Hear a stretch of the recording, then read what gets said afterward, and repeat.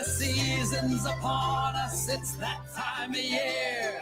Brandy and eggnog, there's plenty of cheer. There's lights on the trees and there's wreaths to be hung. There's mischief and mayhem and songs to be sung. There's bells and there's holly, the kids are gung-ho. True love finds a kiss beneath fresh mistletoe. Some families are messed up while others are fine. If you think yours is crazy, well, you should see mine.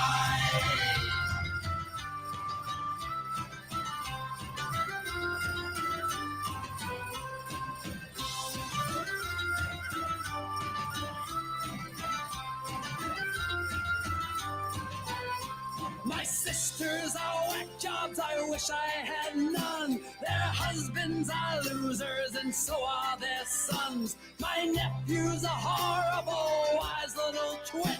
He once gave me a nice gift wrap box full of shit. He likes to pelt carolers with icy snowballs. I'd like to take him out back and deck more than the halls. With family like this, I would have to confess I'd be better off lonely, distraught, and depressed. The season's upon us, it's that time of year. Brandy and eggnog, there's plenty of cheer. There's lights on the trees and there's wreaths to be hung. There's mischief and mayhem and songs to be sung. They call this Christmas where I'm from.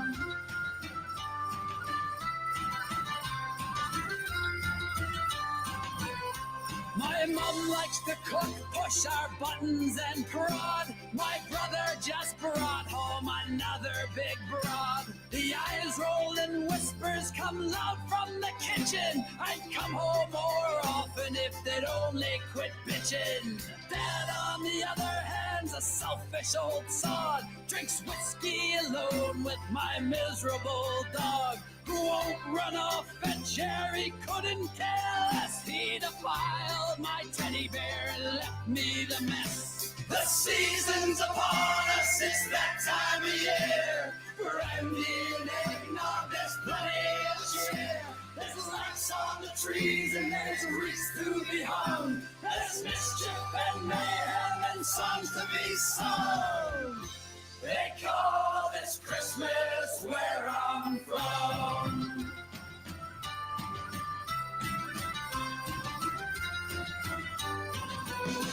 The table set, we raise a toast. The Father, Son, and the Holy Ghost. I'm so glad this day only comes once a year. You can keep your opinions, your presents, your Happy New Year.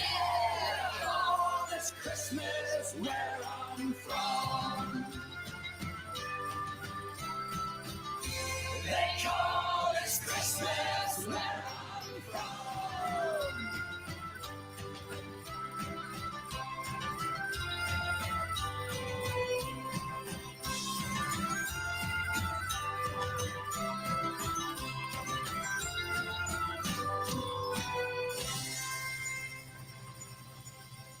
Woo! Let's do this, guys. Whoa, now that's a proper Christmas song. It describes exactly my experience. Huge shout out to JDMTL for the song request. Really appreciate that, brother.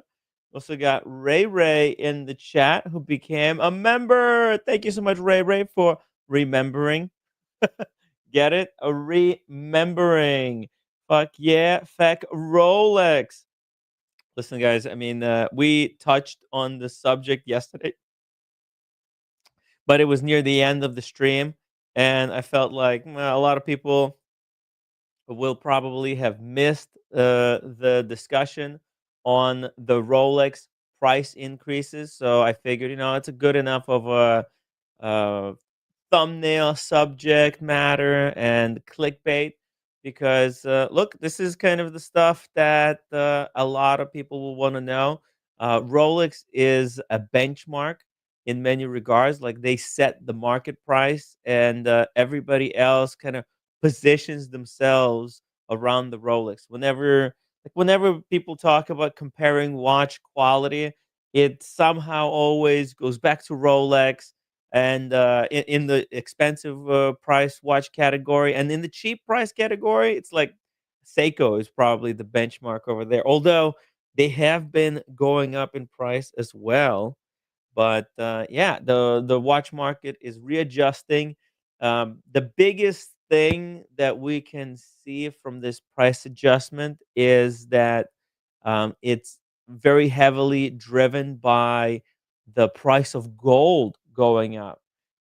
Gold is, let's see, if we compare to where the gold is at, let's see, let's go gold price market. Let's say we go to see the price of gold over a period of year. Oh yeah, check this out, guys.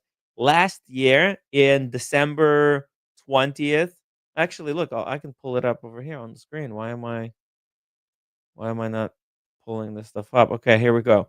So as you can see here, if we take a look at the price of gold, right now gold is at 2,600 and $40 per whatever. I don't know what the value is, but if we go back to last year, same date, December 20th, the gold was at only 2,000. So it went up by a whopping, actually you can see it right there, 28 point, actually 29%. Wow, that's a huge price increase. And also, this is after gold fell a little bit, probably because people got out of gold and got into Bitcoin. Bitcoin has been breaking all records. Let's see where it is today. Oh shit. Okay. It's what? Bitcoin dropped down to 92,000. Wow, it's so crazy volatile. This is why I can't invest in this kind of volatile stuff. My heart would be freaking wouldn't be able to take this. Look at this. It was at 107,000 uh, on December 17th. This is 3 days ago. And then today, it dropped down to 92,000. Now it's back up to 97,000. It's freaking all over the place. Oh, I can't be looking at this stuff. I'm sorry, guys. This is volatility is out of control. Um, but let's say hello to our beautiful audience real quick. Dave F451, thank you so much for the upvote. Same thing for you, Marco. Thank you so much. Goldfinger, I see you. And we got the Watch Apprentice. Thank you so much. Tim G in the chat says overpriced stainless steel. Rolex thought last Rolex, though last watch company standing. Oh, it could be. It could be the last. Rolex is very strong company, very powerful. The watch brand name alone uh, means a lot, and it's because for the large part, Rolex has been able to be controversy free because they just don't talk with the media a lot. You know, all their like they don't have spruikers, they don't have ambassadors. Well, their ambassadors are actually kind of not allowed to talk about it, so they play it off really cool, like. Tim G, thank you so much for that. JMB says, I just find it hard to justify any of these prices. One or two pieces are more than enough to be happy. Hey, one is all you need. A single Rolex is good enough to take you through, beginning where your success in life starts and until your death, and then you can pass it on to the next generation. That's how strong the brand is. What other brand you can have a watch service from 50 years ago? Not much. Like that Perel company or Cecile Perel, that Roman is spruiking. They went bankrupt like 3 times in the past 20 years. You think they're going to be servicing the watches from the previous generation? Probably not. A long time ago says Rolex is just refining its market segment. Steel is the entry point luxury, fought over by wider demographic. Precious metal pieces solidify their position as niche collectible for the elites. Yeah, yeah. And the way that Rolex structures their models to the general public, it's just so simple to understand, right? You're just starting out, you get a steel Rolex. Then as you make your way, in the corporate ladder or whatever, you get a two tone, right? Because those are a little bit more expensive at retail. And then when you made it, when you get that promotion to the manager or the regional manager, boom, you get a full fledged day date, solid gold. JDMTL says, I told you, Timmy, the prices are going up. And did you listen to me? Hell no. You're banned, Red. What? What do you mean? I, I didn't. I didn't think they were gonna increase this year. But Rolex is still high in demand, and with their acquisition of Bucherer, they have now a lot more a leverage to sell their pieces. Like, because in the past, when Booker was independent, they would withhold Rolexes to try and move other like garbage brands, and then sell Rolex as a follow up piece. Well, now, Rolex could be like, you know what? Let's just sell Rolex. What's the demand? They could meet demand where it's at instead of having to, uh, you know, force clients to go through buying multiple watches until they get to Rolex. Long time ago, says precious metal models selling below retail today will gain value on the secondary market, particularly if retail prices increase. Yeah, exactly. So everybody who has a gold Rolex or a two-tone Rolex, they will see those models go up in price on the secondary market because secondary market prices are very much a reflection of what's happening on the AD side, because this is how the gray markets, they can now increase the prices by saying, well, look, it's more expensive now if you go new, so forcing clients to pay more if they really want that Rolex, which they do. They really do very much want the Rolex. Long time ago, says price increases will make stainless steel models slightly more accessible, while precious metal models will become even more difficult to obtain, driven by price hikes, limited production, and growing interest. Uh, you know, I think. Like Rolex very much sees the market in the way that they're producing it, right? They see the steel as the entry, the two tone as a step up, and then full gold as their full luxury stuff, right?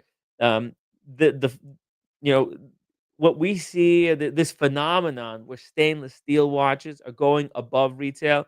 This is abnormal. This is very much a manipulation of the market from the gray side and from pundit side, right? It's the pundits who push the stainless steel as a more desirable product because they were there first. They were able to get them at retail, right? It's kind of like me. I got super lucky with the Pepsi and even the Daytona. I got them at retail, and um, I'm not. I don't go out and say, "Oh, the steel Daytona or a steel GMT is superior to two tone one." No, it's not. It's not true. The two tone ones have gold in them. How could a watch that has gold in it be inferior to the steel version? That makes no sense. It's only if you're like one of these hype beasts and you're following kind of trends, but the trends are trends. They're a creation of that period of time, and they might not necessarily continue for very long. I mean, It wasn't always that steel Rolexes were more desirable. Used to be the Datejust used to be more desirable. It was impossible to get Datejust. The famous Paul Newman Daytona, that was unsellable, right? So people always want what they can't have, and the social media made people really want to get a steel sports watch because that's what everybody was flashing on Instagram, right? And it created like this gold rush to try and get the steel. And Rolex it wasn't able to keep up with the demand, causing the steel models to become more desirable than the two-tone ones. So yeah, it's trend, but what happens with trends, once something becomes so crazy popular, then it no longer becomes cool. So once everybody else is wearing steel Rolexes, that's when they become uncool and people's tastes change. That's why I think Mike Nouveau is so successful on Instagram, because he's the antithesis of what's it called, of the current market, right? Everybody wants steel sports. Well, what is he going? He's going lady-sized Pateks and Cartiers. It's opposite of what everybody else is chasing, and it created a trend. There's a whole following now of these people who reject the steel sports watches. Let's keep going here. Mike Lewis in the chat says they keep raising prices. You don't have to worry about exhibition only at Rolex AD. Yeah, no, not anymore. All those all those exhibition pieces are going to be returned back to Rolex, refitted with new movements, and come back uh, for resale, probably as CPO watches. Chicky Wonders on the red breast this evening. Apologies in advance. Hey, yo, Chicky Wonders, you don't have to apologize for the red breast. Red breast is the freaking drink of choice, man. We had a bottle of red breast at the animal house, and I left it for the owner of the house because I felt really bad um, that Rich broke the dishes. So I just left him the bottle as little present, as going away present, so that he doesn't, give me a bad review. uh, so Diego fake watches $2 super chat. Tim, who are the biggest hype beasts you know? Oh man, there's a lot of hype beasts. Look, it's people who just chase the latest models, the models that sell, or that always sell above retail, and tell everybody else that you have to buy retail, otherwise it doesn't count. Well, listen, sometimes it's not even worth chasing these models that go above retail. If you have to buy five other watches that no longer that don't go above retail. In fact, this is how a lot of people get totally ripped off. They go to AD. AD tells them they'll sell them this watch that goes above retail, but only if they buy like four other below retail price pieces. They do that. They buy the four watches, and then AD does not sell them the watch that they wanted. So they totally get cucked by the AD, and I'm totally against it. You should never be buying watches that you don't like from the AD in order to get the watches that you want. That's a silly thing to do. Um, unless like you're getting like really good pieces in between. Like for example, when I was waiting to get my Daytona. They told me basically when I came to the AD, to Rolex AD, the first watch that I ever wanted was the Daytona. Ironically, I didn't know anything about what Daytona even was. I just saw it on the website and I thought, oh, that's what a Rolex looks like, and I didn't even realize what Rolex was. So And I go to the AD and they tell me, "Oh, well, this particular model, it's you have to have a purchase history in the store before, and you have to wait 2 years, and it's guaranteed you'll get it." So they're like, "Oh, okay, well," uh, and then they're like, "So let us show you some watches." They showed me 3 watches. They showed me a Hulk, a black dial Submariner, and the Batman. And I was like, "Whoa!" They were all kind of nice. The GMT, I didn't want it because at that time I was super anti-travel. I didn't like traveling. I thought that I will never travel. So like, why would I need such a complication? The Hulk was like, why would I need a Hulk? It's green. It would not go as a first watch. It doesn't match with any of my clothing. So I just went with the black Submariner. And I thought, wow, what a cool watch. I was so satisfied with the Submariner and the glide lock system. When they showed me the glide lock in the store, my mind was blown because I was like, man, this is so cool. And then I remember like 2 months in, I was wearing the Submariner for 2 months straight. I was so happy with the sub. I was like, man, I don't even need the Daytona. Why, why am I waiting on the list? I didn't know it was called Daytona, but like I was thinking, it was in the back of my mind that they put me on the list for that other watch. But I was like, I'm not even gonna need that other watch. This is so cool.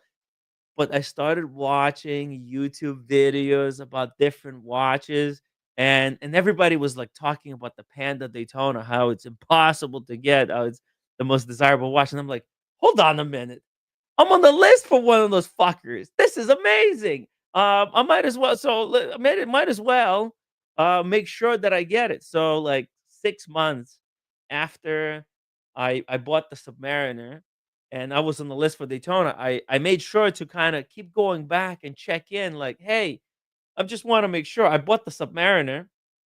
I want to make sure I'm gonna get the Daytona in 2 years. And they're like, yeah, of course. No, we got you. We got you written down. Thank you for your purchase. If there's anything else you want in between, just let us know. And I was like, yeah, no, it's cool. It's cool. I don't need anything. And then, next year, obviously, I bought the Explorer 2, and the roommate got the Yachtmaster. So I mean, those were like I started to really like the Explorer too. So I got the Explorer too. It wasn't going above retail, mind you, but it was a cool watch. I thought that would be a perfect collection. Submariner, that's the GMT. Explorer 2 as the sorry, Submariner as the diver, Explorer 2 as the GMT, and Daytona as the chronograph. I thought that's it. That's the 3 pieces. And this watch wasn't they weren't even making this one yet back then. So Pepsi, it wasn't on my wish list because I saw videos about the vintage ones. In fact, I remember watching a TGV interview with Tim Massa when they were talking about the Jingly Jangly Jubilee, and I thought it was hilarious. But it's it's cool that I got this one, but it's a redundant complication. I'm probably gonna have to sell it, to be honest. Really, it's the Explorer 2 was my dream watch, Submariner, and the Daytona. Actually, they're in 3 different sizes. Also, if you think about it, the Daytona is like a 38 mil. Submariner, my Submariner is 40, and then the Explorer 2 is 42. So it's 3 different sizes. It's one is black, one is white, one is black and white. Man, I got it. I have the 3 perfect watches. What the heck do I need the Pepsi for? I mean, I guess the Pepsi's got a Jubilee and it's a colorful dial. Man, I'm nuts. I need to seek some help, guys. I need to see a psychiatrist. Some of these guys may have been right. Hey, Travis Watts in the chat. Glad the bottle was put to good use. Thank you so much, Travis. Yeah, man. I wish we could have drank it there, but oh man, we were so what's it called? We were drinking way too much there as it was already. And man, I wish I brought it home with me, but hey, it served the purpose. I'm still I got a good review from that Airbnb, experience, and I'll make sure to do Airbnb sometime in the future again. Terry Civil Watch Austin, good to see you in the chat. Good friend from UK. Always buy what makes you happy. Never chase the dragon. Exactly. Exactly. Uh do not chase the dragon, guys. Just buy watches that make you happy. Well, wrist watches are very much emotional purchases, and the cool thing with watches is that you can create amazing experiences, and they're like they could serve as a way to remember the good times, right? You like I wear my Daytona everywhere. I wore it to the launch of Barossa. I wore it to Dubai. I wore it to when I went to Ireland and London. I had so many good times, good memories with that watch. Why would I want to replace it? But it could have been any other watch, right? It just happened to have been that one. But it's not the watch that makes watch amazing. It's what you do with it, and that's what a lot of people kind of forget. They focus too much on collecting watches, but they forget to actually live a life and do stuff with them. They're so fucking scared of putting a scratch on it.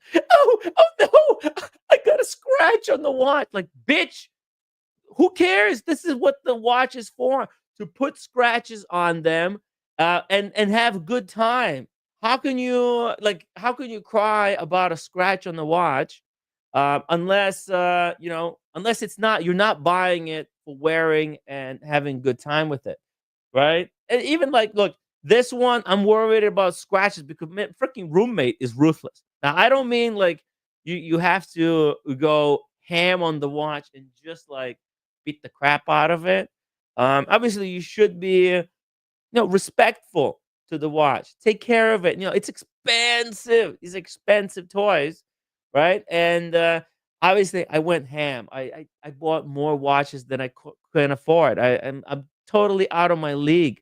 Totally insane. It's an insane thing to do, to buy 6 Rolexes and struggle to pay for rent. You know what I mean? But look, in my position, I came from nothing, and I have like 6 Rolexes. That's fucking amazing. I feel like I've somewhat made it in life more than a lot of people. I didn't realize that 40% of Americans, man, they struggle to have like $500 if there's an emergency. So I understand how blessed I am. Although, look, I don't have a house, don't have an apartment. Eventually, I'm gonna turn these watches into something else. It's just a matter of time, and I'm so glad that there's so many amazing people watching these streams and joining me on this life wristwatch journey, right? Because this is what it's all about. Watches are cool, but you got to share them with other people. Mike Lewis says, "How many Rolexes?" Oh, yeah, yeah, 6, I think. Let me see. I think I have 6. Nuts, nutty, nutty. Let's see here. So here we go. Got the Daytona, right? The Daytona, the sub, the OG sub. I don't think I'm gonna ever sell this one. It's so nice, clean. It's with the date. It's also the older model, the 40. I'm sorry, I'm not a fan of the 41. Maybe it's just I'm a product of my time, but I know people who are getting the new 41s, they're super satisfied with them. So I think it's just whichever one you have, that's the one that's better for you. Oh yeah, so then I got the Air King here and the Sermon. I'm wearing the Pepsi, so that's 6, and I guess the roommate's Yacht Master, that's 7, but that's the roommate's one. We got the Tudor Blancpain here, the Panerai. Still haven't sold a lot of stuff. By the way, I was watching a video earlier today, and I'm not the only one who's looking to get rid of some of some of their pieces. Okay. Our good friend of the show, the Barkin Jack, is selling watches. So how about this, guys? How about we watch this quick video and see what he's selling, and yeah, and you guys let me know, what do you think? It's also it's a short video because it's sponsored by eBay. Into a watch collection for quite a while. I actually really want to change up a lot of my collection. I want my collection to go back to being vintage watches. This is what I've been saying too. I want to sell watches. I'm gonna sell watches. Just wait. It's coming, guys. It's any moment now. I know, I but kind of feel like now is the time to do it. But so he's doing it actually. Here we go. The stopping thing for me is I'm reluctant to increase the value of my watch collection. There's enough. Yeah, it's I'm not worried about increasing value. I want to decrease value. My collection is completely out of freaking control. Way too much money invested in that. Hey, we got Sunshine01 in the chat. Tim, how are you? I'm pretty good. Pretty good. Hey, Sunshine. Wow, how you've been supporting the channel for 3 years? That's incredible. Sunshine. Oh, it's interesting. Oh, wow. Hey, thank you. It's funny. JDMTL, Timmy, call Dodger. Very important day today. Special day, buddy. Call Dodger. Look, I really don't want to bother Dodger. He's doing his stuff. He's in a different group. I don't want him to get in trouble. So, but hey, thank you. Thank you. I appreciate you letting me know. And it was very cool to catch up with Dodger in Vegas last year. 51501 CM says Buck and Jack, good friend of the show. LOL. Yeah, he's a great friend of the show. What's the LOL?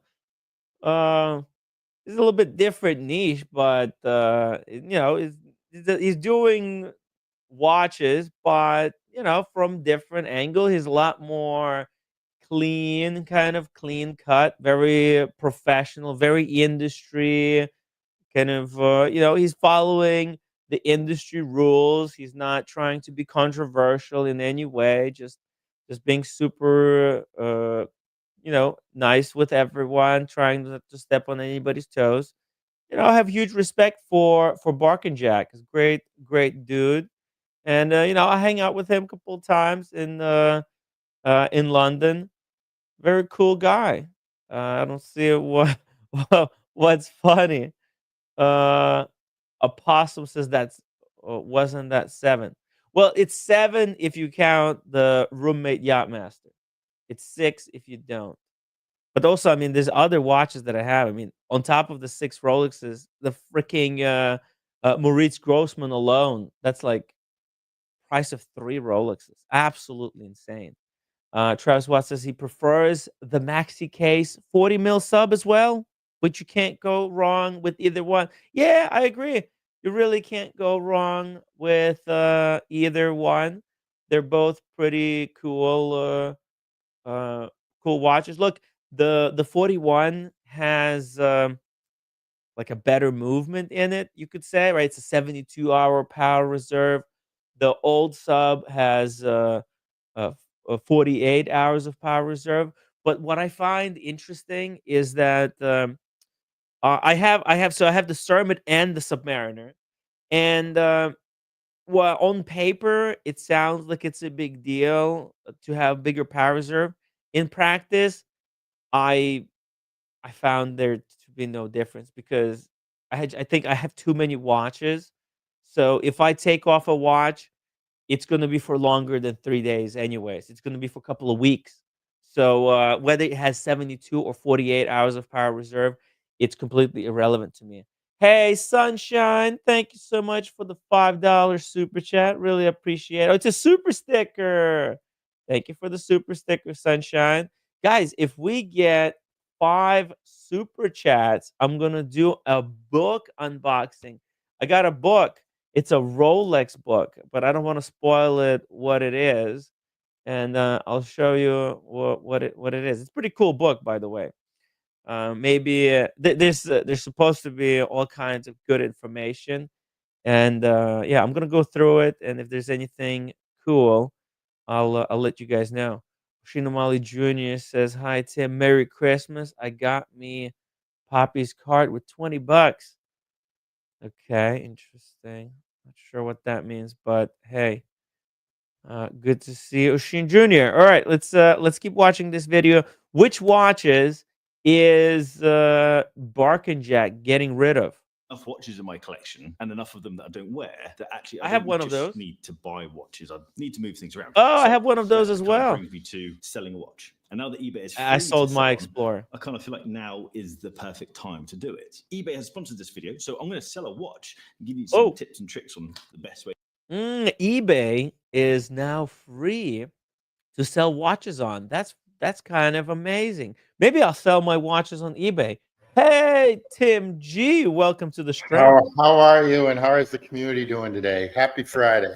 Happy Friday. Cheers, Tim G, the legend. Mr. Timmy, how are you? The other thing is happy Hanukkah to everybody. Happy Merry Christmas and any other holiday that you celebrate. Happy everything. So it's one of those, 'tis the season.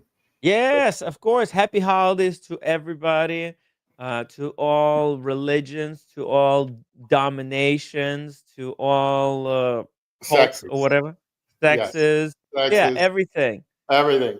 So Everybody have eBay a was wonderful. free. eBay is free. I always thought eBay was free. I've never sold anything on eBay. I've only bought. Yeah, I'm not sure what it means that it's free because eBay takes a portion of the sale. Maybe it's some kind of verification fees are waived because I know that. Well, I think it's a great place to buy a watch because especially if you get that authorization where it goes to Cincinnati, that place in Cincinnati, because they authorize it. So it's a safe way. A matter of fact, even if it's like the 1916 company, I usually would buy from eBay and then have 1960 authorized. So you get it authorized again. And then granted, it's 1916 company that you're buying the watch from, which is like very reputable, excellent, reputable, A++. But then you've got eBay at the same time. So I have bought 2 watches from eBay, and I've never had a problem. Oh yeah, no problem with eBay, really. No. So and the other thing, I bought my my knife, the same one that you've got, actually, because I didn't want to. Because someone stole my other one. It was the knife that was from Idaho. That Chris Reeves. Chris Reeve. That's the exact one I've got. They're outstanding. 7-year waiting list. 7-year waiting list for that.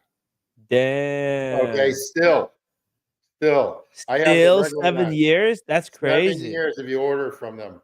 The guy's from South Africa, they make them in Boise, Idaho. And so I bought one in mint condition a year On and a eBay. half because mine was stolen at a hotel room. Really bummed me out.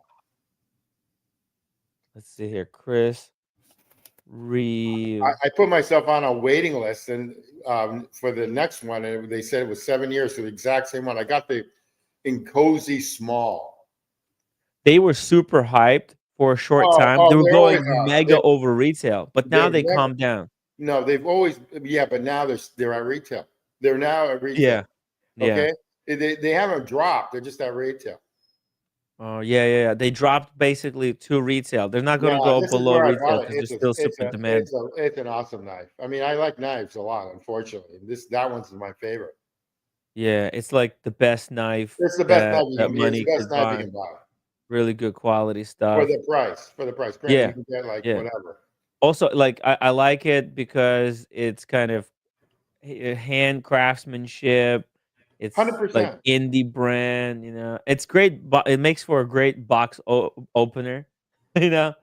And because Travis like right watch, now, everybody is all about the Amazon boxes. Cheeky Winders, thank you so much for the £5 super chat for the unbooking. Thank you. Really appreciate that for the unbooking. Whoa, and Sunshine, $10 super chat. Thank you so much, Sunshine, for the $10. Really appreciate it. Guys, 2 more super chat. We're going to do the unbooking. There we go. There we go. I got a book, I Tim. know. I like that. I got a few books, actually. I went book crazy. Good. Good. I like that. Books are good. Books are cool. Yeah. Yeah, I figured there's actually only a few of these certain books left. I don't want to reveal it until I finish the collection because it's so hard to get them, man. But I'll show you one of the books that I got. It's actually came down in price by a lot, so I snatched it up instead of paying full retail. I'm gonna try to actually get it signed in Geneva. Also, just FYI, I did go to the RM store boutique today for that Oh, 17-2. They gave me a price. It was way north of 225. So there's like no way I'm touching it. If the Way north. retail was more than $225. Way north. Let's just put it that way. Ooh, man, oh Not man. worth it. Not worth it. $225.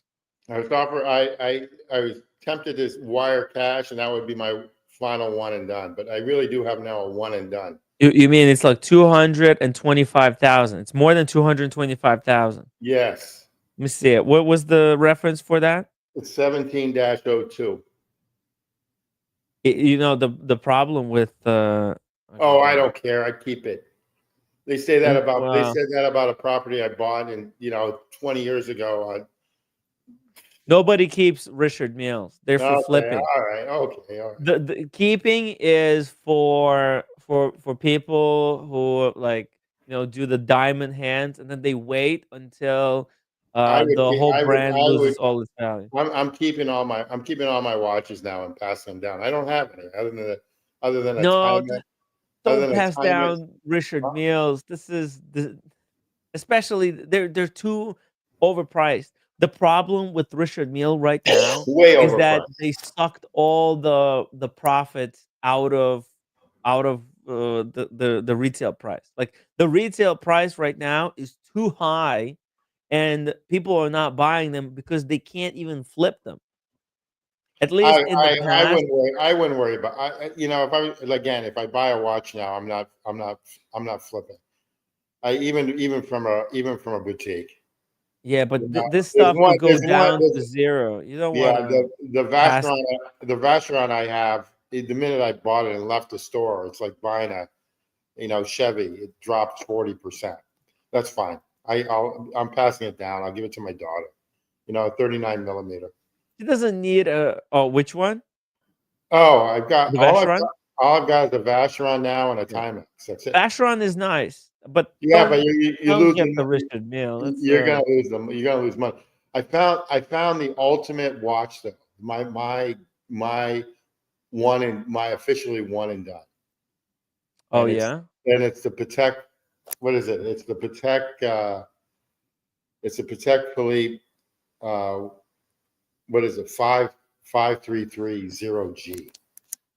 And you never really went over this. What is that? What is that? You went. It's hit there. Is that a complication? Grand complication? It's a complication. Hit there. Complication. Okay. Scroll down. I'm all over the place today. Sorry, they're not coming out my shop. We'll open your booking. Keep on going. Keep on going. Okay. Keep on going. This is a really nice one. The travel time. There it is, right there. 5330. Yeah. And I'll give you. That's a really nice one. Yeah. I'll give you all my reasons why. I saw one at the and I said if I don't get it in May, I'll pick this up. Here are the reasons why. The case is the Weekender, but it's gold, white gold. It's the only one. It's the same as the Weekender, which I actually like. It's the Calatrava Weekender. Okay. Yeah. So in other words, it's the one with the hand scripts and it goes around. It's really nice.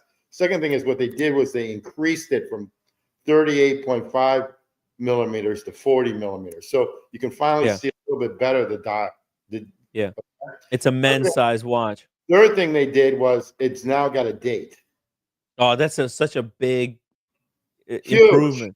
Huge. Game changer. Especially the date is really tricky, especially when traveling from like even going from London to United States, or from United States to London, there's a date change, and you could like, depending when you're traveling, it could really kind of mess you up. I agree. This is a complication to me. This is what I would rate a complication. They made it bigger. It's white gold, so anything over like $25,000-$30,000, in my opinion, other than a royal oak, should be like a precious metal. Is it should, possible to get this as your first watch, or is this one of those? I don't know. I impossible- told the AD, if I don't get it by May 1st, I'm just going to the gray market. I Yeah. no longer care. I you haven't know? seen these on the gray market though yet. They haven't. Oh, there's a hit. ton of them. Chrono 24 has a ton. I was just looking at it. What? Yeah. Okay, 1 second. Let's pull They it up. run around 74K. Oh, wow. Oh, okay. Look at this. They're hitting gray market already. Just really quickly here. Shout out to Travis Watts. He says he has a Chris Reeves small Sabenza. Yeah, that's awesome. Really That's nice. awesome. Yeah. Sabenza is their classic model. Right. This one, the one that I have, I think it's called something like Ibisu. Ibisu. IB something. I have the pointy knife, but you've got Yeah, that's the Sabenza. You have the Sabenza. This is like Ibisu or something. And Travis Watts, thank you so much for the $10 super chat, guys. We're just one super chat away from the unbooking. Happy holidays to Tim and Tim squared, and everyone in the chat. Thanks. Cheers, Travis. Thank you so much for the super chat. Really appreciate that. Anyway, this is going to be this is. Wait, what's the retail for this thing? I think it's around 67, 73 grand. Oh, no. Its retail is 76,500. Yeah, okay. All right. So okay. it hasn't dropped yet. It hasn't dropped yet. And basically, again, the other models I like a lot, but this one's 40 millimeter. That's a big deal with small hands. Somebody in Germany is selling it at retail. They wore it, scuffed it up. Look how looks like they gave it to his roommate to wear it. Yeah. Look at this. Yeah. Man. They had hard stacks, and then they're just selling it. Yeah. Yeah, they let the roommate wear it, bang the fike out of it. Look at these deep scratches. Yeah. Okay. And this is it's a white gold watch, so it comes with two straps. Yeah. I mean, I literally tried it on in the AD down in. Yeah, you did. You sent me the pictures. No, that was another one. But I tried it on today. Oh, there's a flood of them. Oh, by the way, look at this one. This is the Japan limited edition. Yeah, but it was launched in Tokyo. The first, this one's going above retail, but this is limited to like 100 pieces. What do you think? Purple dial. Yeah, no, but it's not as legible. No. You gotta get the date, and it's 38. You gotta. This is an older version. So the answer is that's not a no. This is the new one. What do you mean? Then I'm wrong. Okay. Yeah, no, it's new one. It's just the what happened was Rolex actually it was so weird how they went about this, but they had a special event in Tokyo, Japan. And the Tokyo, Japan event, I believe, was like 3 months before the Watches and Wonders. And they announced this watch. Well, basically, they made this watch available at Tokyo, but they didn't talk about it. And then when Watches and Wonders came about, they released it for general production with the white gold and this blue dial. And that's when they publicized the fike out of it, and they explained all the genius behind the complication, the way they went in depth. They created all those videos that explained how the date is actually jumping between different regions, and you don't even have to set it. It's incredible technology. Not only that, but it's just a beautiful movement also.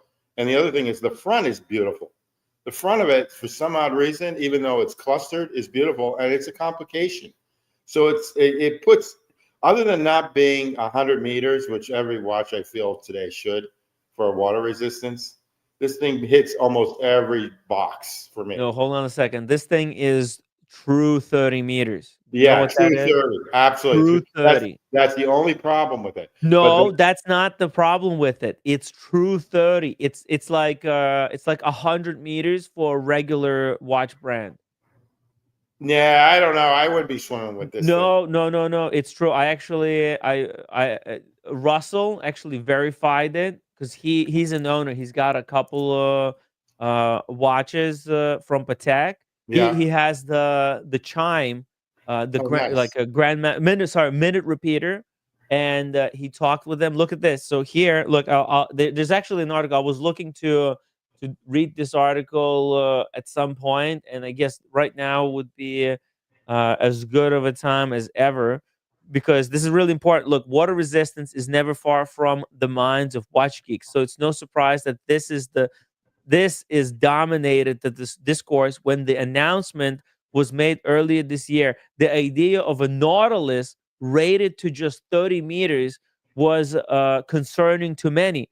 Apparently, even the fact that the watch itself was unchanged did little to quiet the nerves. Oh, Perhaps, interesting. okay, yeah. So it's like, oh, what they rated the Nautilus down. What gives?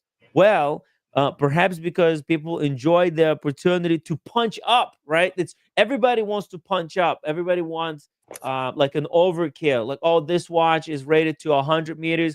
That means I'm gonna wear it in a puddle. Because they don't trust it. Oh, 100 meters. They don't trust it.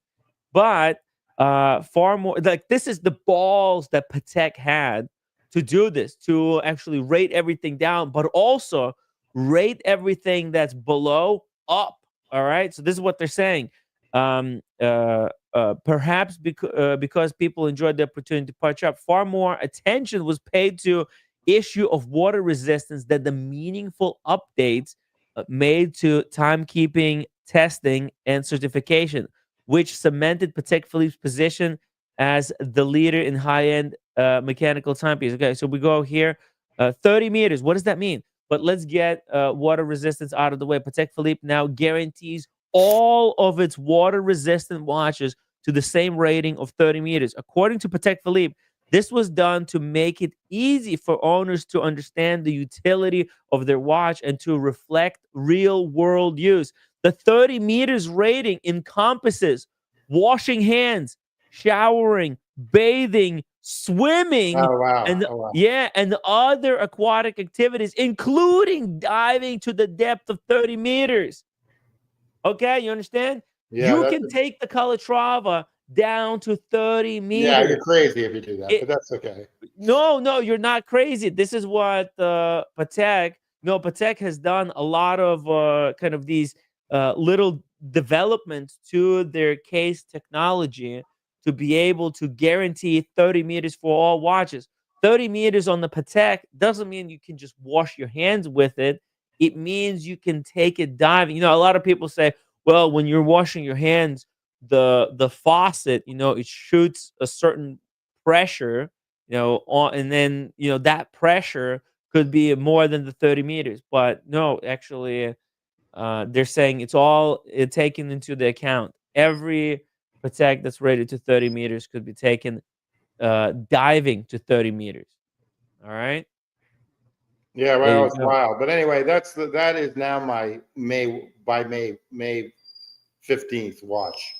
If I don't get one from the AD, then fuck them. I'll just because they're about the same price anyway. Yeah. Okay. And I've looked hard and I love the case because look, actually, like it's not we go gray market here, right? Like you said, Chrono 24.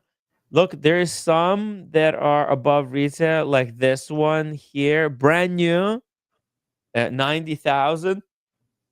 But that's just barely, right? barely. Because what's You the hit retail You actually hit going to that be, like, with suggested taxes? price. Yeah. Yeah, was that going to be 82,000 with taxes, right? So they want like what 5,000 above retail. They're just whoever is selling this, they're trying to do a quick flip and get out of it. But But look how there's so many many. there Look, are. there's one Look for how many there are. yeah, Look. yeah. Look at that. Well, but a lot of these listings, they don't actually have the watch itself. It's just like, oh, we can source this, right? This is what it means. Price upon request, right? Like This doesn't have a picture. This doesn't have a picture. I'm counting only ones that have picture. Like this one from Germany. This has a picture, brand new, like you actually unworn. Look at this with stickers on it. It's got stickers, yeah. 82. That's retail with taxes included. Somebody just wants it out, and they're going to be taking a loss on this as well. Yeah, because they're waiting for their watch to buy and they probably were forced to buy this from the AD. mm-hmm. But I think this is a great watch, super. And again, I love the case. I love the case. One Day Retro says 30.1 meters down, and you're Yeah, fighting. yeah, exactly. Well, but you know how deep 30 meters is?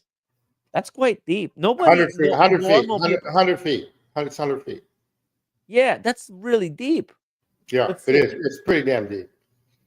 Hold on a second. Let me see. I'm not something. I'm not a pool swimmer anyway, because I always think that people pee in it and stuff like that. So I'm always afraid of going into a pool. Did you see it, that that pool in Dubai? No.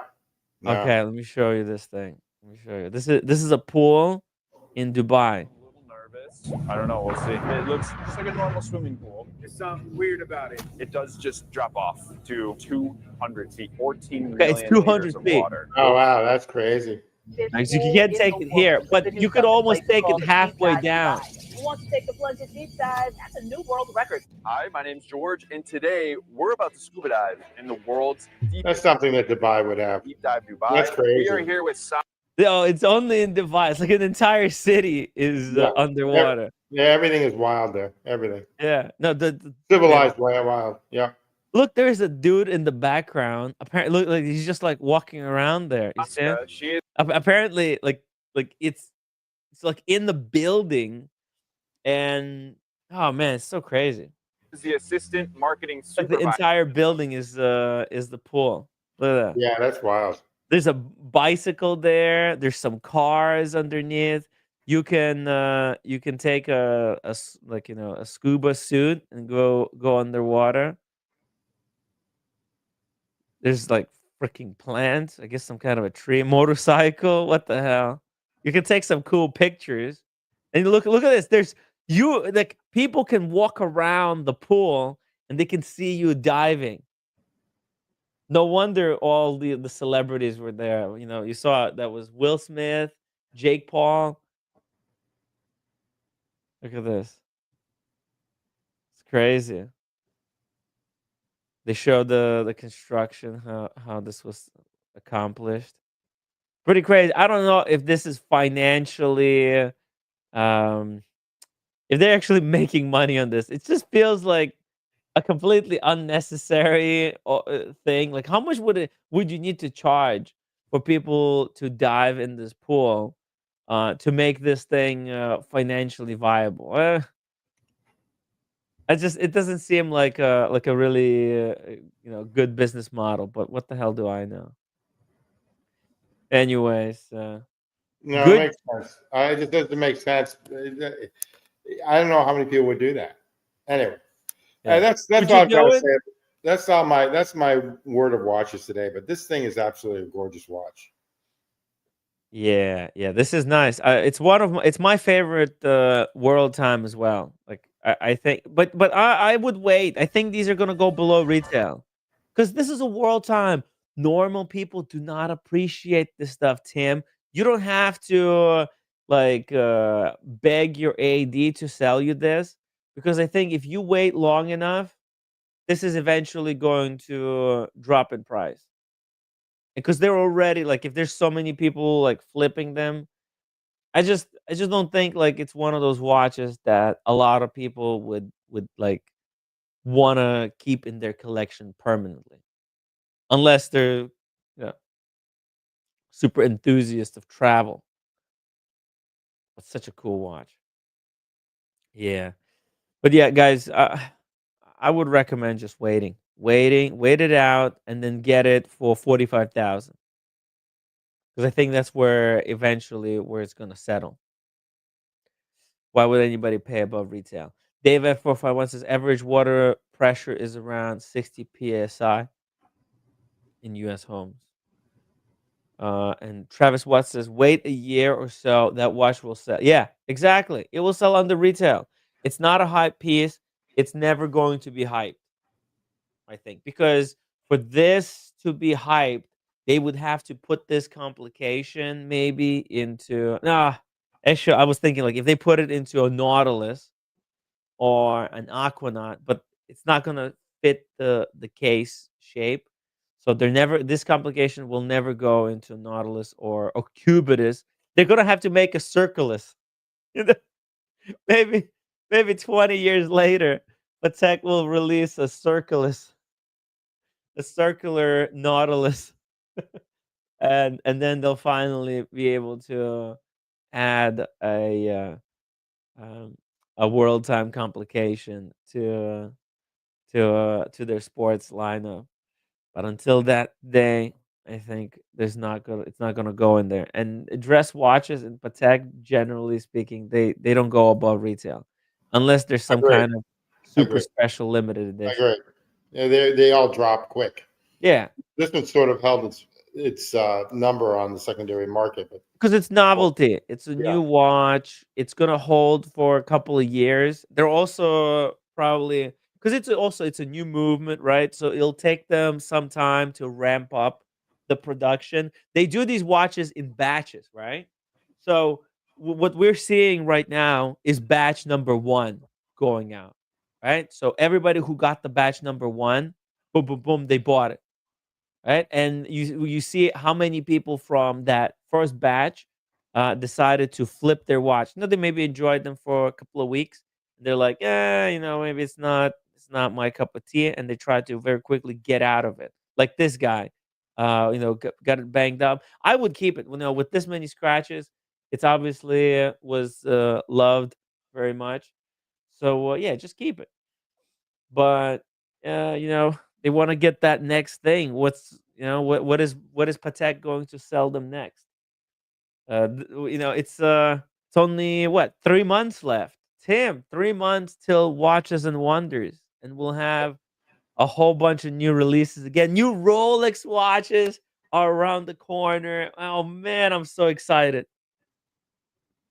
It's gonna be a yeah. good year, I think. It's going to be interesting to see what they all come out with because, again, I just think there's just too many watches out there right Oh yeah, there's way too now. many. We were talking about Brightland yesterday. I just was catching up, and oh my Yeah, God, they've got so disaster. many. They've got so many. I mean, they need to cut down there. They need to cut down by a lot. And you know, Yeah. Omega is up there. Swatch Omega's up there too. But I mean, there's Speedmasters. They were coming out. I think they did a great job with their Speedmasters this year. But they came out with one every month. It seemed like, you know. So anyway, Yeah, they made way too many, and then you got Omega, right? Omega is pumping stuff out. too They're much, too much. But I do.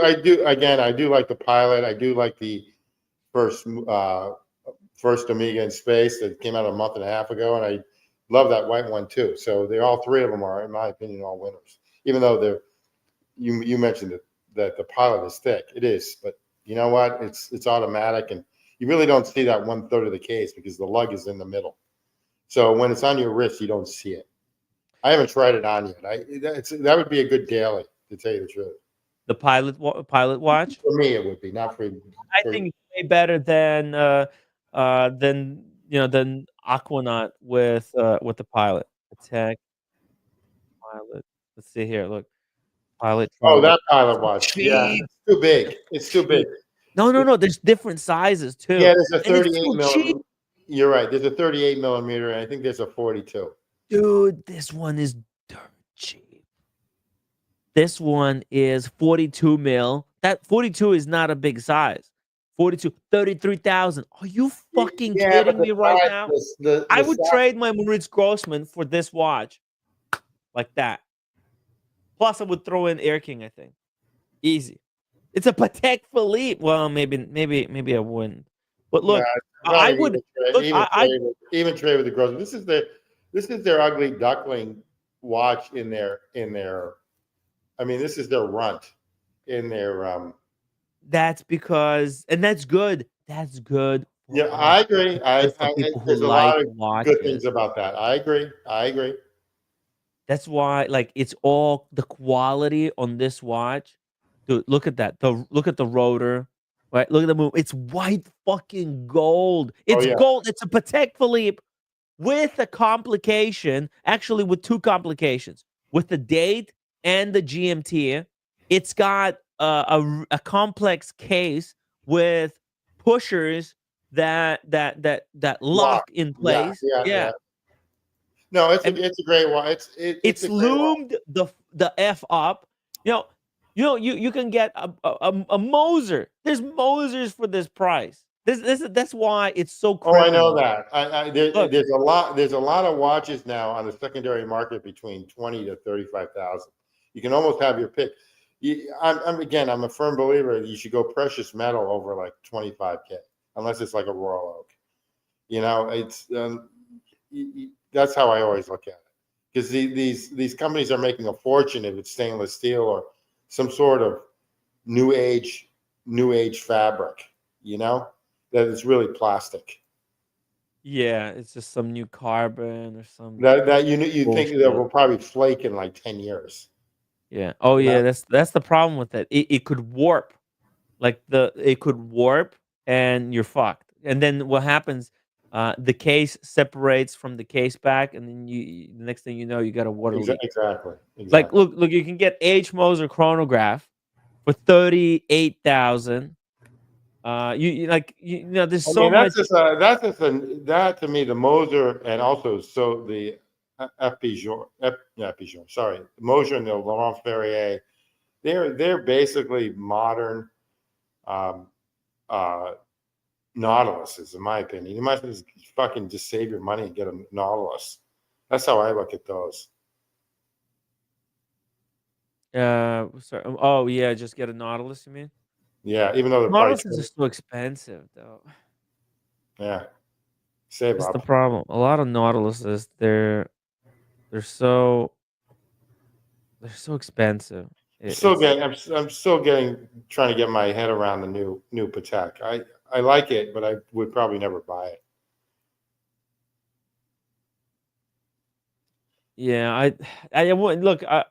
It's not worth buying watches above retail when there's so many amazing watches that go below retail. Why Oh, I chase agree. the hype I agree. when you can get the really good quality? You can get that same quality, if not better. Look at it. Look at this one. Oh my god! Is this the? I think. Okay, this 40 with blue dial loomed to freaking Okay, moon. so Jim Jones, the watch is non-hacking. Is this watch Which one? non-hacking? I don't know. That bothers me too. A watch like this should be hacking. I don't know. Look, the thing is with I don't know if this one is hacking or not, but People don't like on it. Pateks, it's Yeah, very often Pateks are non-hacking. right. And Eh, their answer to that is it's like an emergency brake on a car, and what it does is it wrecks up the gearing when it hacks because it stops like a wheel in a like it stops a wheel that wears it out. So some mechanisms don't like hacking. The overseas the Vacheron overseas doesn't hack either. That bothers me. But anyway, we're jumping around too much. for me, it's not really a concern whether movement is hacky or not because I've accepted the fact that it's just you're adding complexity, right? And a hacking movement is going to have additional parts that allow the movement to go into the hacking state, right? So they have to create a certain braking system that touches the balance wheel and puts it into like a locked position. And all this stuff is prone to breaking. So All if you this stuff, don't have the hacking, all this stuff is. That's why I'm used yeah, to. I'd rather have a simple three-hander. yeah, that's why. And it's like a lot of these watches, they're not like unless it's a chronograph, right? I think Pateks with the chronograph complication, those will be hacking because chronograph is where you need precision timing, and you would expect that it has hacking. In fact, let's do this. Let's see if we go here to a chronograph. Let's see if they specify that it's got a hacking movement. Let's see It's a here. good looking watch. See here, chronograph, instant 30-minute counter, small seconds. They don't actually say whether it's hacking or not.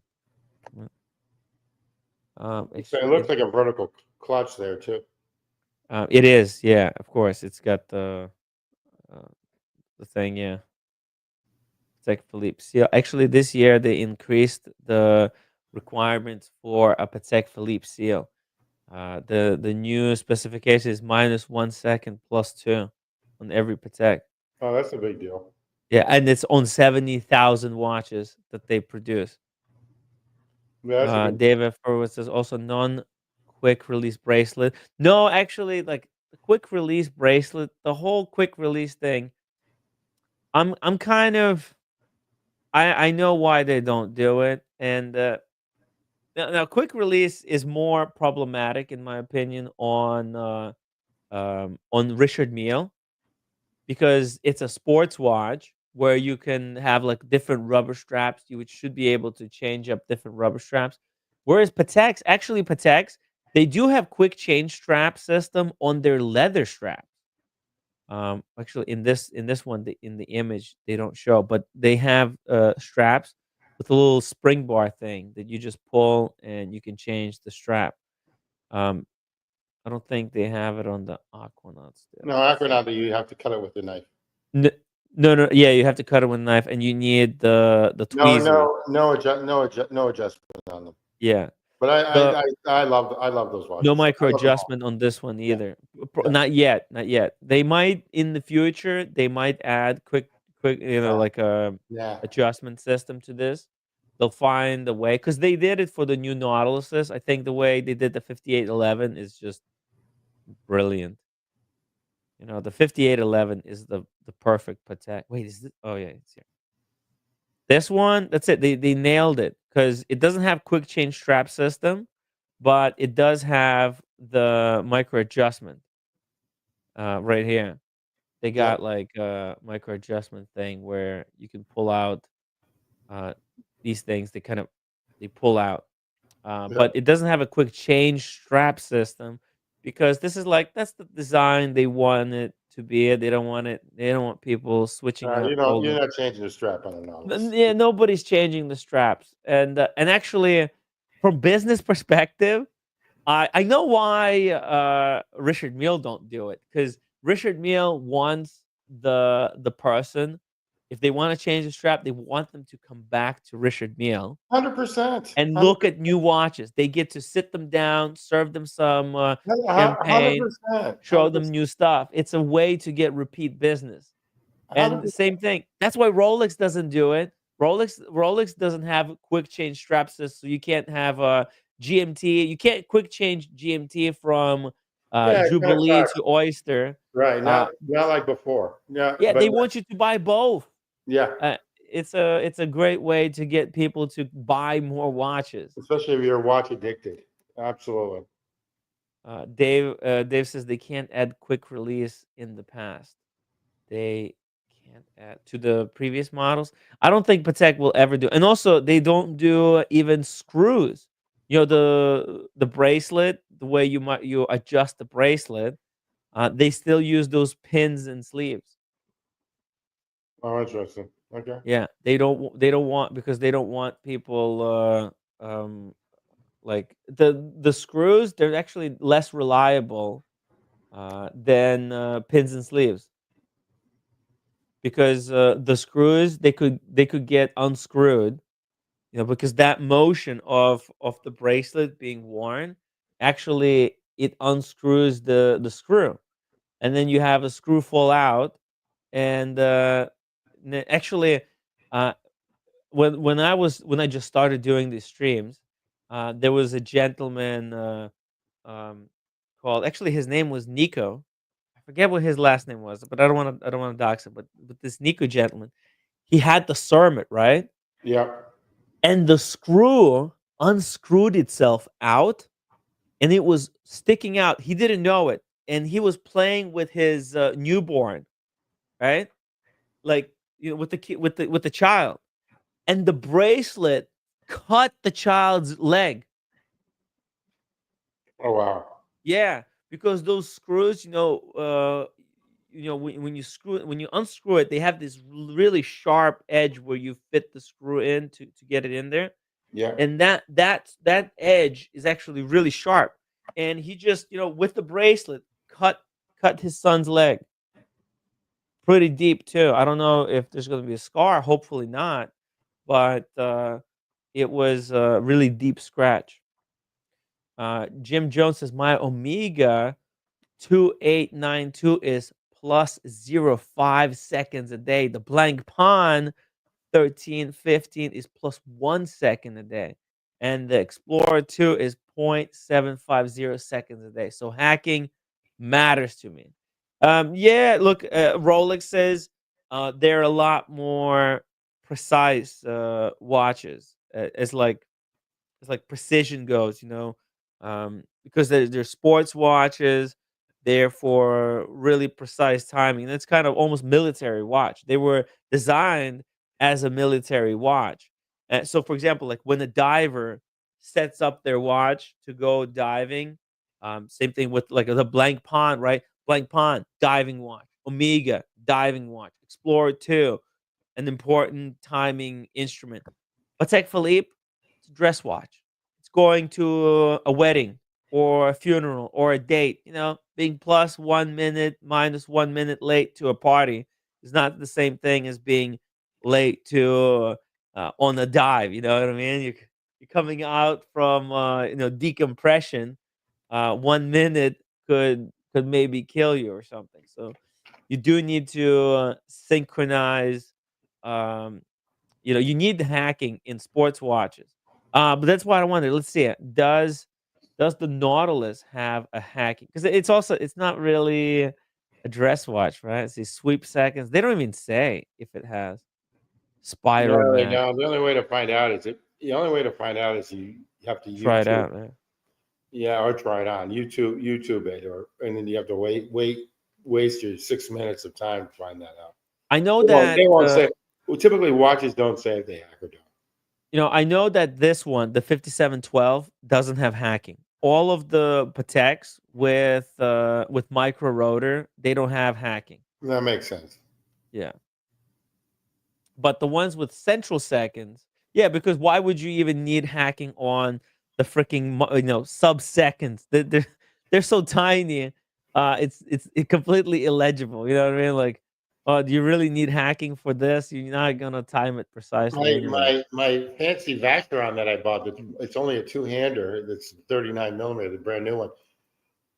It doesn't have a second hand, and it has hacking. You got that? Because they're probably going to use it for something else down the road. Oh, Jim confirms that the new Nautilus has hacking, but the older ones were not. Oh, there you go. Okay. There you go.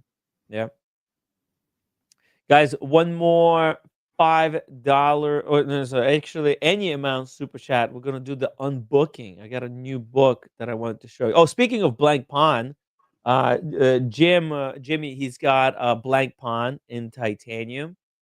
Really nice watch. Absolutely nice. How big is that? How big is that watch? It's 45, but it wears. I think the lugs. It's on the strap, kind of like a Kevlar military strap. So it wears a lot smaller than like a 45. You would expect 45. Actually, I have a video. You want me to bring it up? Yeah, absolutely. Hold on a second. See here. Gotta have a video somewhere because I tried it on and it looked so good on my wrist. Seriously, like that watch. It's totally like the size of the watch could be really misleading because it doesn't really accurately. It has to do with between the lugs. No, not between the lugs. From like lug to lug, right? Is that the measurement? From the top lug to the bottom lug. That's the important measurement that can tell you about the size. But The other one is really not that useful. Let's see it where do I have that video? I tried it on. It was perfect for my wrist, I thought. Let's see. Oh, what is this? Shit, it's not the right one. Let's see. Oh, damn! Look at this. I tried on Hublot, Unico Big Bang. You want to see that? Yeah. I was showing a lot of Hublots. Check this out while I'm Nice. looking for that. Nice. It looks like a AP. How sick, right? How sick does that look? It's a good looking watch. Yeah, it's sweet. Really like that piece. Extremely underrated. You know, people like Nico Leonard that bashed the watch a lot, kind of killed it for a lot of people. But you know what? That's actually good for people who actually like the watch. So Yeah. they can sweep in. Oh, I found it. I found it. Here we go. Check this out. Man, that's a really nice watch. Okay, check it out. Blancpain. 50 fathoms. Rubber strap, right? It's a like a Kevlar with rubber underneath. Okay. Oh, that's a good looking Look, watch. right? It's not like it on my wrist, it works. Like it's Yeah, perfect. that's actually a good looking watch. Yeah. Yeah, it looks small. It looks like a 42. Yeah, I think it's because where the strap is and Yeah. the lugs are really short. And it's what's happening, the reason why the watch measures big is because it's got a really big bezel. So the case of the watch kind of shrinks down underneath the bezel. Is that And is that a ceramic bezel or is that like a glass?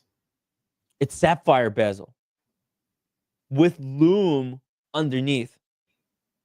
Oh, So this the is whole nice. bezel is also loomed. Okay. Spike up, yeah. And then Well, that's a good looking watch. right? That's what I'm saying. Like it's such a cool piece. Really underrated. It's titanium. So, you know, like you think, oh, it's big, but it wears so light because of the titanium. And then you turn it around Good and looking it's watch. got this beautiful movement Great on movement. the other Yeah. side. White gold rotor, DLC black, and then look at all the like freaking gears and stuff. It's finished like a Patek Philippe. No, maybe not, you know, it doesn't have the Geneva stripes, but it's got its own unique type of finish. Yeah, they did the size of the beveling or whatever it's called on the Yeah, side. yeah, yeah. All the bridges have the bevels on them, Yeah. so they really pop. You can see each bridge stand out from others. And is it a 28 800 hertz or is it a 21 hertz? Do you I know don't that? even know. Okay. No, I don't know. Unfortunately. Good looking movement. Yeah, She's too. yeah. That's what she said. Mhm. It's a really, really cool piece. Yeah, it's cool stuff. Yeah. Blancpain, um, one of the first diving watches, and they're doing this thing. News: Blancpain welcomes Swiss Michelin star chef Dominic Sato and Fabio Toff Toffolon. They actually the chefs they kind of look like Jimmy. You know, like these chefs, they actually kind of look like Jimmy. It's crazy. It's crazy, man. But Jimmy is kind of looks like these chefs. You know, something about the smile. You know, they got the same smile, man. Freaking wild. Pretty wild. Yeah, look at this. Oh, I actually I don't wanna dox Jimmy unless he allows me. But these chefs got the same smile. Look, they got an award. I guess the Blancpain is now look. It's kind of clever. F. Journe opened his own restaurant, right? But Blancpain is like, oh, we'll partner with chefs, like Michelin level chefs, give them watches and display. Yeah, Um, usually high end, like chefs like their watches. I mean, it's like a known fact. They always have really, something fancy. really, I Yeah, didn't know that. Let's see here. It says Blancpain is proud to extend its circle of Michelin-starred partners with Swiss chef Dominic Sato and Fabio Tofolon, who joined the brand's esteemed list of friends, awarded their second Michelin star in 2023. The twin chefs exemplified the values shared by both the worlds of gastronomy and Blancpain: excellence, very craftsmanship, nice. And, precision, passion. Jim Jones, thank you. It's 28 hertz and it's a sapphire bezel and it's sailcloth strap. So we're all good there. So thank you. Nice, nice. Yeah, it's perfect. Black Dial says nonsense regarding the decompression. If the movement is hacking or not doesn't make a difference. Well, no, it does make a difference because if you're diving as a team, you want everybody on the team to have their watches to be synchronized, right? And that's the whole point of hacking. You want everyone to be on the same like time. If you're like doing military, actually that was the requirement for the Panerai, the Panerai diving team in Italy, right? The military. The whole point of military, like the freaking Navy squadrons and shit, they have to synchronize their watches to the same second. If you have non-hacking movement, you're not going to be able to synchronize your team together. So in order to synchronize everybody, you need hacking. So that's why they need hacking. Maybe they don't need on the individual level, sure. But if you're gonna have a team of divers, let's say you're repairing one of those fucking oil rigs, and you got a team of divers who have to go underwater to weld like a fucking one of those support structures, and you got 4 or 5 divers working together. You want to make sure that they're synchronized. Kojak, So any Jack, thoughts on the Haktua meme coin rug pull? I covered it. It's a total scam. She scammed everybody. I don't know what And that is, but that's okay. the Haktua girl, who's I she don't know like what that became is. really popular No, because of a meme. Everybody was I'm way pushing out her. of touch. I don't know what that is. What? Yeah, I'm out of touch. Okay, I'll show you. Actually, CoffeeZilla did an expose on her, and it looks like she's getting sued. h- For what? Okay, Taking the song or something? for no, not taking a song for scamming her.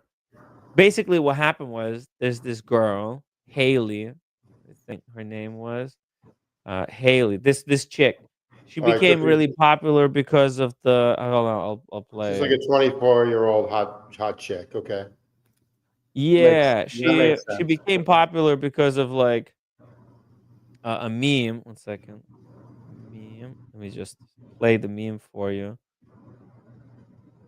I think this is where she became famous over this. It's like One move in bed that makes a man go crazy every time. Oh, you gotta give him that hawk too and spit on that thing. You get me? it's Ooh. freaking disgusting. Yeah, but she's cute enough where she can get away with it. I know, but it's freaking gross. That's where she can get away with stuff like that. And that's the problem. If I did that, that guy would take his fist and throw it into my face. She- but so she became she went viral because of this thing. And she used this meme viral fame to start a little podcast.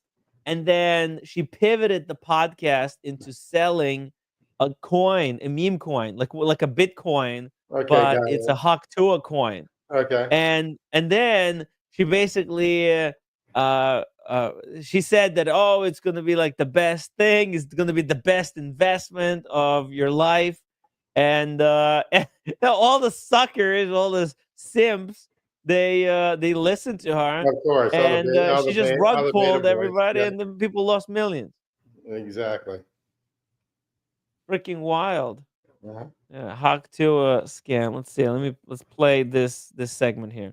Where's the money going to? And then Hawk to a girl, decided it was time for bed, and that was the end of the space. So I'm sort of curious, like, not for the token price itself, but just in terms of the fact that there's fees that are being generated. There's an actual like. Hey source guys, of income. I hate to interrupt you, Nick. Hello there. But anywho, I'm gonna go to bed, and I'll see you guys tomorrow. Okay. There you go. Hey, Randy Katz. We need a Daniel Katz coin. Can we get a Daniel Katz coin going? Yeah. Can you back up the bus a bit?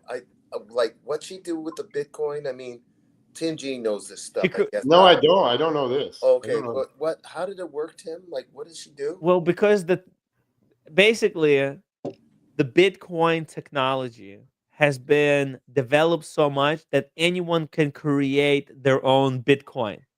All right. Even me? Even you. We can have Daniel Katz coin on the market tomorrow. It costs money, a little bit of money, but like it would have my face on it. My face would be there. Yeah, with your face on it. Yeah, with the goggles. We can even do a Daniel Katz NFT with Daniel Katz pictures in different color suits and different fedoras, different hats, different glasses. Yeah, Daniel Katz NFTs and Daniel Katz meme coin. It could be done tomorrow. You can actually hire somebody on. Let's go here, Fiverr. We'll go to Fiverr. I bet we can hire somebody to do it for us, and it's gonna cost like a couple of $1,000s. Let's see. And then I'll be sued for $100 million. No, stop it, Tim. I don't. Well, you're gonna get sued if it's a fake. If you don't actually deliver on what you're saying. Here we go. Look at this. Volume holder bot token launch. I will create a Solon meme coin trading volume bot pre-sale pump fund. $500.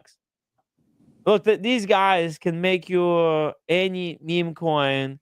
You can just hire one of these guys. You know, skilled coders. It's so easy to do your own Bitcoin now that you can just get a book and follow very simple instructions, and you're in business. And these people make money on their own Bitcoin. Yeah, and because they say they make all kinds of wild promises that this coin is gonna save the planet. You know, there's all kinds of coins. Save the planet coin. There's a coin on everything now, Daniel. Oh yeah. But they're all scam. It's all scam. Like besides Bitcoin, maybe Ethereum, everything else is just some kind of a scam. So what was her angle then? Go back. Her angle. Okay, here I'll show you what her angle was. So CoffeeZilla explains it. You're defaming. Are you not gonna let me talk? You just talk over me. You talk over me. I'm hearing bullshit. Yeah, these people were completely unhinged, unwilling to take any accountability, and we'll talk more to them in a second. But I want to break down the Hawk to a scam. I think people are confused with this kind of stuff. I want to start with the big tweet that kind of set it all off. That would be this by Bubble Maps, which showed 96% of the supply was controlled by the team and was being sent out to a bunch of smaller wallets. The implication being that some of them might be dumping on you. Pretty quickly, the Hawk to a girl came in to copy and paste what her team told her to say, which said, team hasn't sold one token and not one key opinion leader was given one free token. We tried to stop snipers as best we could through high fees at the start of the launch. And so you see their awful tokenomics here. Along with this response, the team hasn't sold one token. And then they post, obviously, a screenshot of a lot of sells from insiders who did not have to pay. You can see on the bot side, there's nothing. And then on the sold side, they're making. So basically, they create this coin. They give the coin, there's a certain volume, okay? Every coin is limited to certain quantity. And what they did, they give this coin to the people who helped create it, to themselves basically. Right, yeah, right.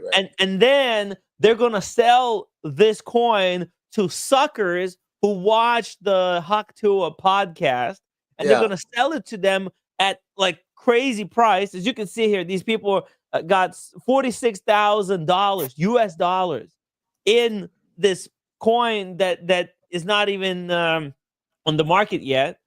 Yeah, a lot of money. So how did you get free tokens? Well, you were an insider, right? And I just want to show you exactly how the Hawk Tua team is sort of lying by omission here when they say the team hasn't sold one token. And that's because they pre-sold the tokens, guys.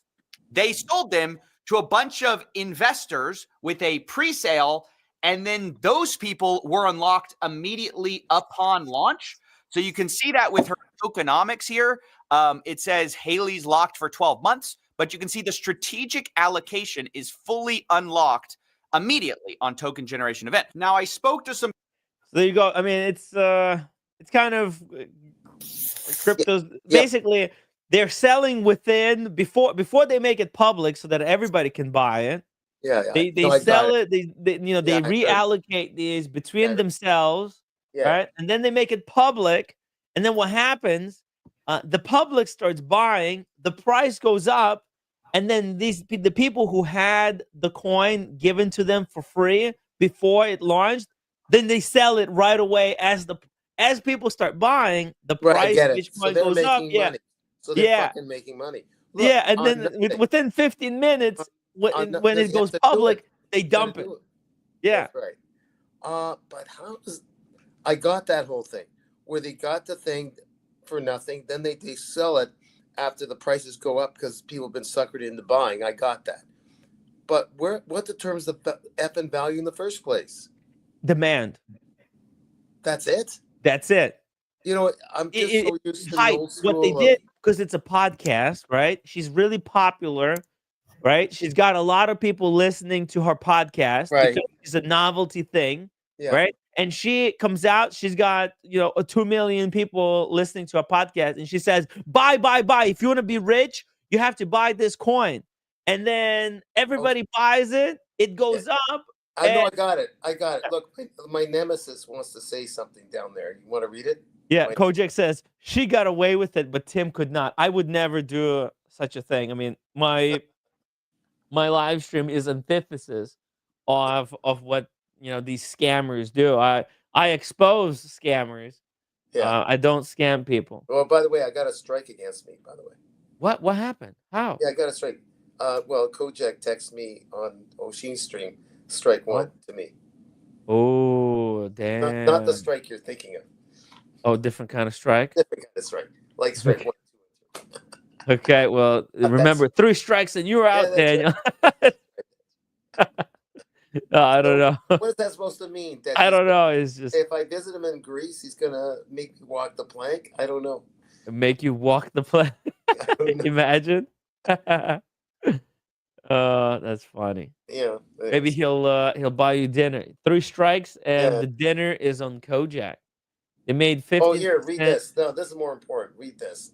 Now, they made 15% on the transaction fees, making them $2 million. Boom! Just in transaction fees. Good. But also, they probably made a whole bunch of money in dumping. But also on the dumping. So there's 2 ways. Like they hit him on the dumping just off nothing. Yeah. When they got the suckers, whoever the main people, mainstream. Yeah. And then the transaction fees. Yep. If they get the transaction, okay. And this is how the Gen Z is going to stay poor, because they're going to they keep going to invest their money into scam coins like this, and anytime they save up a little bit of money, they'll put it into some shit like this, and then they'll immediately lose it all. But Tim, and the cycle continues until this is made illegal. I mean, there's a possibility that there's going to be some kind of legislation put forward. It's kind of like Ponzi schemes. Eventually, Ponzi schemes were made semi-illegal. I mean, we still got MLMs but they're heavily regulated. You need Would it a also, lot I of money wonder, to launch an MLM. yeah, I wonder if it'd also be illegal in the 52nd or 53rd state of Canada. I'm wondering. After No, I'm wondering. Canada is going to be like Las Vegas, where Oh. gambling is allowed. Oh, is that what it is? You want to do crypto? You have to move to Canada. Good God. You have a lot of crypto people moving to Canada, though. That's great. Maybe the population will finally go up. Actually, the largest AI plant is in Alberta because they have all the natural gas. Mr. Wonderful, if you Google Mr. Wonderful or whatever his name is, he's investing in there big time.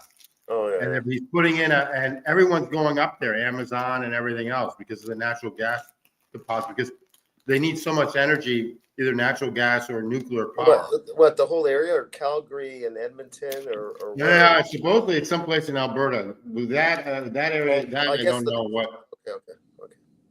You see it? You see it on YouTube someplace? I'm pulling it up right now. Mr. Wonderful backs off-grid power venture for Alberta data center.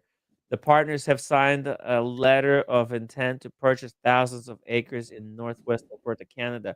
O'Leary Ventures and Municipal District of Greenview have partnered to build an off-grid natural gas and geothermal project to power an undisclosed AI data center in Alberta, Canada. Signed a letter of intent with the Greenview Industrial Gateway on YouTube too. They can't do it in the United States because of two reasons. One reason is that they can't put in nuclear power that quickly, and the other thing is that the zoning doesn't permit it. Not even in places like Texas and stuff. So they found a place in Alberta with a lot of natural gas that they can do it because you need power. It's fun of it. It's just for what? To make AI. I know. Go on YouTube. You can do the same thing and do it on YouTube, and we'll give you better explanation. Yeah. I'm telling you, it's the wave of the future. It's going to make the big boys bigger and the small people broke. I'm not sure about the way of the future, Tim G. I think this whole AI thing, it's going to be very short-lived because there's been a lot of stuff like this. Like they were hyped up, but then they ended up going nowhere in the past. Like, I think it's a lot of marketing. Look at Silicon Valley. It's freaking dying. There hasn't been new app that's of any significance in the past 10 years. I've got some investment in the bio stuff that's going to do incredibly well. So bio, I think, is going to do really well. But I'm saying like Silicon Valley shit. Where's the last thing that you heard that came out of Silicon Valley that wowed everybody? Name one thing. Tim, I'm gonna go. Okay. Oh, Daniel, you gotta go. Daniel Cass. You okay? No, Tim, the topic doesn't. It depresses me in a way, and I'm not blaming you, Tim. Okay, guys. Well, we're gonna talk about watches after this. Maybe I'll come back later. Okay, talk to you later. Okay.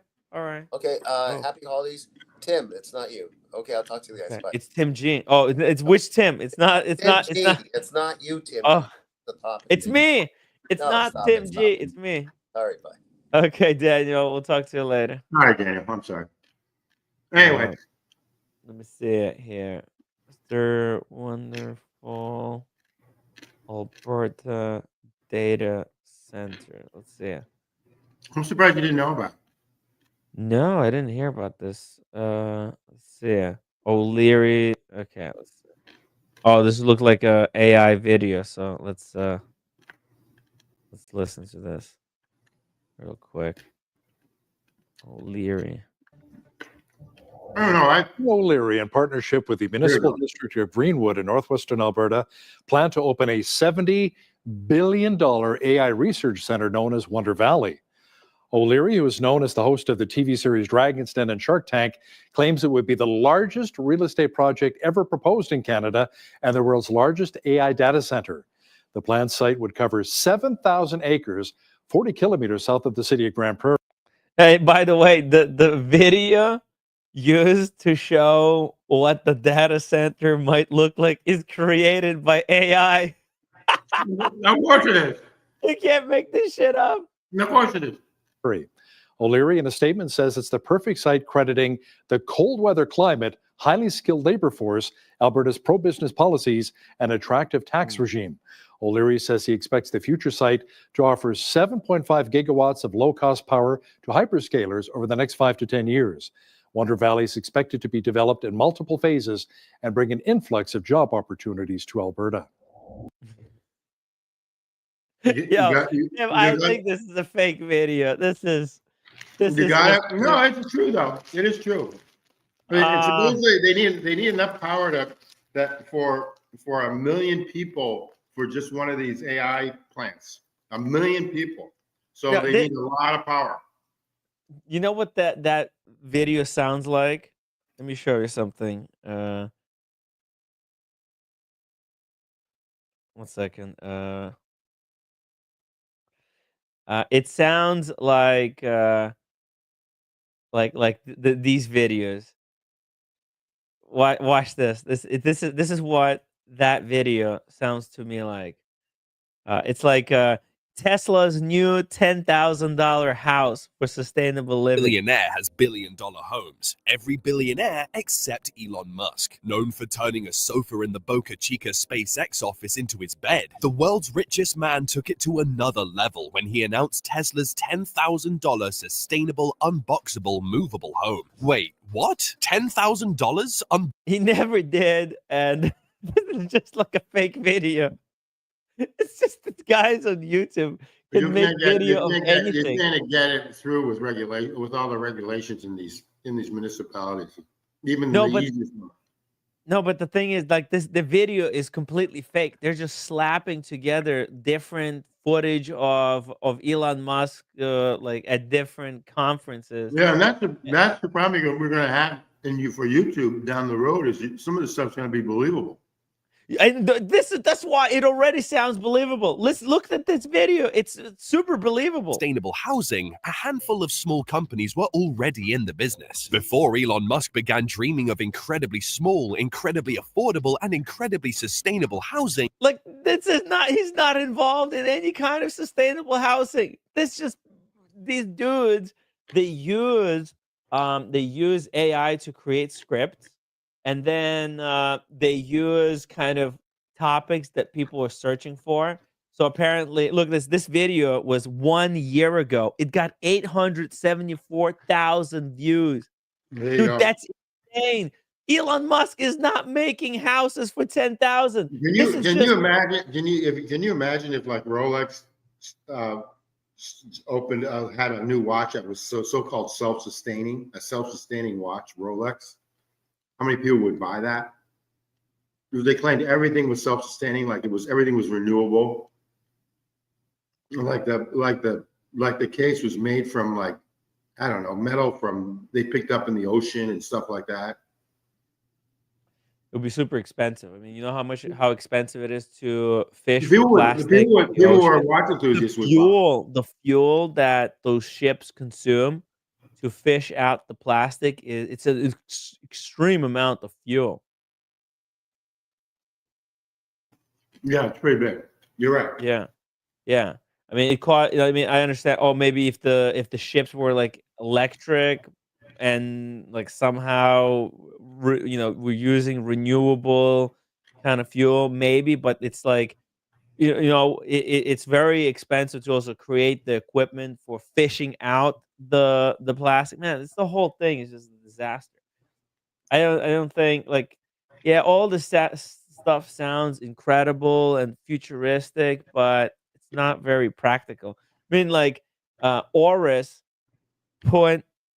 they hired like one ship to go out and get one batch of plastic out, and then they made dials for wristwatches that they charge they charge insane amount of money to for the watch. So that's why it's kind of cost effective, right? But you can't, like, if you put that plastic in anything else, it's worth nothing.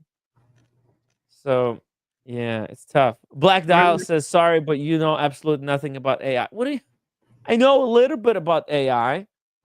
I use AI in some, to clean up some of the thumbnail stuff, remove like people, What is there to know? What am I missing in my knowledge about AI? What is AI? It's just going to be scary because there's going to be good AI down the road and there's going to be bad AI. And it's going to be interesting to see who wins out. The bad AI actually comes alive, we're fucked. You'll realize that, right? Because if like truly, because the thing is, right now, it's marketing. Artificial intelligence, the way it is used right, it's not intelligent. It's treating, like for example, when you use Chat GPT and you ask it a question to do something, it works in the way like a calculator works. It's just using language, to create the answer, right? Like how you use a calculator, you put 2 + 2, and then you get the answer in math. Same way, the current AI, and it's not AI, it's called language models, right? Like it's a language model, right? And it works in a similar way as calculator. You put words, and it turns words actually into numbers, and then it spits out numbers and then translates them back into words. So it looks like it wrote it, but it actually has no understanding what it's writing. It's not actually aware of what it's doing. That's the difference, right? But if it was actually intelligent and it could think for itself, we'd be fucked because it would just take over whatever it needs to take over, and it would see us as a threat. It would see us as like, where would it rank in against humans? Like, think about it. Like, oh, because humans rank each other against other humans, right? Elon Musk, he thinks that he's the smartest guy on the planet. He's the richest guy, right? That's no doubt about it. But there's this, people are very hierarchical. Well, where is the AI going to fit itself? Is it going to think that it's better than us, or is it going to how is it going to um, uh, think of itself, of its place in society, right, amongst humans? Is it going to be our bitch? Is it going to be subservient to us? Are we will be able to tell it what to do, or is it going to think of itself as being superior to us and that we should be serving it for its goals, right? So you're like not really, but I think the way this AI is never going to be intelligent because it's just not the way it works. It would, I mean, I just think that we're at the tip of the ice. I just think we're at the tip of the iceberg. There's going to be bad and good, but I think it's going to be incredible. That's what I think. I don't know where we're headed with it. I'm almost afraid to say, but I think it will be incredible. I mean, think about if you do, we'll talk about child again. If you have a little kid now, that they're all going to be AI.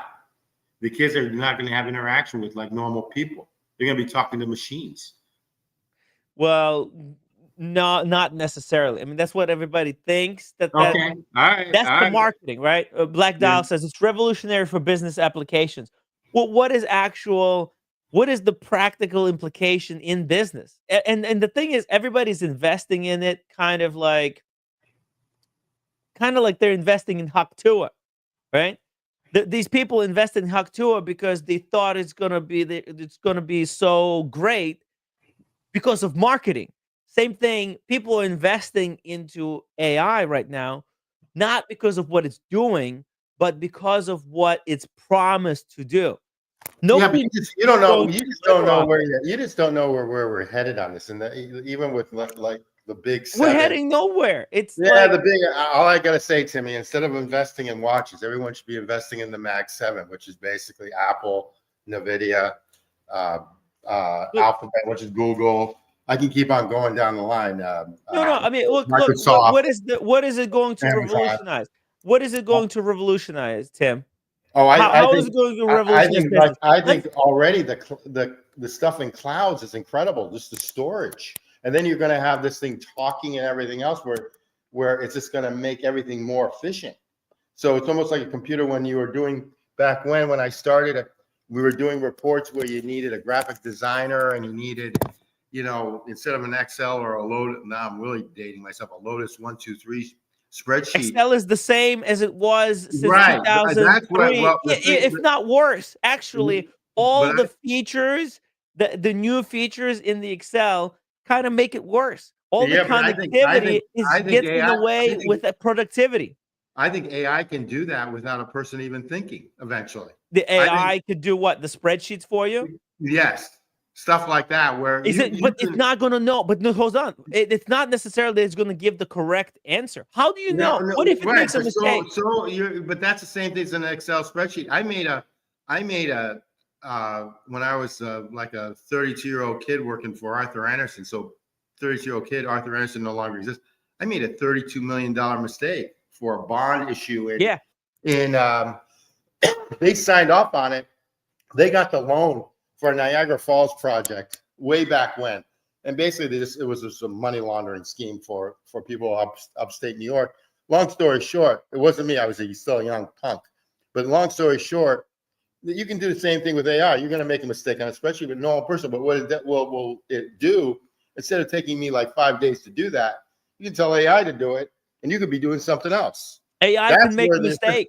AI can make a mistake. In fact, dude, there was people were doing tests. But I made a mistake. Asking, dude. Well, I'll give you an example. People were testing the AI, okay? And the thing is, the reason the AI does not have perfect answers. In fact, I agree with that. I agree. AI doesn't even know if the answer is correct. What it does though, it searches internet, and it uses basically internet to give you the answer. Somebody put in how to make the cheese stick to the pizza better, and AI gave the answer of putting glue, because it searched the internet and it found that some Redditor, as a joke, sarcastically, somewhere put in, and actually people actually found out the Reddit post that the AI pulled the answers out of. It doesn't have the perfect answers. It has actually imperfect answers. So for example, the AI cannot solve our problems because let's say you're making a new product. Okay, you're making a new product. Okay, you're gonna need to make an instructions manual on how to use that new product. You know, every product comes with an instruction manual. Okay, people are gonna have to write those instruction manuals. AI can mine the instruction manuals to give people answers, but it will not be able to create those instruction manuals. All right. I agree with you, except for the fact that it's going to be more efficient. And if you do like surgery, like if you have like a valve surgery of your heart, you'll have like a machine to do that. That's going to be more efficient than even a human being, in my opinion. And I think that's where we're going to be headed. You're nuts. That's never gonna happen. Okay, all right. Okay. No. All right. That's never gonna happen. That's why. Think about it. Birkin bags are made by humans because we can't have machines that stitch a bag like. I understand that, but that's a whole different thing. Are you telling me they're gonna have a machine stitch somebody's heart? If a machine can't stitch a luxury product? I think for research and science and stuff, it's just going to make everything more efficient. I do. And there are going to be mistakes, of course. There's going to be mistakes. But the thing is that it's just going to make things more efficient. And I think that's just the incredible thing about it. So your 40-hour workday, you can do things in 60 to 70 hours instead of 40 that are just going to be incredible. I think even making, but you're not going to get paid for those hours. The hours that AI works. Correct. So people are going to earn less money, and they will have less money to then spend on the products this AI will produce. So we're going nowhere. Timmy, I think it's the wave of the future. That's all. Let's just move on. I think it's going to be the wave of the future. I think you can't okay, AI is going to create all these products, but who's going to buy these products? Okay, you're thinking AI is going to create amazing products, but who's going to buy them? If people don't have jobs to make money so that they can then buy them, they're not going to buy the fruits of AI. Well, that's why, in my opinion, education is so important in this world, because if you it doesn't matter how educated you are, if know AI is doing all the jobs and you're not making money, then you're not going to be buying all the AI stuff unless it's all going to be free. But we know how expensive it is to run AI. Okay, all right. Someone's got to be producing the AI. So they're right there as a job. Well, it's like okay? 2 people. Well, we can have AI produce more AI. That's exactly correct. There you go. So there's gonna be one But guy. you're still gonna need widgets, and you're still gonna need a lot of stuff. But when you mention the Birkin bag or like a watch and stuff like that, the mechanical watch, yeah. So they have sold even a Birkin bag, but your typical person's not gonna buy a Even Rolex, the hairspring needs to be adjusted by a human being at the end. Yes, they use advanced technology to be able to assist a human in regulating the watch, but the watch has to be regulated by a the human. Switzerland labor, the labor is probably the most expensive in the world because you have a bunch of old white men or young white men or white people producing, and they have to make a salary, and so they're that's why reason why watches in Switzerland are also expensive or made in Switzerland because of that reason alone. That's how I look at it. So I mean, it's not a bad thing. It's not a good thing. I'm just saying how I think. So Well, I think the reason watches are made in Switzerland is because that's where all the skilled labor that can make watches is located, and so this is where everybody just goes because that's where the skilled labor is. But now China is becoming a real competitor. Switzerland Okay. used to be the China of watchmaking. Well, do you think Omega makes their parts in China and then ships them to Switzerland? So. Yeah, I tried on the new I think so too. Daniel Craig. Those bracelets are made in China because it's garbage. Well, I think their movement parts are made in China, and then they ship them over to Switzerland somehow, and then they put them together. That's what I think. Yep. I think so. I wouldn't be surprised if that was true. Double D says the research and testing. That's what AI would do. Things that it took 10 years to test will take weeks or less. I agree. I agree with it has to be tested on humans, no? I don't know. I agree with that. I think you can't poo-poo this. I'm just telling you. Well, I'm not poo-pooing it. I'm just what I'm saying is that there's certain applications where I could see it, but like the thing is, I'm not. I don't think it's going to. I don't believe the marketing. Right? I don't think it's going to solve the problems it's promising to solve. It's also it's like, for example, like let's just take for example the videos that it's able to generate, right? Like I think everybody's seen. I played a little video. Scary. Not really scary, actually. I'm not impressed personally. There's a lot of issues that it has. Okay, but the thing is, it's not going to be successful. Okay, because this AI, this whole thing, it's actually they're marketing like, oh, you're not going to need script writers, you're not going to need actors, you're not going to need like camera crew to film the thing. You could just go in, you could type in the prompt and generate, and you can make a film. You can basically have ChatGPT generate script for you, and then you can have AI generate video for you. Okay. Well, hold on a second. That AI that is generating the script, it's not coming up with fresh ideas. It's basically stealing other people's work to create its model. Well, okay, so that might be actually illegal. All right, they're claiming that with the AI. They're claiming that with musicians, there's going to be like 30 or 40% of the music that is produced. They get good too. Now, if somebody makes this AI stuff, now they're actually illegally using other artists to work to generate this quote unquote new work. In art, when you're sampling other people's music, you have to give them credit and you have to pay them actually royalties, because if you're using other people's work, same thing like if you write a novel, right, and then somebody uses your novel in their AI algorithm to write their own, they should be paying you royalty. What the fuck? All right. You can't I would agree. Okay, I would agree with you on that, but I agree with I'm on I So like it's his face. because I a like lot of Double the D. copyright laws haven't like kicked in. They haven't taken into the account. A lot of these companies are using other people's work illegally, right? Before certain okay, laws all right, get all right. kicked I agree in, with you on that, but and hold on. they're Okay. promising that. But now what's going to happen? Like, for example, my live streams are probably used in some AI, right?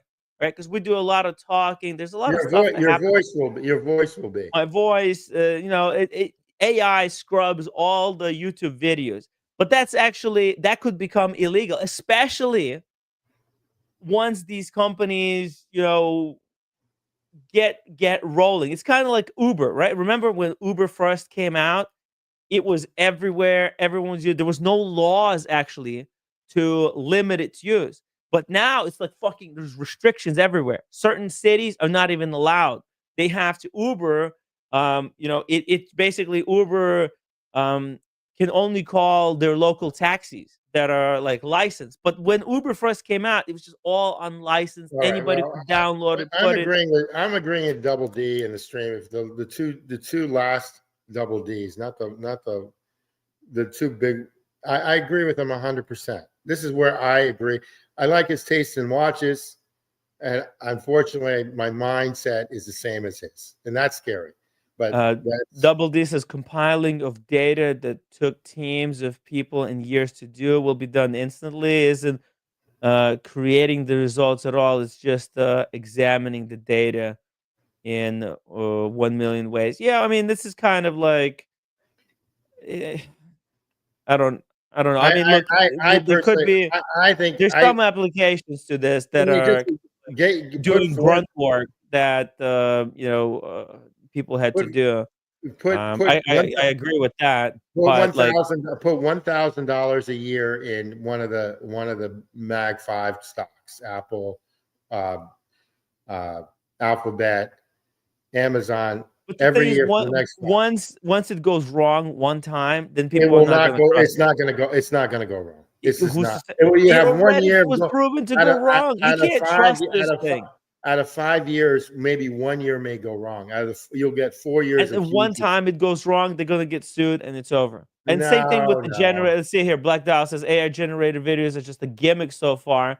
Well, they're gimmicks so far, but once they become not a gimmick, that's when they're gonna get sued because they were using all of these other people's work illegally to create their original whatever. There's no original work. The AI by definition just recycles other people's work. And like shouldn't I get paid if my live streams were used you training their algorithm model? I didn't get paid. AI is more. AI is just more than that, though. It's just more than that. I mean, it's more than copyright. It's more than uses other people's videos to train the algorithm. It's more than copyright protection stuff. It's just more. It's just a lot more. Anyway, that's it. Let's move on.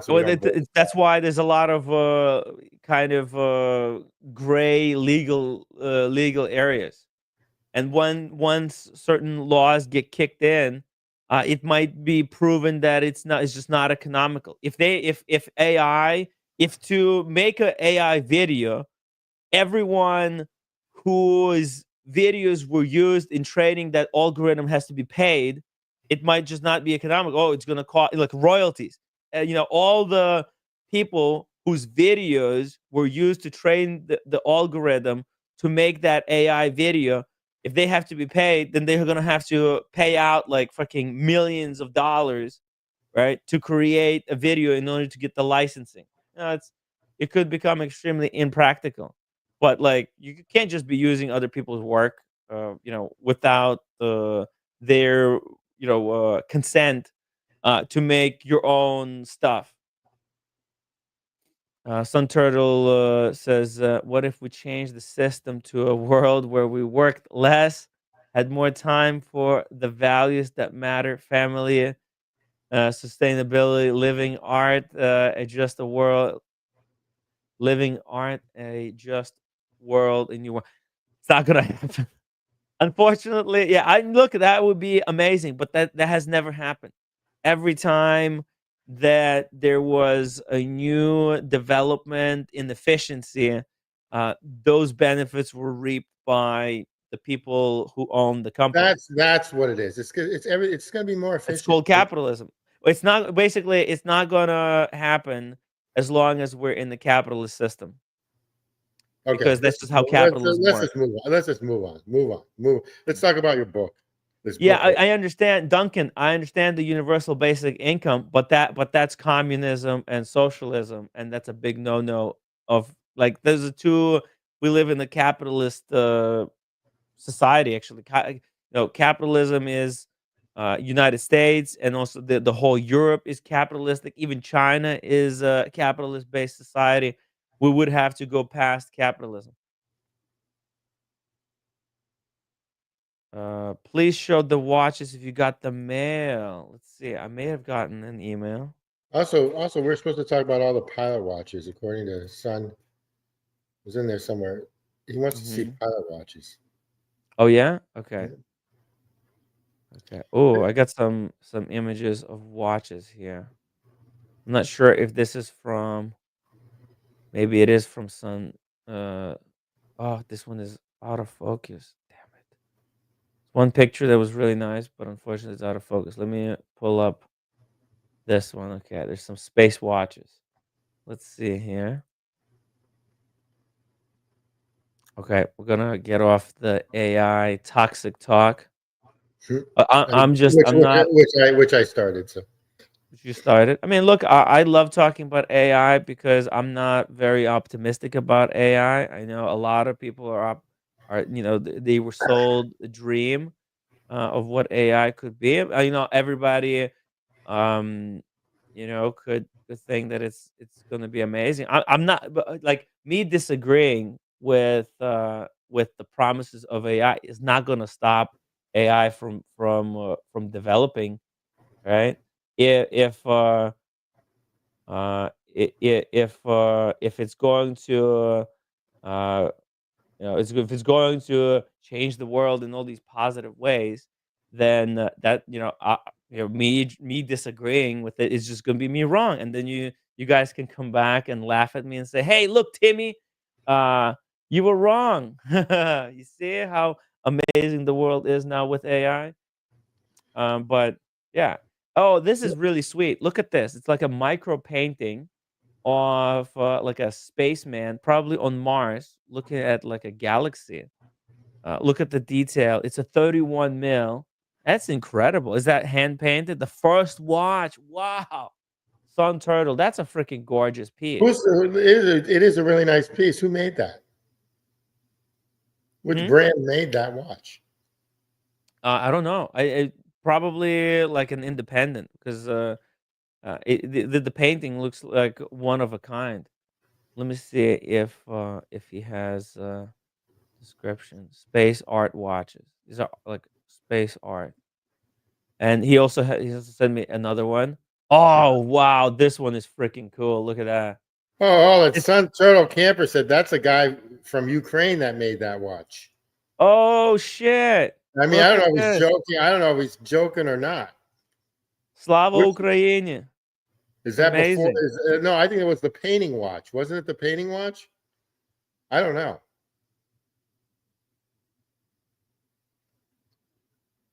I don't know. Yo, this is so funny. Yesterday, somebody on Instagram like added me, and his name was Andre.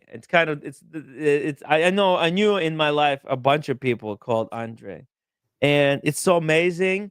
Like, I didn't recognize him, but like, it's like a badass looking Ukrainian dude with a Ukrainian flag in his hand. So I just added him, and dude, it turns out this is the kid that was like I grew up with. It was my neighbor for the 13 years that I was growing up in this village, freaking middle of nowhere in Ukraine.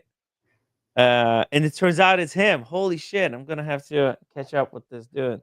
I haven't spoke with him for like more than 30 years. Well, it's gonna be like 28 years now. Madness. Or like 24, 25. maybe like 26 years, because he was 5 years younger than me. And he's not one of the 500,000 that have been men that have been killed in the war in Ukraine. No, and he actually, my mom went to Ukraine. Sorry, my mom went to United States, but his mom went to Czechoslovakia, and then she got married there, and he went to Czechoslovakia, and he grew up there. I think he was probably younger than me when he left. But when I was growing up in Ukraine, I would be going to his house, hang out with him, and he would always come to my place. That's very cool. It's very cool.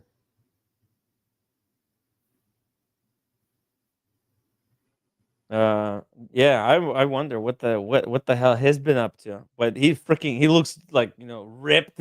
Looking, all these Ukrainian guys, man, they all look freaking amazing, except me. Oh, yeah, sorry. Yeah, this is freaking cool. Ukrainians are very clever, very savvy people. I bought this. Actually had this business card pouch, custom made for me by a Ukrainian gentleman. I asked them actually to make it like a Ukrainian flag. That's why you see it like this. When you hold it like this, that's a Ukrainian flag. Oh, that's pretty cool. See that? Yeah. So this is where I would put my my business cards that I give away. Actually need to start using it again. Put that. See? Boom. By the way, check this out. This was sent to me recently. Check this out. This is according to Business Insider.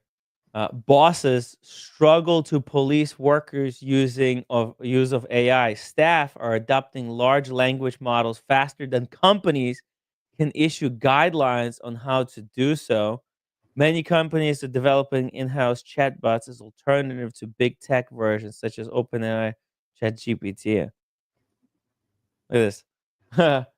People working for the companies are using them to kind of make their jobs easier. Yeah, that's the idea, Well, but they're using it without kind of, the companies even knowing. Like they might have certain projects set to do, and they use ChatGPT to make those projects for them, and the bosses don't even know that this was done using AI in like 5 minutes instead of you know the legit way. And also, like, for me, okay, so remember I was just mentioning a little bit like about movies, like, okay, movies made using AI. I don't think they're going to catch on, because it goes against everything, that against all the basic reasons why people watch movies and read books, right?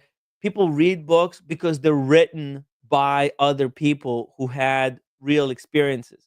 As soon as somebody finds out that this was written by AI, they just like it's not the same. They don't get the same experience out of it. A lot of people go see a movie not because of how great the movie is, but because their favorite actor is in that movie, or because it was directed by their favorite director. Okay, that's how majority of people go and experience. And like they go through, like, people like knowing, like, okay, what has this director done, and they follow the director's progress in their filming career. And with AI, you're not gonna have that. That's why I think it's not going to catch on, because it's just gonna be like each project are gonna be like individual. It's gonna have no kind of people behind it, nobody to really care about. So that's why I think it's not gonna work. Faithful says, Timmy, did you hear about the Germany? Yeah, somebody earlier in the chat was saying that there was some kind of a terrorist attack. I didn't want to bring it up because it's Yeah, already... two people died and they rammed into it someplace. I didn't get it. I'm sorry about that. I can't pronounce your name, Linola. You're right. There are about 50,000 Ukrainians. You're right. So I stand corrected. And Russia has 750,000 casualties. That's freaking Casualties. crazy. Yeah, but the Ukraine now that has casualties the same size supposedly, like 400,000 have been injured. That's so it's absolutely nuts. Let's just move on. But you're right. You're correct on the dead. You're absolutely correct. By the way, Double D said, "Oh, Tim, we will laugh at you regardless." Yeah. Nice. Exactly. But look, this just add a little bit more to this. What's really weird. I've Cool. got this on my iPhone and I've got this on my notebook, and I read the stuff on the iPhone so I can sort of respond. And the iPhone doesn't have a lot of these people that are thrown on here. Oh yeah. Yeah, Oh, you mean for instance, Linola Vernuya is not on my iPhone. Maybe you had him blocked by accident? No, I never block any. I don't block anybody. I mean, I think that's bizarre. I'm just telling you. I don't know what that means. Huh? I don't want to block people. I don't care. I don't care to block people. They're fine. Okay, yeah, I know you don't want to block people, but you can block people. Oh, I know. I don't do it. I won't do it. I personally won't do it. So, but the thing is he's not on my iPhone. He's on my notebook. A different software. I just find that bizarre. Yeah. There's a couple of them that happen like that. Just to let you know. Whatever it's worth. All chat. Maybe you have there. I have all chat on, I have all chat on everything. I have comments and all chat. I have everything. Oh, maybe you blocked them by accident. No, I didn't. I swear to God. Yeah. Anyway, whatever. Okay. Yeah. Look, sometimes there's certain filters, and sometimes stuff doesn't go through. Oh, are you also reading it on the inside the StreamYard? Yeah. I don't respond. I don't join the chat on the StreamYard.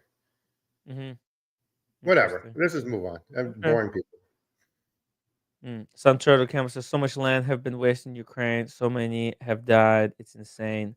We need peace. It's true. It's good. It's a really valuable land. Ukraine, probably they have some of the most valuable natural resources in Europe. That land is extremely fertile, and once natural resources that can be mined will start running out, food is the kind of resource that will always be necessary. And if you don't believe in global warming, that's fine. But if you do believe in it, then you'll know that Ukraine is located in such an area that's really global warming proof. The zone, right? It's as global warming ramps up, Africa will get hotter. The Middle Eastern areas are going to become much hotter. It's going to become more difficult to grow food there, and north will become colder, and that's going to become more difficult to grow food there as well. But Ukraine is in this perfect area where it's going to be pretty, it's going to be one of the last areas to go if stuff going to go south.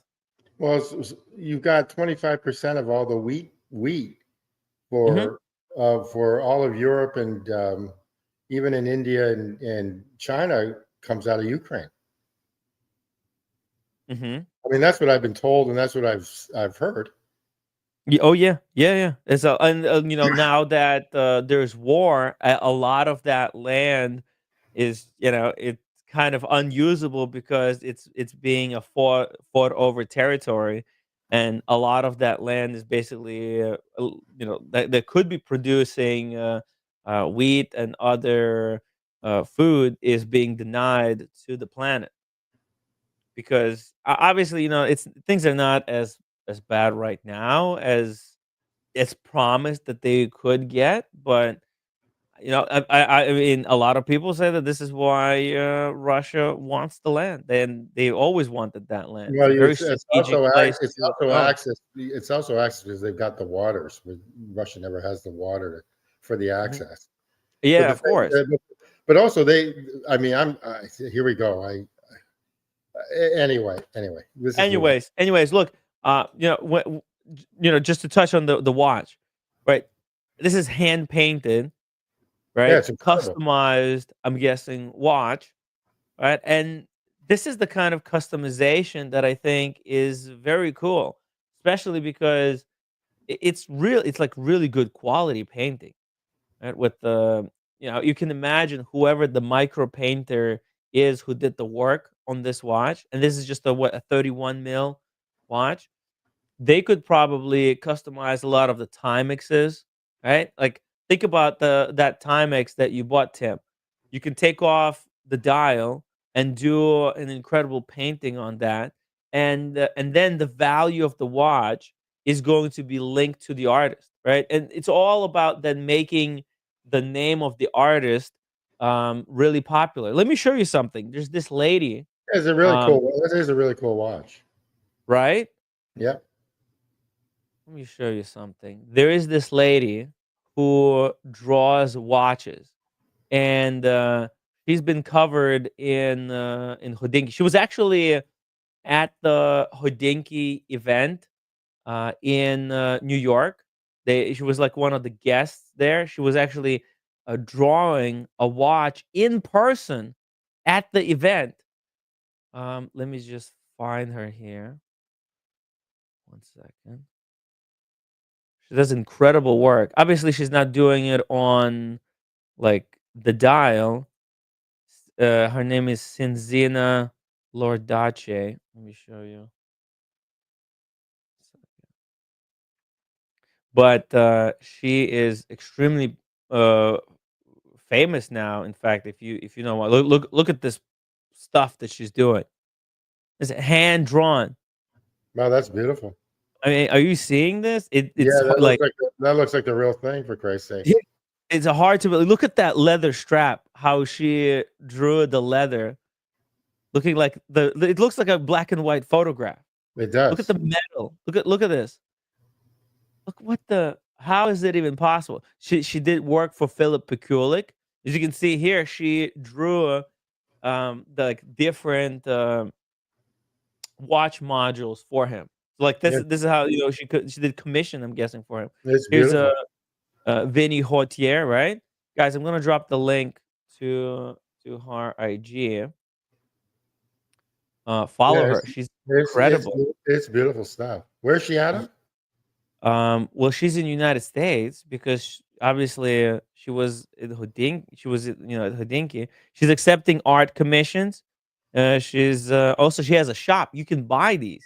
Actually, you can buy the original work, which is like $2,000 for the original piece, and then you can buy prints, which are limited to the big ones limited to 50 pieces, and then the small ones limited to 100 pieces.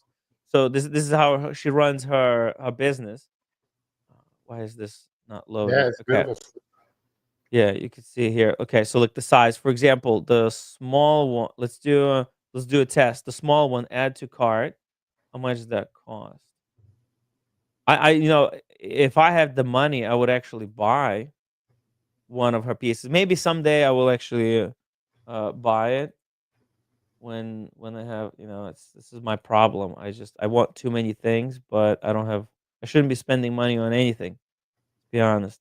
Look how incredible. Like, for example, if you have this watch, which Double D has, right? Double D has, oh, no, sorry. This is with the date. Sean's got it, doesn't he? Oh, she's Canadian. Okay.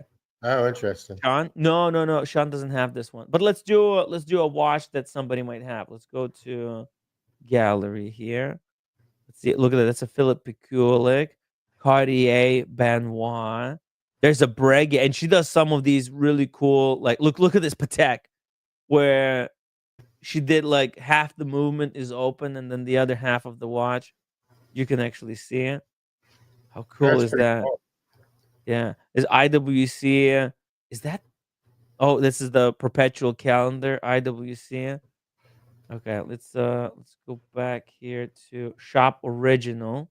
Oh, so these are the originals. So these haven't been sold yet. Let's see. Look at that. Fuck, it's insane, man. Yeah, Absolutely insane. details out of control. Yeah. So this costs 7,500. Yeah, it's not I can, cheap, but I can see it. That's incredible. she's incredibly skilled, right? And that's the original, which might actually be cheap if you I mean, ask me. I'm actually sort of warped. I think that's pretty cheap. Yeah, that's what I'm saying. I mean, it's But original work by the artist. I'm warped on certain prices. Yeah. Guys, but that's nice. Okay, but if we go to prints over here, let's say this Lange, she looks like she still has. So the big print is $449, which is like look at the size. So that's the big one, and sorry, so that's the small size. If you have like an office and you want to have, and this is the big one. This is freaking cool. You think about these boutiques should be buying these boutiques when you walk into the store, like corporations and stuff. They should be all buying them. Yeah. I mean, oh yeah. And I think they do. I'm sure she's being commissioned right now for stuff. Yeah. Oh, look at this Panda Daytona. Oh, it's got a Panda and the black one. Black dial, yeah. It's a crossover. 16 by 16, $140. 24 by 24 is $300. Still has both sizes.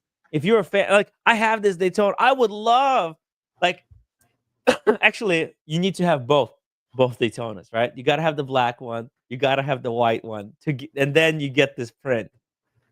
Look at that. That's so cool. It is pretty cool.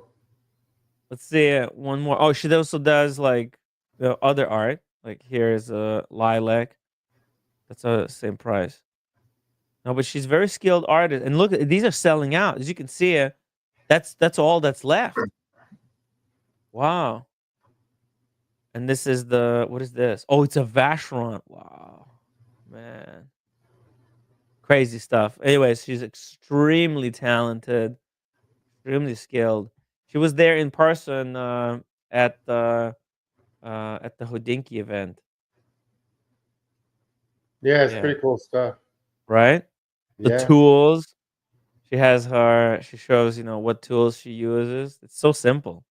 These special pencils, they're like lead. You buy the lead holder and then just buy the lead. Wild stuff. Super fine graphite powder. Oh wow, look at that. She grinds some of these. I'm curious on how she preserves them, because once they're the pencil you can smudge smudge or even due to sunlight can like fade. So I'm curious. Well, it all depends on what kind of graphite you use. She's obviously using the highest grade graphite. Yeah, beautiful stuff. Oh, and look, she's using like fine graphite and then a brush to kind of almost like paint with the graphite. Look at it. Look at all this. The graphite powder. See? Like dips her brush into graphite powder. Yeah, and draws with it. Yeah, look at this commission. Wow. Yeah, she has all kinds of commissions, and it's cool. Like, if you have a lot of money, and you have like your favorite watch, you can commission an artist like this to paint you your favorite watch. Wow, she's so skilled, and it's really cool. She found a niche, all right, and she's working in this niche, and she has perfected her skill. Look at the process, man. This is so meticulous. It's very cool stuff. Very cool. Right? Look at this. She's using like, wow. Really, really cool stuff. Right? Q&A. She did like a little Q&A as well. And look at this opportunity. Like you can't do this stuff by AI. So yeah, you could do it by AI, but would you want to pay $600, $7,000 if AI did this? Like, would you actually pay $7,000 for AI generated image? No, you wouldn't, because AI can't replace an artist, right? The name behind who did it. Like it's so much more special when you had an artist sit down and like spend freaking 50 hours drawing this for you, right? That's what makes it special. It's not AI. Like, that human touch is important in my opinion. Look at this thing. Like she actually drew it by like having all these parts like bisected. Like what kind of crazy idea is this? Some of the stuff she comes up is insane. This Foster watch looks like a Beauvais. Oh, look at this Patek. Did you see this? Look at that. 5712. That's really nice. Right? And with the movement on Really, like on the back really, showing. really, really nice. Right? Yeah. It's cool stuff, man. It's really freaking cool. Okay, we're going Shows to a your book. lot of We're progress. going to your book or no? Hmm? We're going to your book. Oh, we need one more super chat, guys. One more super chat to do the unbooking. Can we get it? It's hard, guys. I know you guys are struggling. I'm struggling. Okay, fuck it. I'll just show the book. It's you guys already seen this book probably somewhere else. Boom! I got it. Oh, that's nice. Yeah, I figured I should get it because out of all the people, Construct's got it needed- too. Huh? Construct. Doesn't Construct have it? Oh, time is a human construct? Yeah. He's got one too, doesn't he? I hope so. Because I think he does. That's like the God-given book. If you're using your Let's fancy. just open it with the Chris Reeves over here. Yeah. Boom. That's what it's for. Opening this kind of stuff. There we go. Let's see it. I didn't open it. I waited to do it today together with you guys. Here we go. Let's see it. Boom. Here we go. The Submariner, Oyster Perpetual by Nicholas Folks. Let's see here. Man, the dude is an incredible writer. Let's see here. Check this out, guys. It's like a coffee table book. Yeah, it's a coffee table book. It's wonderful. Yeah. Lots of pictures, very little font. Wow. Whoa. Hello. Look at that. Yeah, there you One go. of your favorite scenes from James Bond movie, Tim One of G. the original, one of the original James. But there's nothing like a woman in a wet T-shirt or a wet shirt. He's wearing a Submariner, actually. Yeah, very nice. Yeah. You see there? Yeah. Boom. A Very nice. subby, baby. Mike Lewis wants to know how much that book was. It was $80. Okay. Yeah. Yeah, I got it on Amazon. They had like a deal, like one of the discount deals. And it was temporary for 80. I had it in my like saved boxes, and it's like 125 is the retail, and then it went down to 105, and I'm like, not low enough.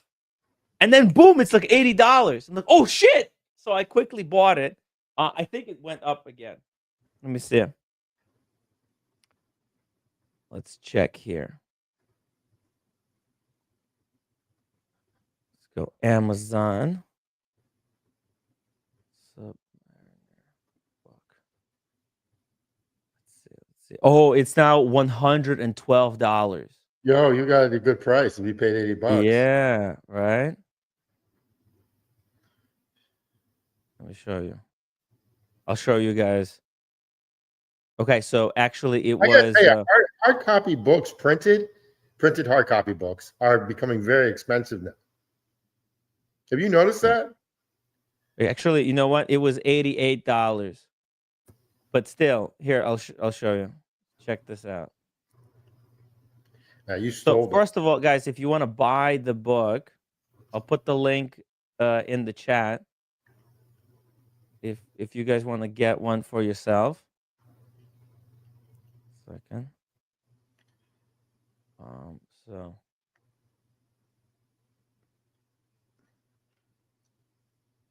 So here's the book. Oh, by the way, look at this. Buy one, 50% off on one when you buy two. Yeah, well, you got to Interesting. give it as, obviously, I have to give it as a present. So that means Yeah, what? you buy one for yourself and then one as a present for someone. That's 50 a really good discount. And then here's mine. You can see it. It might go down again, but you can see mine was $88.63. Yeah, you stole that. Yeah, I sniped it. I look. It might go down, be even cheaper than this. You never know with this kind of stuff. They might do multiple printings. They'll just pump these out. But Did you get the new Rolex like 2025 book yet? Then when you go to the boutiques, or I the have, or the Patek has them, and also the Audemars Piguet's got them. But I'm just curious. I was just in the I'm gonna be making my rounds in January, February. I was just in the city and I picked these up. There you go. Okay. Is this what you're talking about? Yeah, sort of. They're usually harder cover though. You know what I really pissed off is that this is the Rolex magazine, and this is the issue 11, and that's issue 12. What the fuck? They're completely different size. Like, look. Oh, actually, no, but they're different. Well, actually, they're same size. I didn't realize it. Okay, they're same size, but look at the printing. Now it says the Rolex magazine in big font, and the old one, it just said Rolex magazine in really small font. Well, you It can has a see little crown here. Yeah, you can see it. That's why. And they changed it up. All the old ones were all kind of similar to this. Right.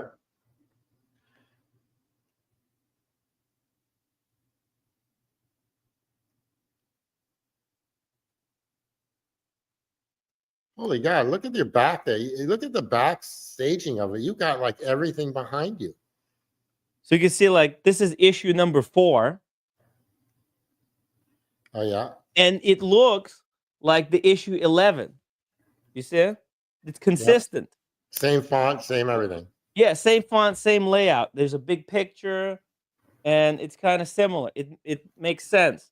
And but actually, they went down in size. You see, the new one is smaller. So they always they kind of fucked it up. Okay, look, they actually fucked it up again. Look, you know why? The old one was bigger. They're saving themselves probably like 10-15%, and that's huge if you give them a lot of those out. Think about it. Yeah, so now they changed it up 3 times.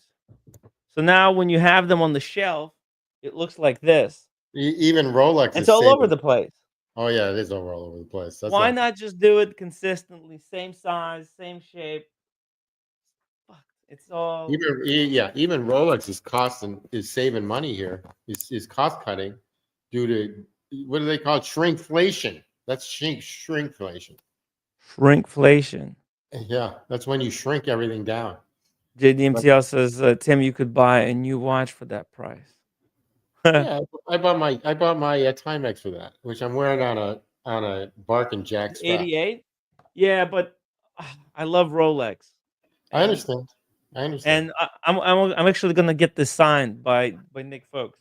I'm gonna try to bring it to Geneva. What's your favorite? What's the best brand in the world? Do you think? You think it's Rolex? Rolex. Okay. And Patek Philippe. Okay. And Tudor. Well, if you look outside the watch industry and include the watch industry, what would you rate it then? What do you mean? In other words, if you went outside with the best brand in the world, the two. Oh. Would you put Rolex up there in the top 1? I'm just curious. It's a I would put it Rolex. in. I put it in the Rolex top has the 5. consistency that other brands don't have. Okay, Other I'm brands, talking about everything. Like if you looked at Kellogg, cornflakes, I don't know. I'm just throwing like it out. brands, other Brand. brands, all Yeah, all other I brands. agree. Rolex is up there. I agree. You, I you agree. mean Patek's up there too, but Apple. Okay, my watch top channel. brand? Interesting. So I rate like Rolex 3. Believe it or not, I rate Coca-Cola 1, and I rate McDonald's 2. Red Bull. Red Bull is Okay. another great All right. brand. All right. I'm just curious what people think. So Where's my camera auto? Oh, I here. don't know. You just Red stop. Bull. Okay. Who Red makes Red Bull. Bull? Who makes Red Bull? Red Bull. Yeah. Okay.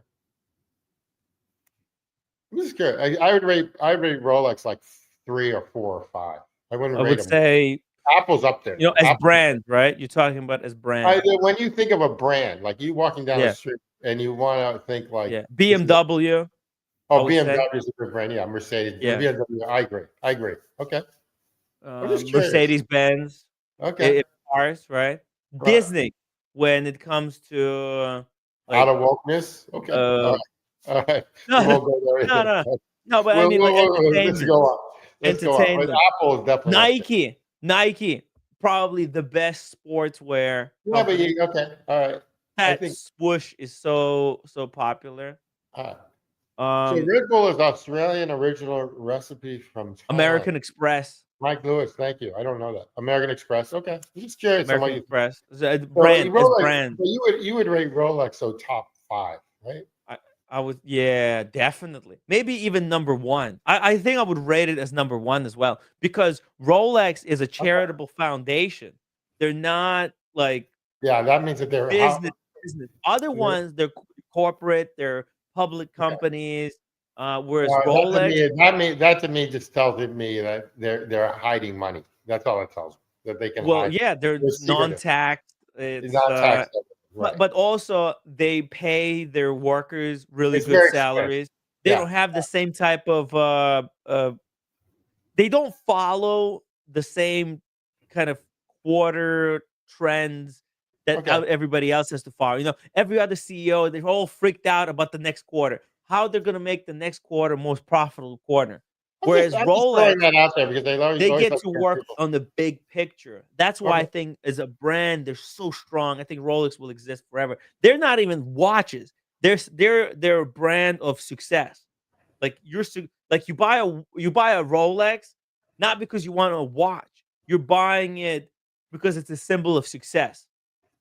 Not that I'm successful. I'm not successful at all. I'm like a hack. I shouldn't be wearing a Rolex. What the heck have I done in my life? No, that's not true. But that's okay. I try to recommend it to people who are successful. Well, I agree with a lot of my watch channel. I think Coke is one. I believe it or not. Coca-Cola, yeah. I think McDonald's, and then I go probably Rolex. Then I would probably go Apple's up there too. I mean, then everything gets fuzzy. Yeah. But Google. What about Google? Google is up there as well. But Google doesn't have such a successful product line as Apple. Apple has the Google phone is not real. Doesn't feel like yeah, Google. but everyone Googles everything. Everyone Googles everything. All Google. Yeah, they do. Yeah, you actually. I didn't realize how much Google everything is Google. Like even Firefox, that's Google.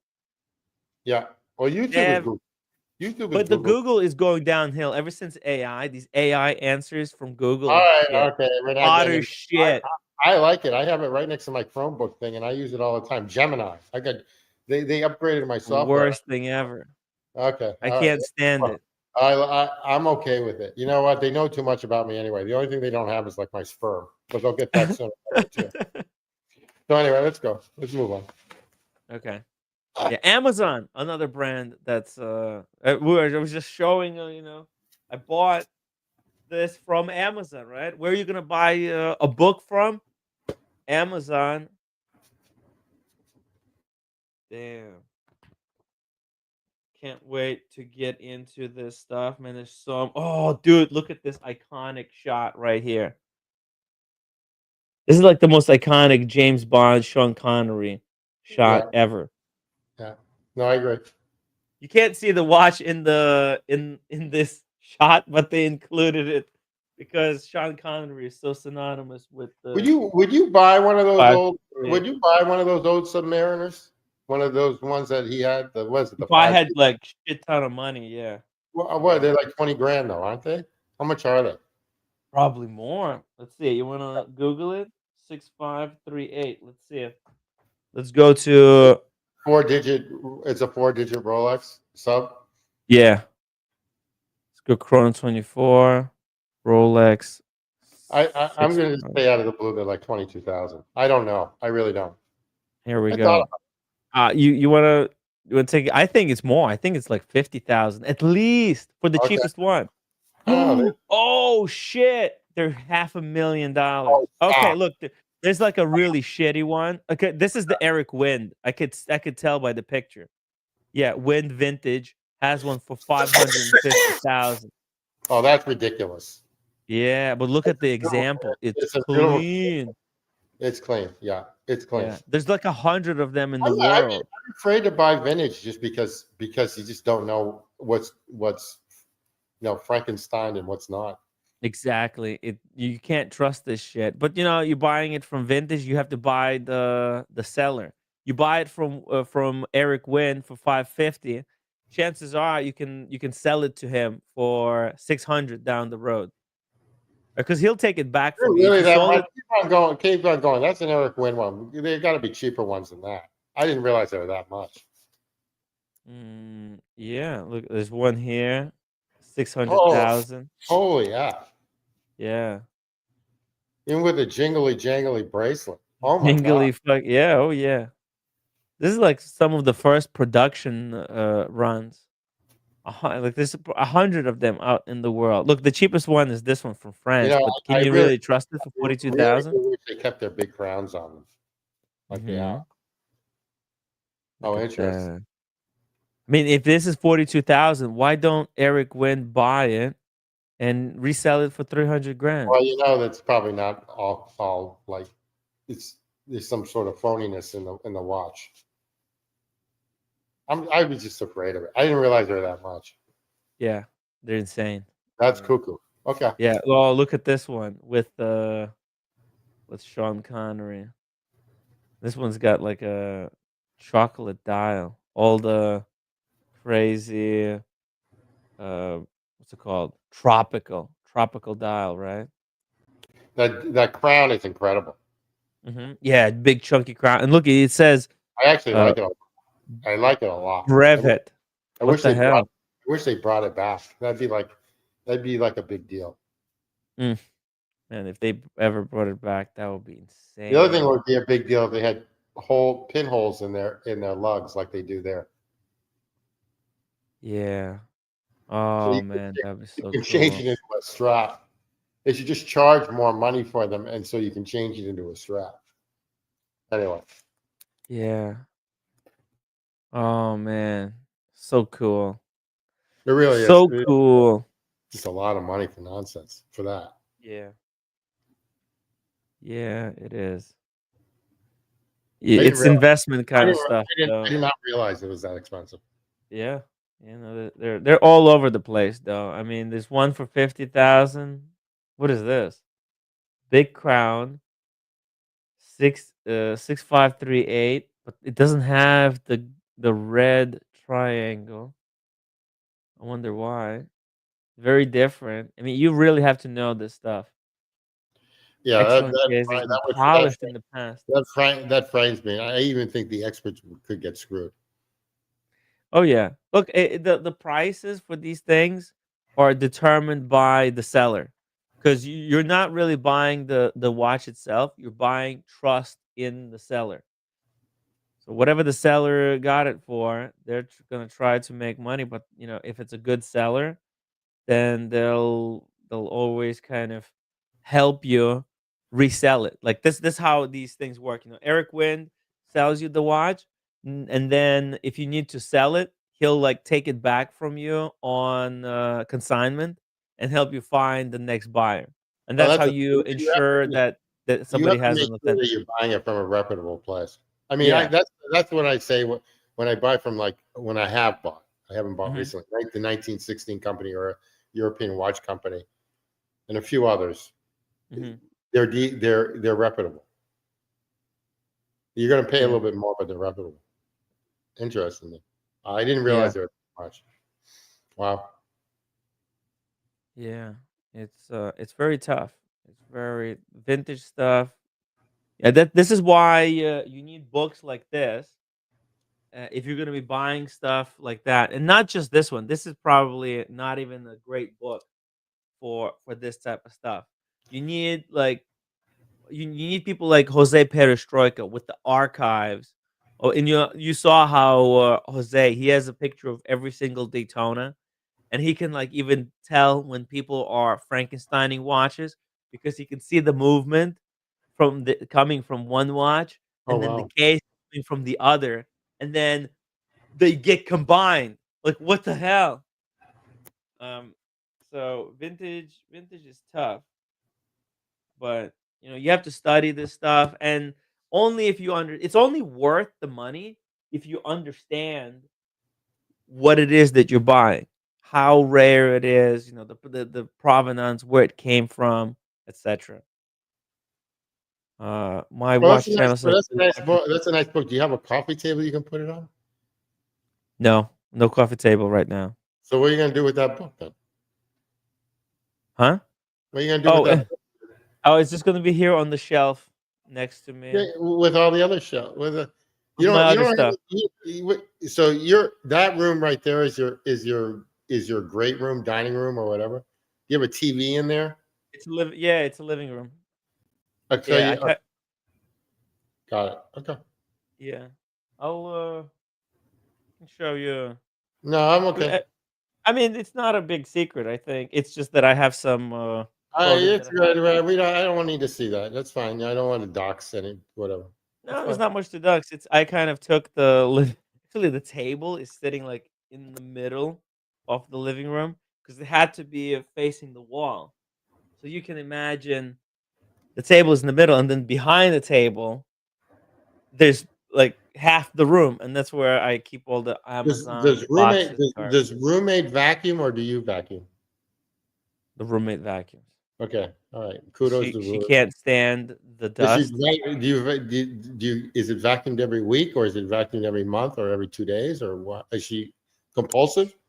She's kind of just vacuums it whenever I'm doing Okay. something and she wants to interrupt Upset me. you? Good. I like it. Okay. And she's doing it like around me in my face. Like, look at this. Look what I'm doing. Take you off your mountain. That's good. Yeah. Yeah.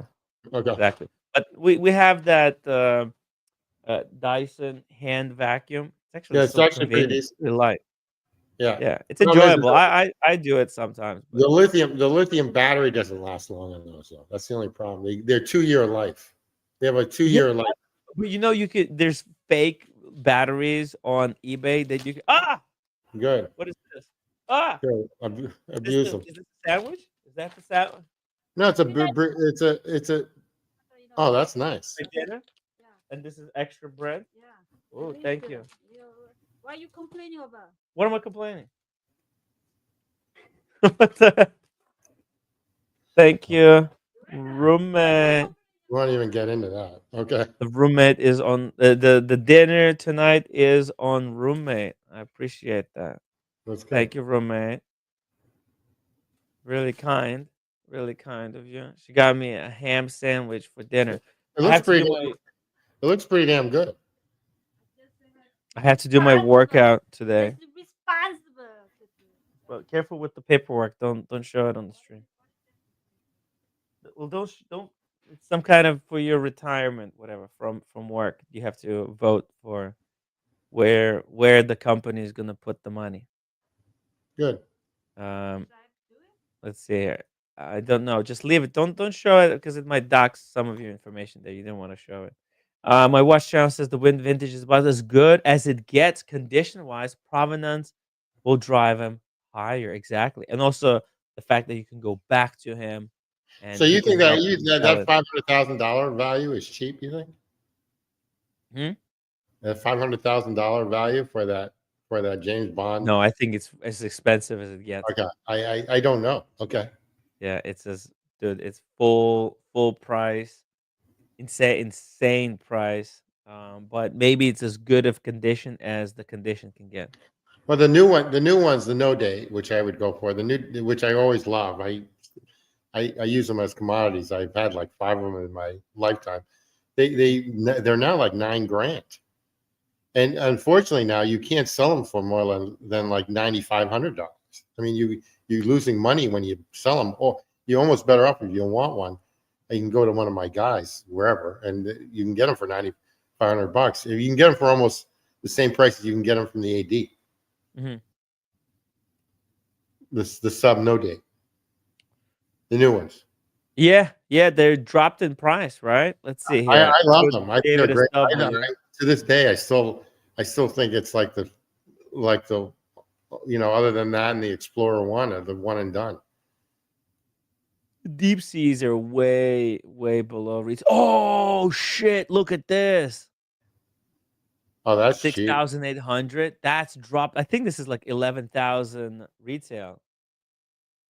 Wow, I really like this full. It's a fashion watch, fully blacked out, Yeah. completely unreadable. But that's cheap. I think that's the cheapest I've seen this. And that's watch. on David SW. That's cheap. Yeah, exactly. It's David overpriced. SW. I have bought from David SW, and he has sold. Yeah. I've sold to David SW the same watches. Okay. Mhm. Excellent watches, overpriced, but phenomenal. They do a great job. This guy, he still doesn't know me. What? This doesn't know me. What? I like gummy, but I like brand. This is not brand. This is half the price. I got her 7-Eleven gummies. Yo, just be happy. You're never happy. You just should be happy that I got you something and there's surprise waiting for you at your table. I got roommate some gummies. These are delicious. You try them. You try them right now. These are better than the name brand. Try one right now. Try one right now. These are more delicious than the name brand. You should have never showed her the packaging. How am I ruining your emotion? I got you some. You try it. It's better than the real one. You ready to spend money for me? This was more expensive. Try. With women, it's all about spending money. It's just spending unnecessary amount of money. Name brand costs twice as much, tastes half as good. So basically, if you're not gonna get the good one, just don't spend. I got you the better one, the one that tastes better. You're not gonna get this one by yourself because you think that it's all about the brand, but sometimes it's not about the brand. It's about the thought that counts. This one can be the reason to divorce. You know that. This is the reason to divorce. Don't get married, guys. It's not worth it. You divorced over gummies. Can you imagine? I'm saying that you still don't know me. What the fuck? I know you. This is better. Yeah, if you have to spend $2 $2. Look, they didn't have the other one. They didn't have the other one. That's all they had I was on Brighton. That's the only one they had. And this is better. You try it. You'll see it. You will want me to go to Brighton. This is farther away. I walked in the snow to fix the computer for Babushka earlier today. I walked. I carried the computer on my back from my house, and installed it. And I got it over there. And then it took me 45 minutes to walk back home in the snow. It started kind of snowing, raining today. It was cold as. My hands was freezing. I was carrying this computer on my back. It's freaking hard. And then I get the guy. I should have not gotten anything. Then there would be no problem. But then get threatened with the divorce over getting the wrong kind of gummies. It's unbelievable. All I know is don't go to marriage counseling. The minute you go to marriage counseling, I've been to marriage counseling 4 times in my life, and it doesn't work. Okay, because I'm divorced. That's all I gotta tell you. No, it's a scam. Marriage counseling is a scam. They just side with the woman. They just side with the woman. They say that men is just a psychological abuser, and that that we have to do better. Although, what am I supposed to do? It's hard. This economy is freaking brutal. That's why, like, I'm doing 2 jobs. That's why today's lack of content, guys. I'm really sorry for the lack of content. I don't know what am I supposed to do. Freaking tough, but I'm working. There's no content during the holiday. I mean, Yeah, that's so you guys just be happy for something, you know. I'm sorry. I did my best. Yeah, I got the Paris baguette brand. I don't need the brand. Just get me a regular deli sandwich. Actually, for this price, you can get a deli sandwich that's twice as big, twice as much meat, and twice the taste. Instead of this is waste. Look, this is what happens when you pay for brand. How much was this? $12. This was like $12, right? Yeah, it's Exactly. You for $12, you can get over here at a deli sandwich across the street. It's gonna be this big. I'll buy a deli sandwich tomorrow for the stream, and we'll compare. Okay? I'll take a picture of this one and then the deli sandwich. Okay? Anyway, it's not good. Yeah. But I just that's why you're paying for the brand. there is no place to buy afterwards. Roommate, you're out of control. You know that? You're totally out of control. Anyway, I know you don't need any brand, but I need a fucking brand. So get the brand. It's not all exactly. So for me, don't buy the brand. Okay, but you have to get me the brand. Always get the brand. Brand. There was no brand. That 7-Eleven didn't have the brand. And it's somebody in the chat said Black Haribo, Dial said Haribo, go Haribo. Haribo, yeah, or bust. Yeah, but the Haribo, it's actually I'm not a fan of Haribo. They're too chewy. It's like eating rubber. I I feel don't like know. I'm Do you gonna have, break do you my have, teeth. do you have Jersey Mike's there? Jersey Mike? Yeah. No, never heard of it. You should get the Jersey Mike app and then just buy your sandwiches from them. That's all I gotta say. You buy like 6 of them, you get the 7th. No, they don't have it in Brooklyn. Okay, of course not. Why We would have you? Subway, and Subway went down the hill. Subway Down there, so it's all fake. Everything's fake meat.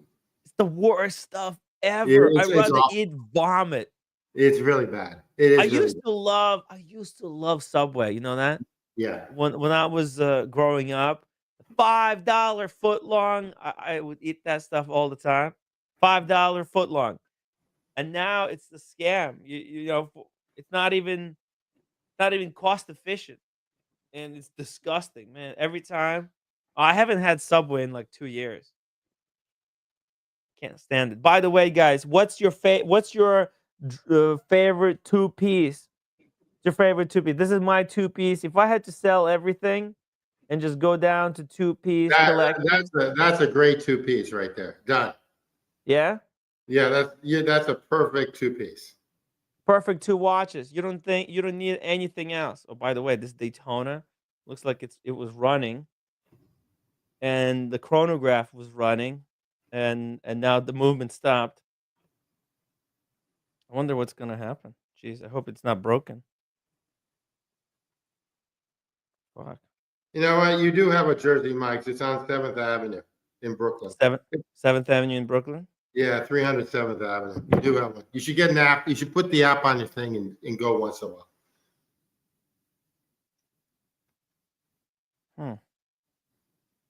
Yeah, you're about 20 minutes away, 15 minutes away.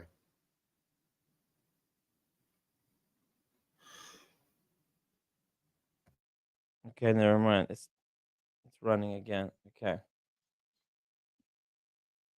Daytona is running again. And the roommate is out of control. Anyways, that's the 2-piece, the perfect 2-piece collection. That's the 2-piece A deal. dress watch and a sports watch. You're done. That's all you need. That's all you need. All right? Boom. The perfect 2-piece. But, you could trade this in for, let's say, a dress Patek, an annual calendar, or Calatrava 5196. Would you trade both of those for a 5167? No, I would never trade Daytona. Okay. Daytona is my keeper for life. Your 30th birthday. I understand. The Daytona, I will never let it go. Okay. It's gonna be my hiking watch when I do my PCT. That's the watch I'm gonna wear. Okay. Okay. I guess, guys, maybe we're gonna wrap it up here. I don't know. Feel like. Oh, wait, hold on. Okay. There's something else I do have to show you before Yeah. we wrap Okay. it up. Okay. I sent it to you before, but you need to talk. We need to talk about which I think is the best brand. I'm sorry, everyone outside of the United States. The best brand watch in the United States, and that's J.N. Shapiro. Oh yeah, actually, I What do you haven't. think? What do you think of? What do you think of them? It's amazing stuff. So, okay, It's basically the what's it called? The Roger Smith of America. okay, yeah, that's how I look at it too. And he's getting a following. Oh yeah, he's gonna be huge, but they're so expensive. 80 grand However, for the titanium blue one, which is actually really, really nice. Oh, If what? you scroll down, if you Blue. scroll down, but yeah, they're all and you've got three sorts of movements, and they're his movements. Mm-hmm. He really stepped it up. Look at all the like interior angle. Oh wow. They're like $80,000 to $85,000. It's not cheap, but it's all like hand guilloche in California. I think it's still price wise. If you can get one, which is becoming increasingly more difficult, and since he's like the first, watchmaker in United States that does everything, by hand, I think he's gonna RGM, be big. believe it or not, I think RGM does their upper models. No, do everything. RGM is not even close compared to J.N. Okay, Shapiro. all right, They're on a okay, different all level. right. See that blue one right there? That's a titanium one. I actually like that. Oh, that's cool. Wow. And then you got your choice between the movements. That's A, B, and C, or whatever Mhm. whatever he calls them. Yeah, movement A, B, and C. There you go. So you pick your watch, and then you pick your movement. Oh, so it's the same movement but different bridges configuration? I don't know that. I don't know that. I haven't gone into it that far. Mhm. Wow. It's pretty cool. Look at this square cut I one. don't think it's that bad. I mean, Nutty. again, I'm tainted with money, but I don't think it's that bad for $85,000. So what, he makes 14 watches a year? Yeah. Oh, 70. There you go. 70 to 85,000. Stainless steel is 70, zirconium 70, tantalum 80,000, Yeah. rose gold 85, white gold 85. Oh, so MCM says it's the same movement. Okay, I don't know that. Yeah, it's just different bridges. He's kind of cutting the bridges out differently for Which each one. bridge do you like the best? I like actually A the best. I'm not sure. I mean, I like the B one. B one to me looks really cool. Okay.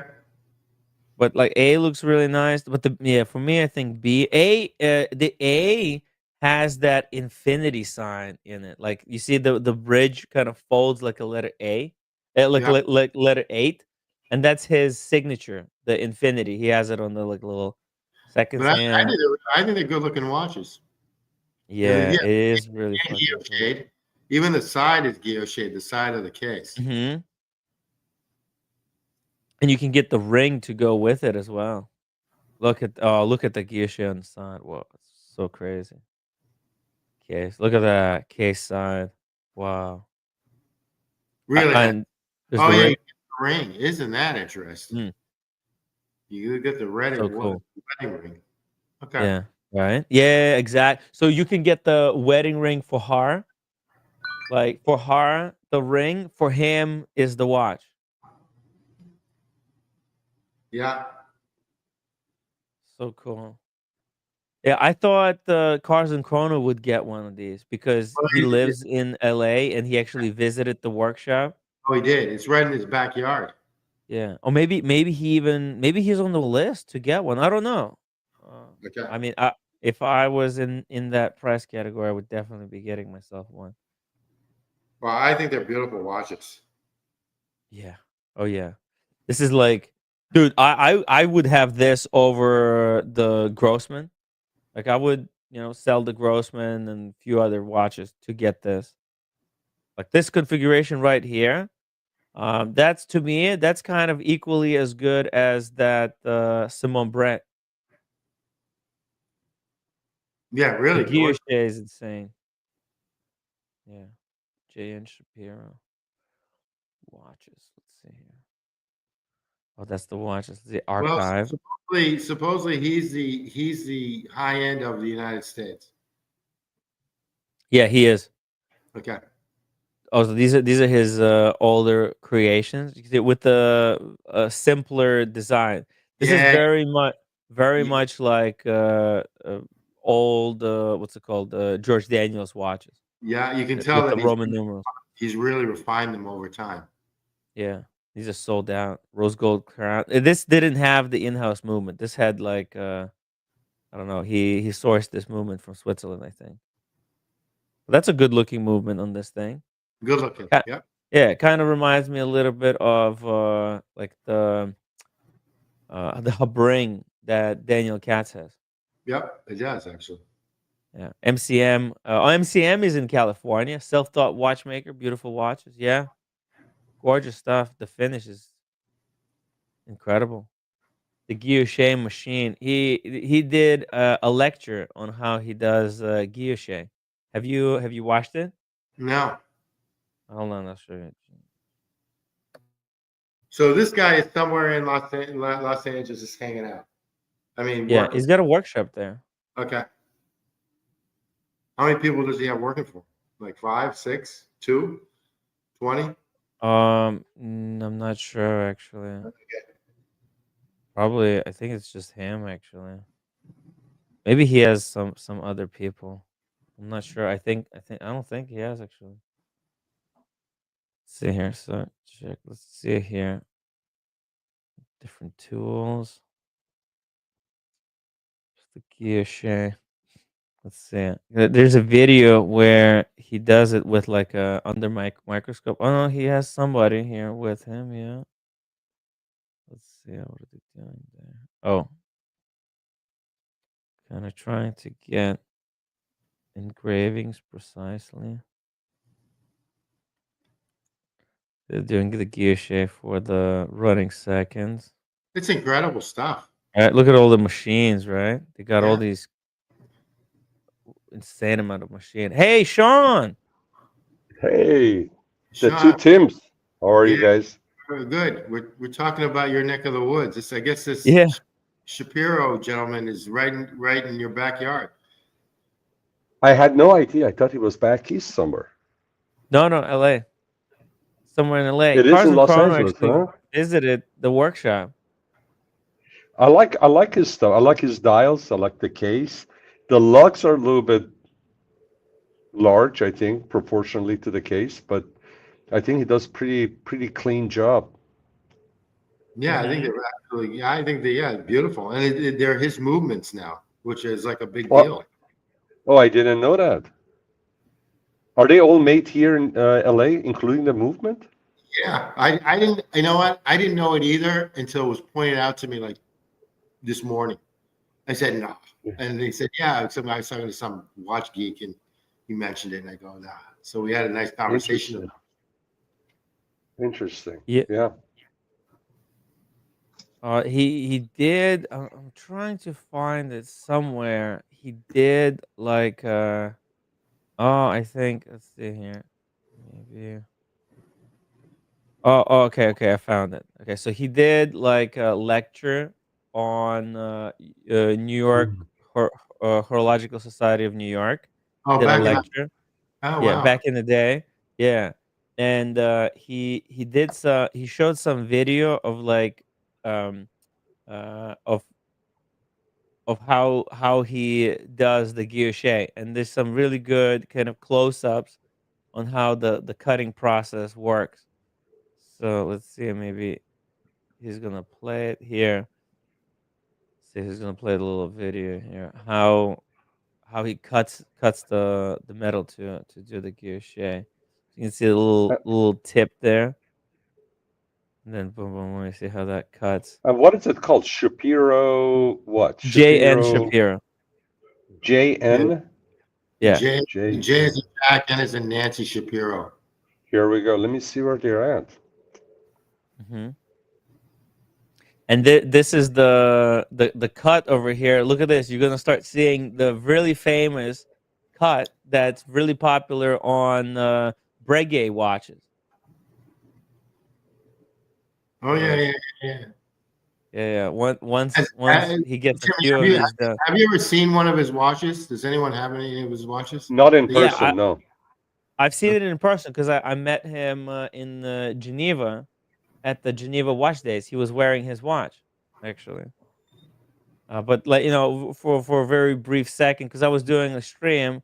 Was that it? Actually, That was the last time you were there, like this summer? yeah. Okay. Oh Well- whoa, Sunshine! Thank you so much for the $10 super chat. Who's Hey, this is Sunshine? That's a new one, right? yeah, but looks like they were a follower for quite some time already. But really appreciate that. Thank you so much, Sunshine. Really appreciate that. It's very kind. Yeah, I was trying to do the super chat goal, but we couldn't beat it.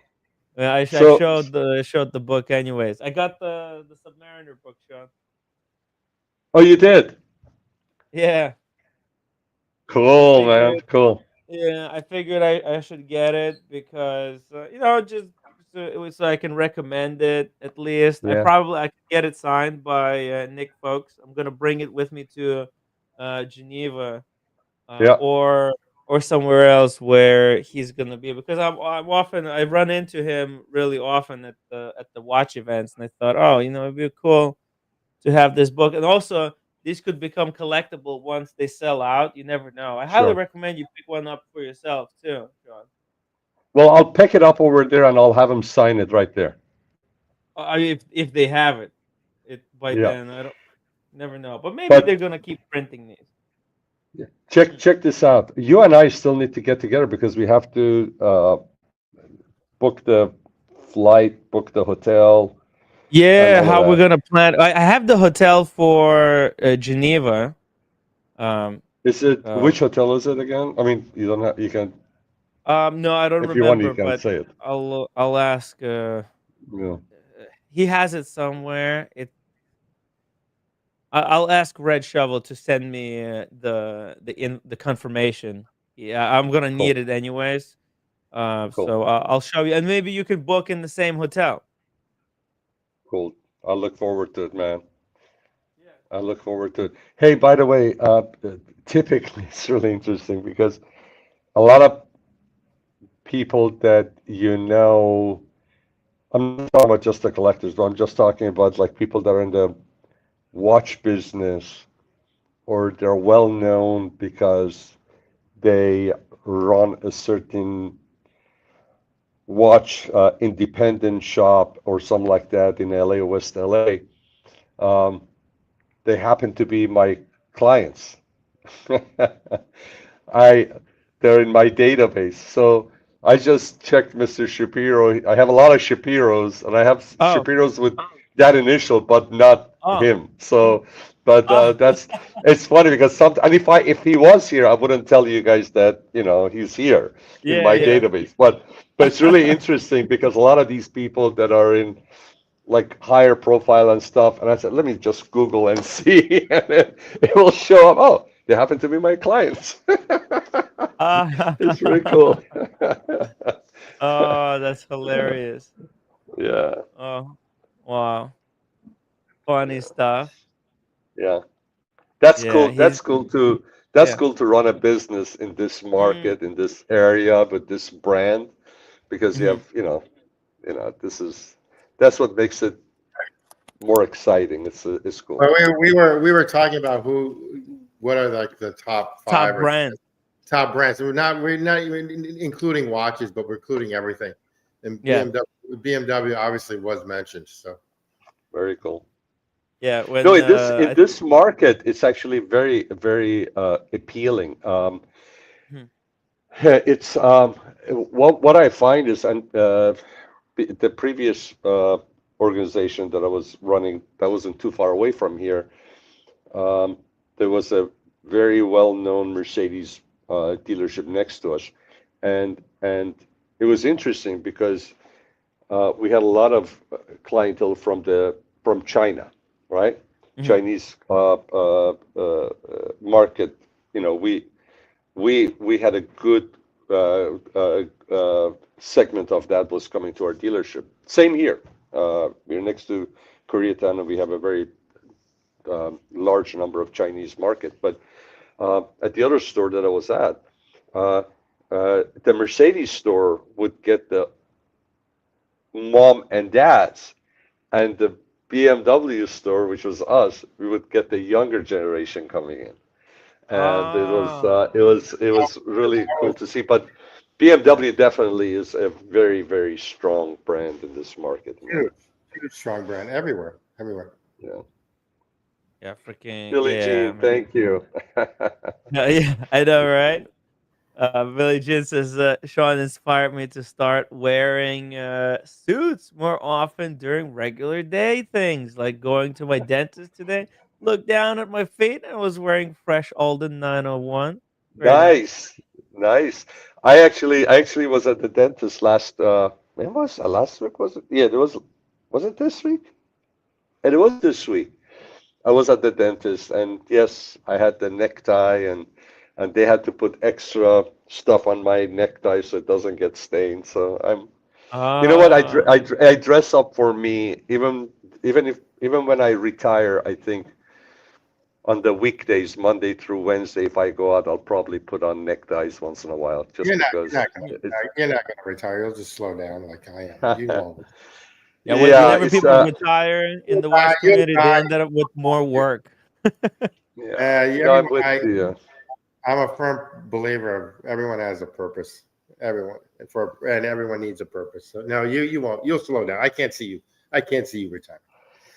Yeah, you know, first and foremost, the only reason that I would want to retire is because my wife wants to travel more, and together. And so that's something that I'm going to do. But you're right. I will slow it down, but I will not right away cut it off. You have to, right? You have to for your own sanity. Yeah, I can see you working 80 and traveling at the same time. 90, you'll be working. Hopefully, if I can last that long. Billy Jeans, $2 super chat says, Timmy, my dentist had an AP offshore. Ooh. Of course he did. It's really nice. Of course. Yeah. Better than Frederic Constant. It's just that dentist. Hey, I have to tell you, maybe because we are super vain, but I want to go to a dentist, a lawyer, and an accountant that look like they're successful. That means, and you know what? Even if they're lousy, at least they have good taste. So yeah, there's something to be said about that. That's funny you say that. I always try to pick people who are between 30 to 45 years of age because I don't want them retiring like a dentist. I don't want them retiring 5 or 6 years down the road, nor do I want them so young that they still are trying to figure out what they're doing. So I always try to find people between like 30 to 45. Mike Lewis, $5 super chat. Hey, Sean, guys, don't forget the big fight tomorrow. Usyk versus Fury 2 rematch. Should be great fight in Riyadh, Saudi. Whoa. Well, interesting. I didn't know that. Tomorrow we are invited at one of our friends. They threw a big Christmas party, so probably we'll catch the tape on that. But thanks for the heads up on that. And where can we watch it, Mike? Because last time is it Netflix? I watched, is it Netflix? Yeah. I don't think it might. Probably not. I mean, Netflix. That was the mockery of a fight between Mike Tyson and the freaking what's his name? I don't know. Everyone knows Mike Tyson. It was embarrassing. I felt dirty after watching. I tell you what, if Mike. Guys, let's face it. If Mike wanted to, he could have knocked the guy out. Yeah, probably. He was probably paid not to do it. It's just you think it was rigged? All done for ratings. Yeah. No, I think it was just it was just it was just for the show, I think, and the guy the guy is a cool dude. He's he's done very well for himself at a young age, and that was just an agreement. And let's face it, if Mike would have knocked him out, would it would it have been more beneficial to Mike? Would have, you know what I mean? So now It wasn't even a maybe, fair fight. Like as far as competitions go, it's not real. It's not like sport is supposed to be somehow fair, right? That's what all the sport is about. It's about it being fair. But this whole thing is just uh it was a Dr. show. Bob's It was a Nightmare. show. Yeah, it was just a show. It was entertainment. It wasn't like, when we watch football, when the Super Bowl, right? Those teams, like they get the best players and they're in at the top of their physical form and they train, and it's like and it's there's rules. The whole world is watching, making sure that there's no cheating. Same thing with soccer, same thing with tennis, right? Tennis. Yeah, but this, they can't put like Yeah, stuff just like that. because McDonald's puts out a sandwich called McRib, you really Yeah. think you're getting rib sandwich? Exactly. For $6, you think you're getting a rib? No, you're not. It is You're a getting big deal. mockery It is of a big deal McRib. when they come out, when they reestablish those. It is a big deal. Yeah, yeah, it is. Yeah, it is. I like him. I like him, but you know what? Last time that I had them, they weren't as good as they used to be. Yeah, I tried it for the first time like 5 years ago, and and I'm a huge McDonald's fan. Don't get me wrong. Yeah. I tried, just didn't. Hey, wasn't. I haven't had one this year. I'm thinking of skipping. Unless if somebody super chats $100, then I'll go tomorrow and I'll do a live stream from McDonald's eating a McRib. There you go, guys. There's a challenge for you. If anybody wants to see me do it, but because I don't Is want it is it out? Is McRib out? It's out. I think yeah. I think it actually is. Oh, I have to go get it. Every time it comes out, I'll go at least get one so I can say I had it, and I'll give you a report. Because last time I had it, the sauce was different. It was a little bit smokier. It wasn't as sweet. It was kind of like weird. It didn't taste the same. Well, I still love their French fries, even though they changed the recipe like 15, 20 years ago. I still love them. I still like. I'm with you. I'm 100% with you, Tim. And I tell you what, when I get the McRib, I get the fries, and I ask them for the barbecue sauce for the chicken McNuggets, and I dip. So that way you don't have ketchup, contradicting or against the barbecue rib sauce. So I get the chicken McNugget barbecue sauce with the McRib, with the fries, and I think it blends. It goes very well together. Yeah, no, I agree. Timmy, we should do it at the same time, coast to coast. Yeah, do a I'll live go to stream McDonald's. Yeah, I'll go to. Tell me when. You go to McDonald's, and I'll go to McDonald's, and we'll do coast to coast McRib. McRib challenge. McRib live stream challenge. It could be done, but for you it would have to be early. Like if for you it's because you're 3 hours behind, right? So it would have to be 3 o'clock my time, 12 o'clock your time. If you could do it, I'll do it tomorrow. Let me know. I'll do it tomorrow. 12 o'clock. It would have to be 12 o'clock your time on the dot. If you could do it. You got it. Yeah. Yeah. Okay. got it. Okay. Then I'll try to do it. Okay.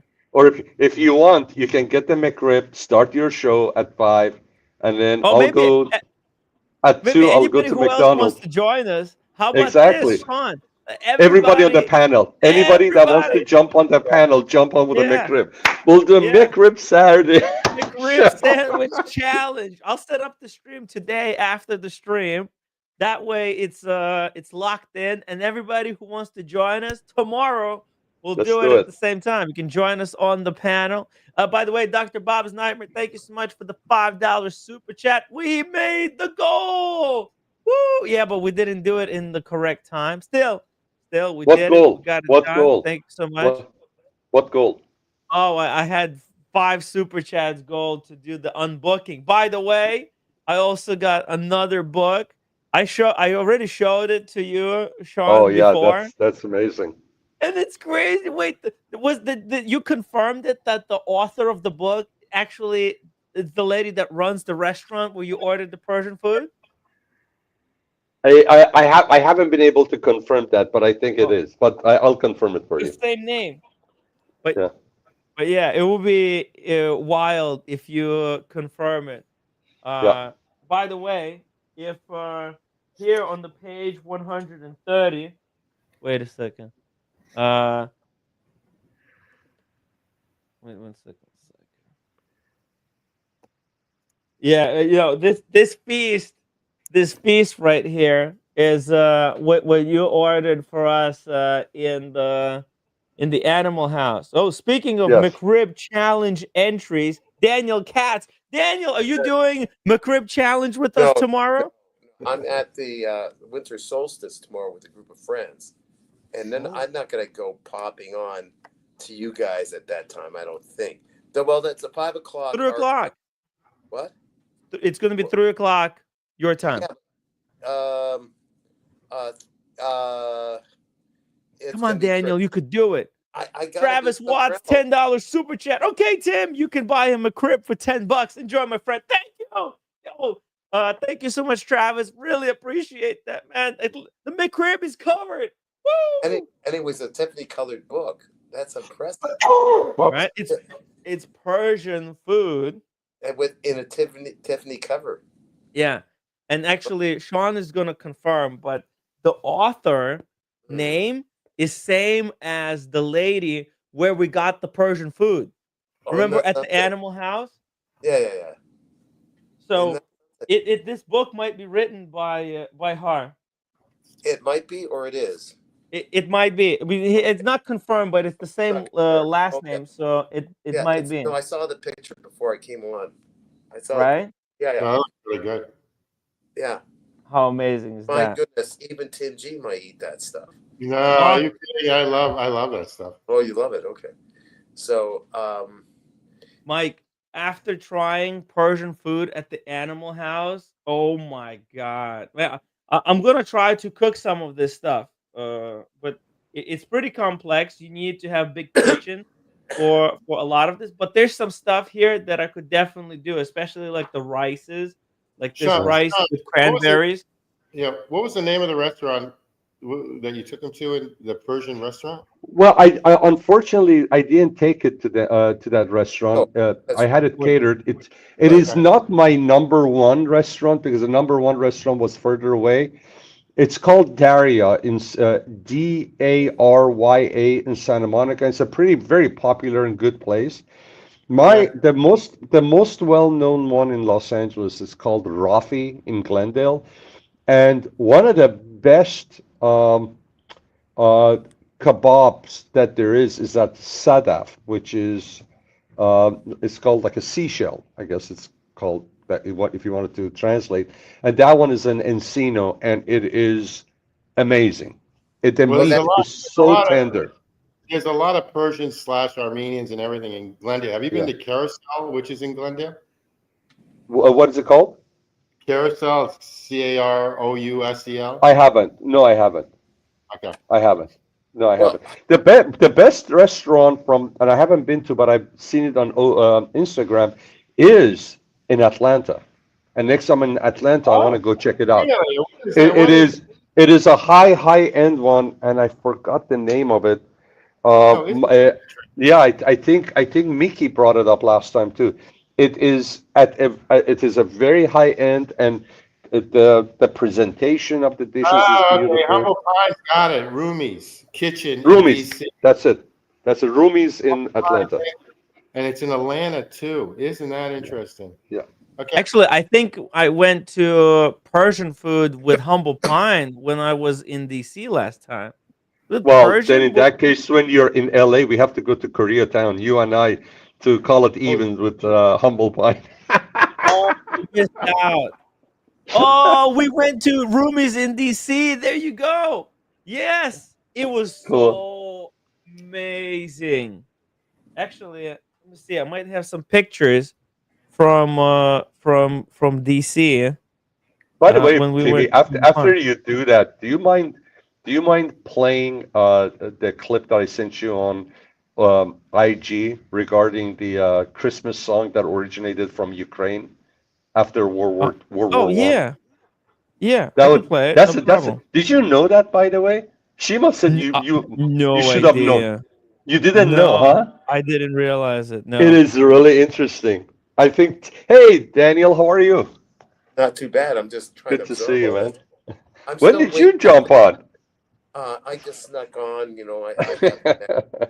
I worked with CSIS, so somehow they got me on. Glendale is somewhere near Burbank. How far away would Glendale? It's rather close. It's close. Oh, yeah. Look at that. This was this was Rumi's in DC. Yeah. Really amazing food. Yeah.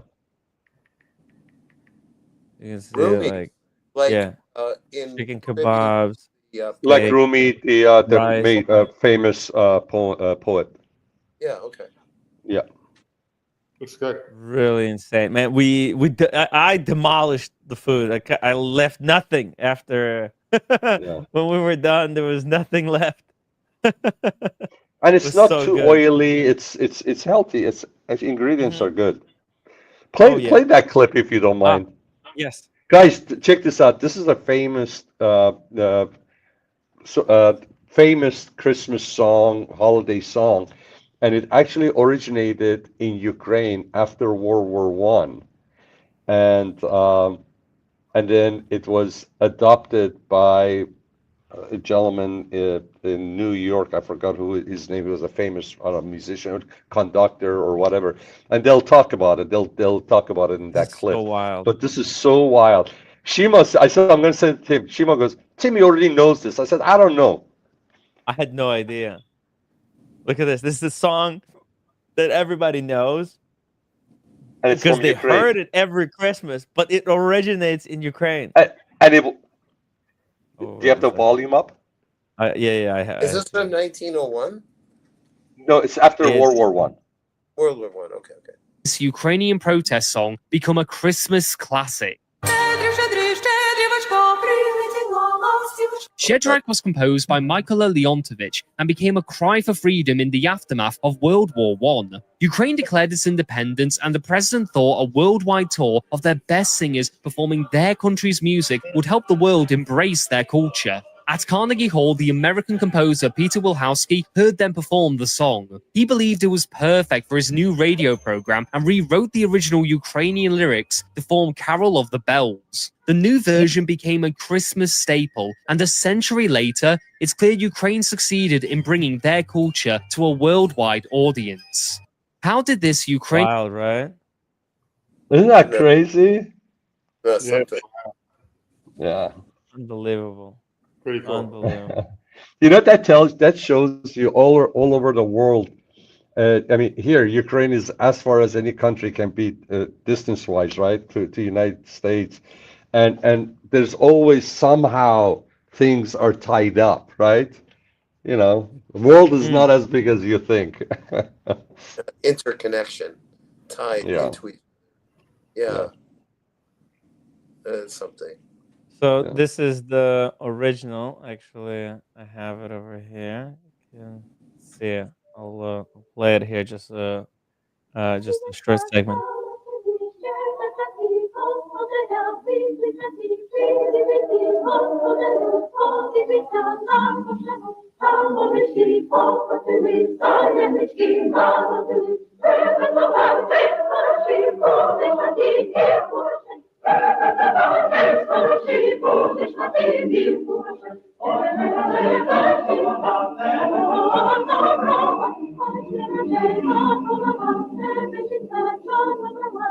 Incredible. Like it's unbelievable. I had no idea. It's so wild. Yeah, that's my Christmas gift to you. Yeah. Like Thank you. Thank you. Hey, share it with your mom. See if your mom knows that. I think she share it with your mom. Yeah, I'll send her the link. Actually, she'll She'll probably surprise some of the people at her work. Yeah. Because Yeah. it's she's very proud of her heritage. And everybody should be, right? There's so Yeah. much. Yeah, you have to have that. That's your foundation. And as long as you have that, then it allows you to appreciate what you have now and the opportunities that you have. And yeah, it's good. It's healthy. Yeah, because everybody watches Western content. They have heard that song. Everybody on the planet probably heard that song. Yeah. But not everybody knows that that song came from, Ukrainian. Was based on the Ukrainian song, and there's Ukrainian people are actually very, very Protest song. talented. A Yeah. protest song. Of all Yeah. things. Yeah, and that's why Ukrainians, they got that protest blood in them. It's Ukrainians, they're kind of like the Irish of the Europe, where they're in that constant tug of war between Russia and Europe. And then, of stuff. course, the French and uprising and demonstrations. French are really good at that. Yeah. You saw what happened last year when they wanted to raise the age of retirement age. They got out on the streets. And everybody in the United States going, "What's the big deal, man? Why are they protesting?"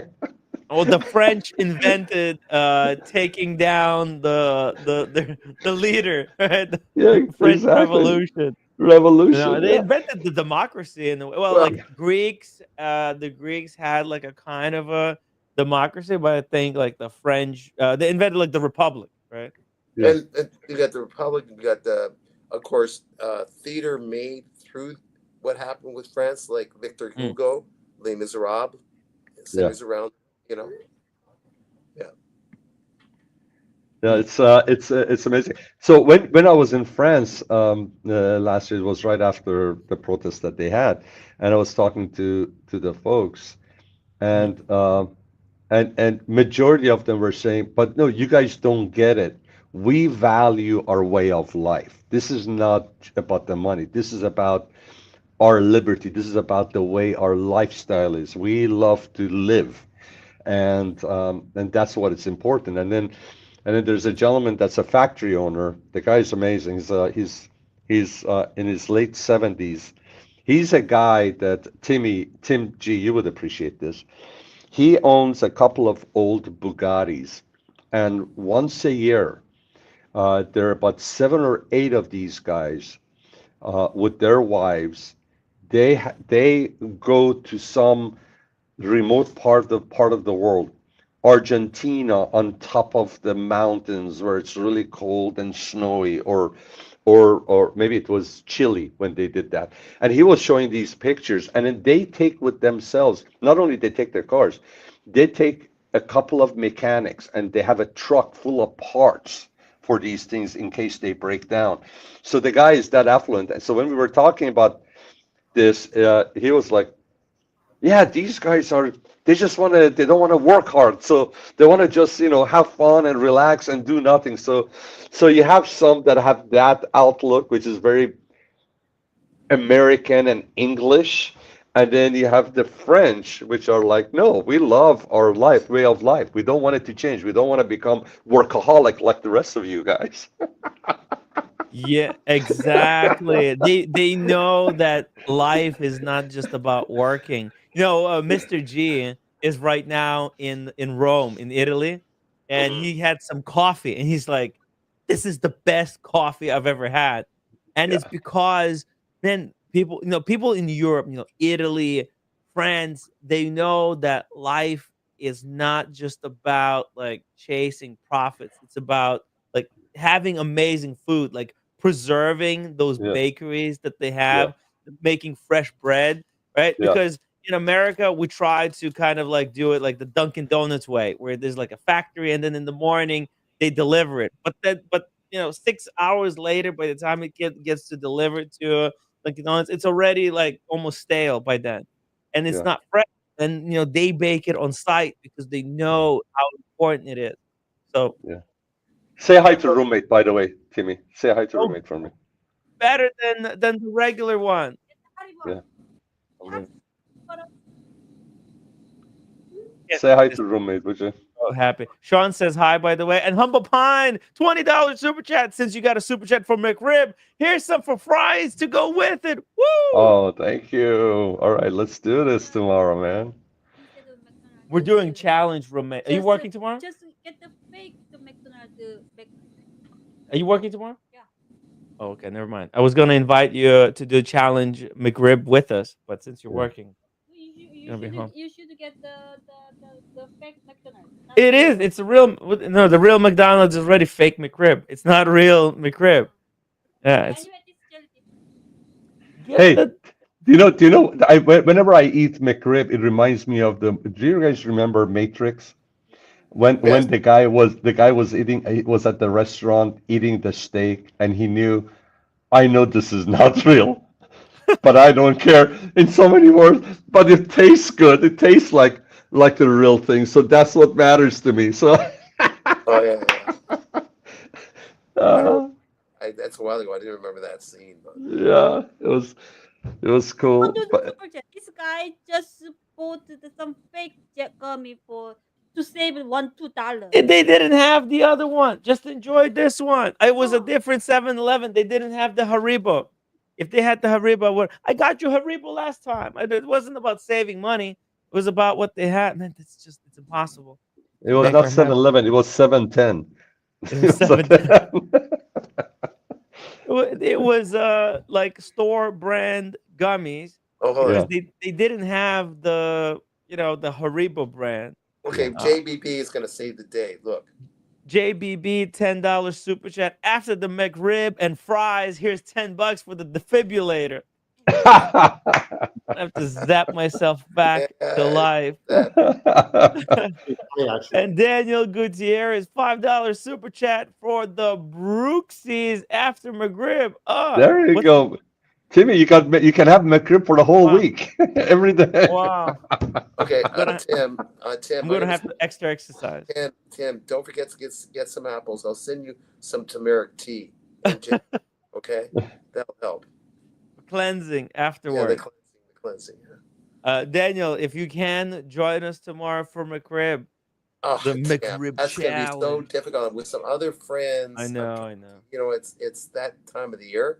It's the winter solstice, Sean. There's a whole thing at the market. Okay. And hopefully there won't be some nut driving his car right through, hopefully this time. Which is, you heard about that, right? So I heard, unfortunately, I couldn't get the details, but I heard. You're talking about in Germany, right? In Germany, yeah. Yeah, I heard. I don't think, I'm hoping that there wasn't fatalities, right? There were injuries, but not fatalities. Unfortunately, what's that? Unfortunately, there were. Oh, wow. There's some 18. There's a whole bunch that were injured, but there's about 18 that are very seriously injured. Oh, wow, that's sad. So yeah, I mean, what happened? What did somebody lose control? The guy went berserk. I guess it's one of those. It was like an attack. It was attack, no? He's a doctor, a physician. From Saudi Arabia, supposedly. Oh my God. No reflection on country or politics. It's just whatever he snapped and did something horrible. You almost want, if it's going to be that person, let it be some really horrible guy and let's see him get his punishment. But it wasn't. It was some guy who went cuckoo, I guess. Yeah. So the thing is, it's always sad when something like this happens. But when it's somebody that's from your neck of the woods, it's like, oh my God, come on.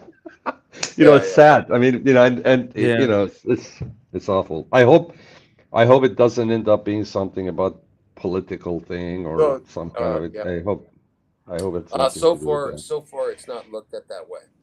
But you never. But he just happened to be from Saudi Arabia. That's the news that does that sort of thing, right?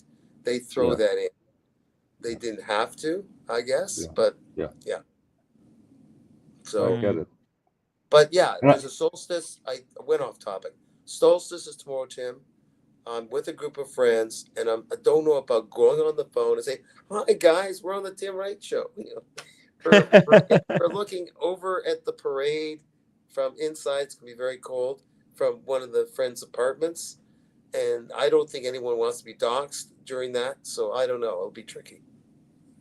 Okay, yeah, you be careful, Daniel. If somebody wants to join, you can offer it to Okay, but say what hi, okay, especially if they're a watch person. well, what time Eastern Standard Time? Well, no, I'll be back doing standard live stream at 5 o'clock. Oh yeah. But 3 o'clock we'll do like a half hour, maybe 1 hour live stream Oh, eating the McRib. Yeah. Cool. Cool. Then Yeah. okay, because I was willing to wait till like 2 o'clock to have lunch, but if you're gonna do it, that's perfect. Okay, Yeah. perfect. Yeah, let's Perfect. do 12 o'clock your time, Sean. We'll be Perfect. like a I'll go clock. to my local. I'll go to my local. I'm going to be in the office for the first half of the day, so Yeah. I'll go to the local McDonald's, and I have to check to make sure they have it first in that. Oh, can I Right? show you something? Yeah.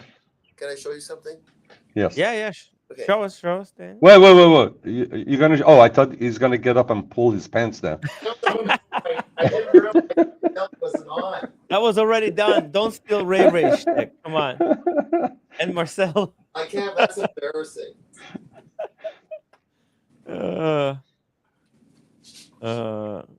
30 more Whiskey days Ripper. to save our I country. see you, Whiskey Ripper. I see you. I see you, Reaper. Reaper's cool. Reaper might be You know coming what? with us to the All dinner. it is, guys. Oh, never mind. It's all it is luck kiss and a cake. You've seen it before. Let's see. Oh, for the roommate. Roommate, get over here. Oh, okay. Roommate.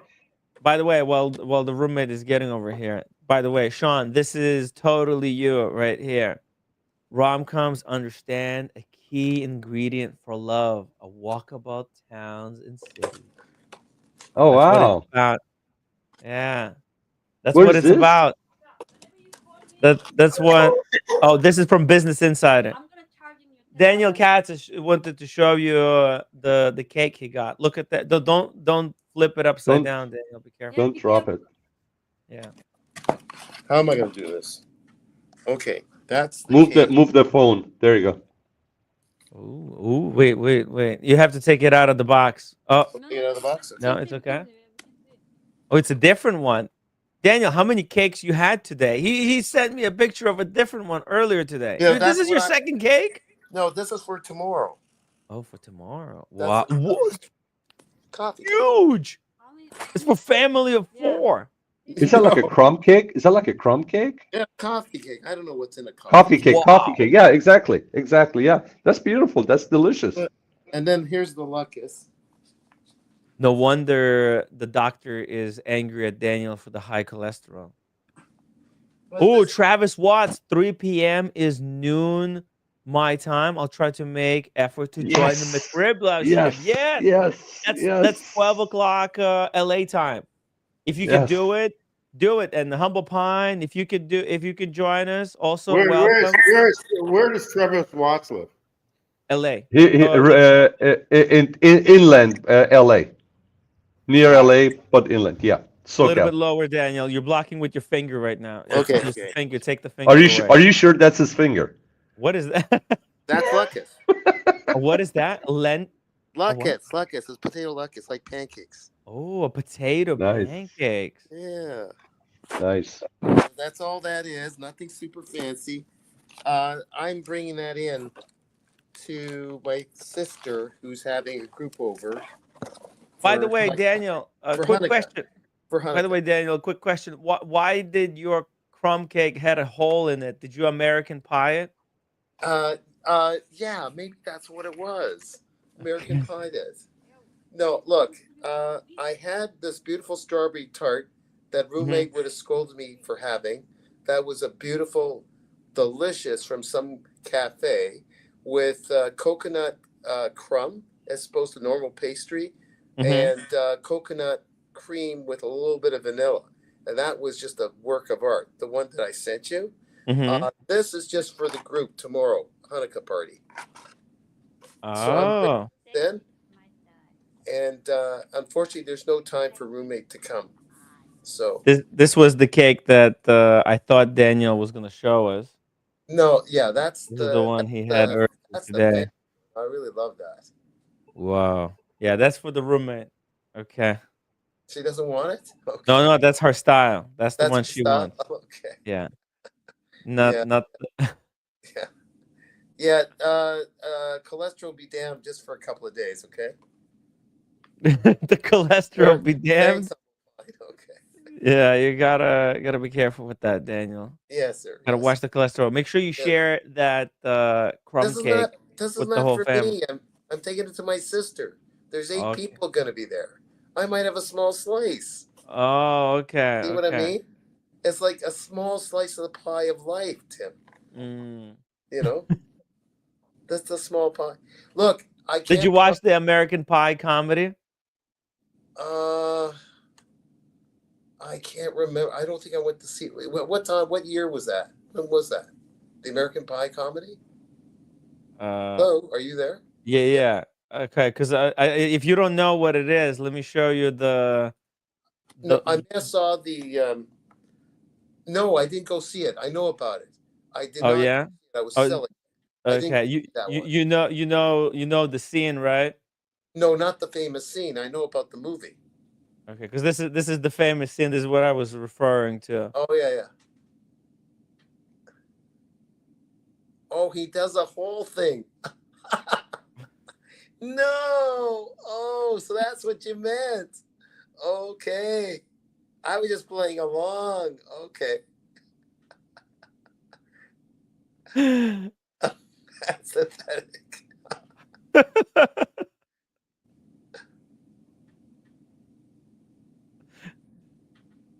Yeah. That's like set in the 60s or something, I guess. Oh my God. Jesus. You get Are you kidding? Are you kidding me? This is a PG show. Jesus Christ. This was like the best comedy of my childhood. The dad is played by Eugene Levy. Tim is from Toronto. Oh, he's from Canada. The guy who plays the dad that walks in looking shocked, that's Eugene Levy. He's a famous actor. Yeah. And his son's really done well. They won an Emmy Award for Schitt's Creek, and Eugene plays the dad to his son.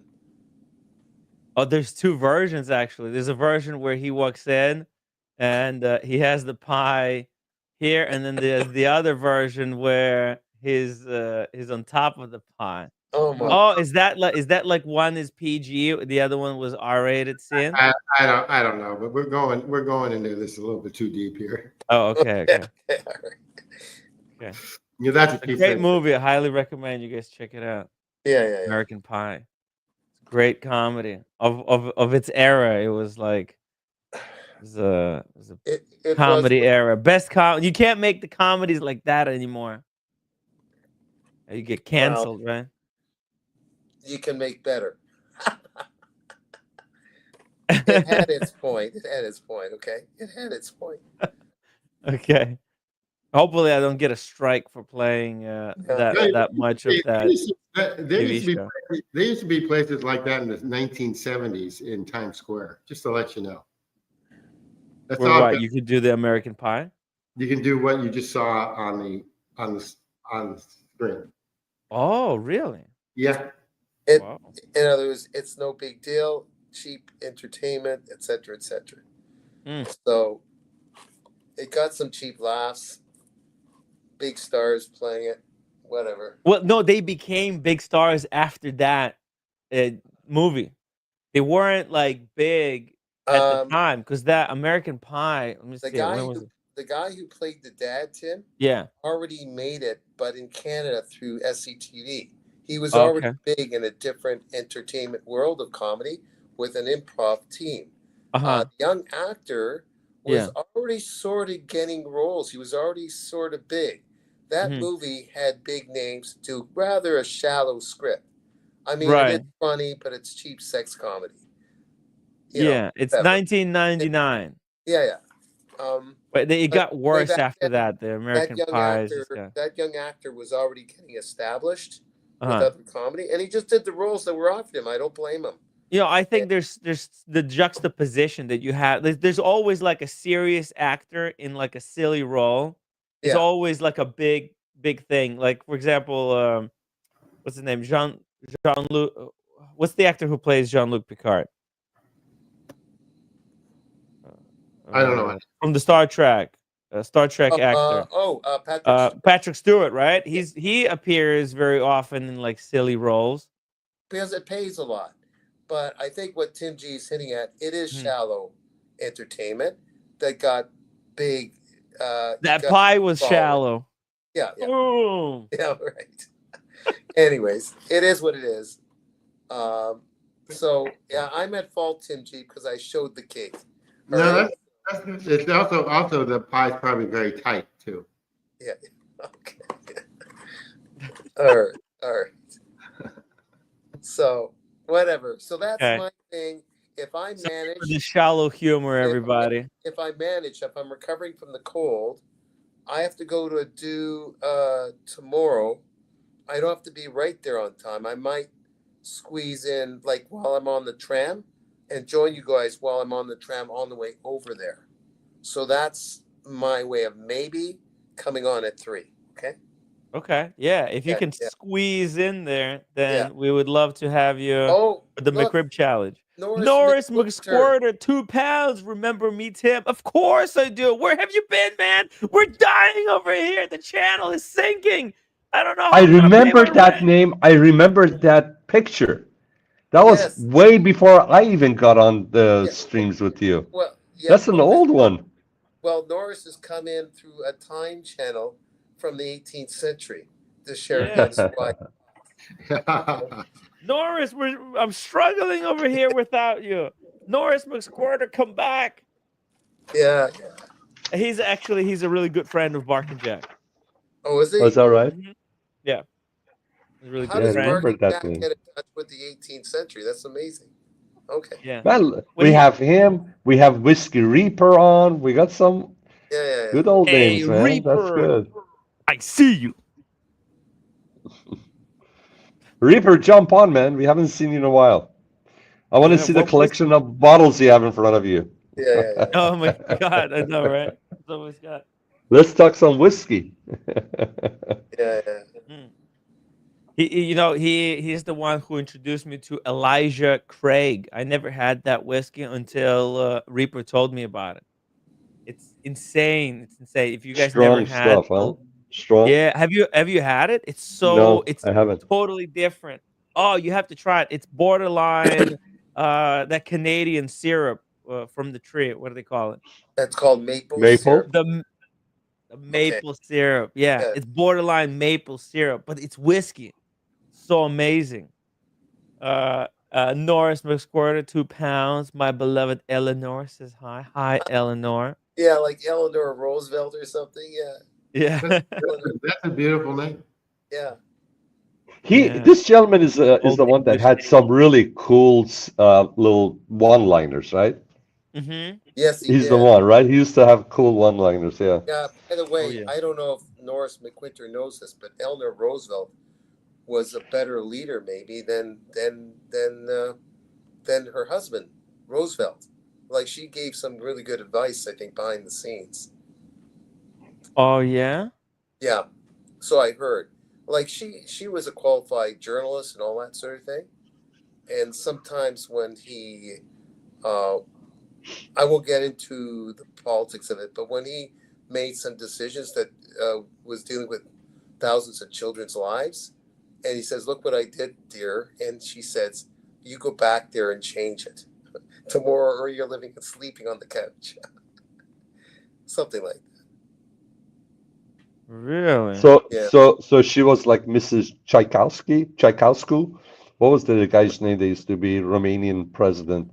The wife actually ran Ceausescu was a tyrant, though. I don't know. Yeah, well, his wife is the one that was really. Oh, really? Okay. Yeah, the wife was the one that was really the tough guy. Wore the pants in the family. wore the pants. I think Eleanor let him run the country. It's just when when a bunch of people had to get out of the country just before Hitler was going to do his thing. There was a bunch of kids, 4,000 kids, that were was asked by a guy named Weizmann to get out of the country in the 30s to save their lives. And I think he said no at first. I can't do that. And he explained that to him to say, look, this guy came in and bothered me about some children. He came home and mentioned it to his wife. Says, you go right back in there and change that and bring those kids in. So it was that sort of thing, not to rule the country per se. So that was you know what they say, behind every great man is a great woman, right? Right. A greater woman, yeah. So, but Tchaikovsky, the wife was not a greater woman. The wife was just that was the antithesis. So so I came across this song yesterday when I was putting my latest post. It's called 99 Problems by Hugo, and there's a good line. I think it goes like this. I just found out about it last night. It goes, I got 99 problems, but the bitch ain't one. So, so Timmy, if you can play it real quick, if you can just play a little bit of it, like maybe 30 seconds of it. It's called 99 Problems by Hugo. It's Hugo. See if you can play it. It's really cool. This is on your... Well, you don't have to go to my IG. Just go wherever. Just put okay. 99 Problems. And the singer is Hugo, Hugo. It's really cool.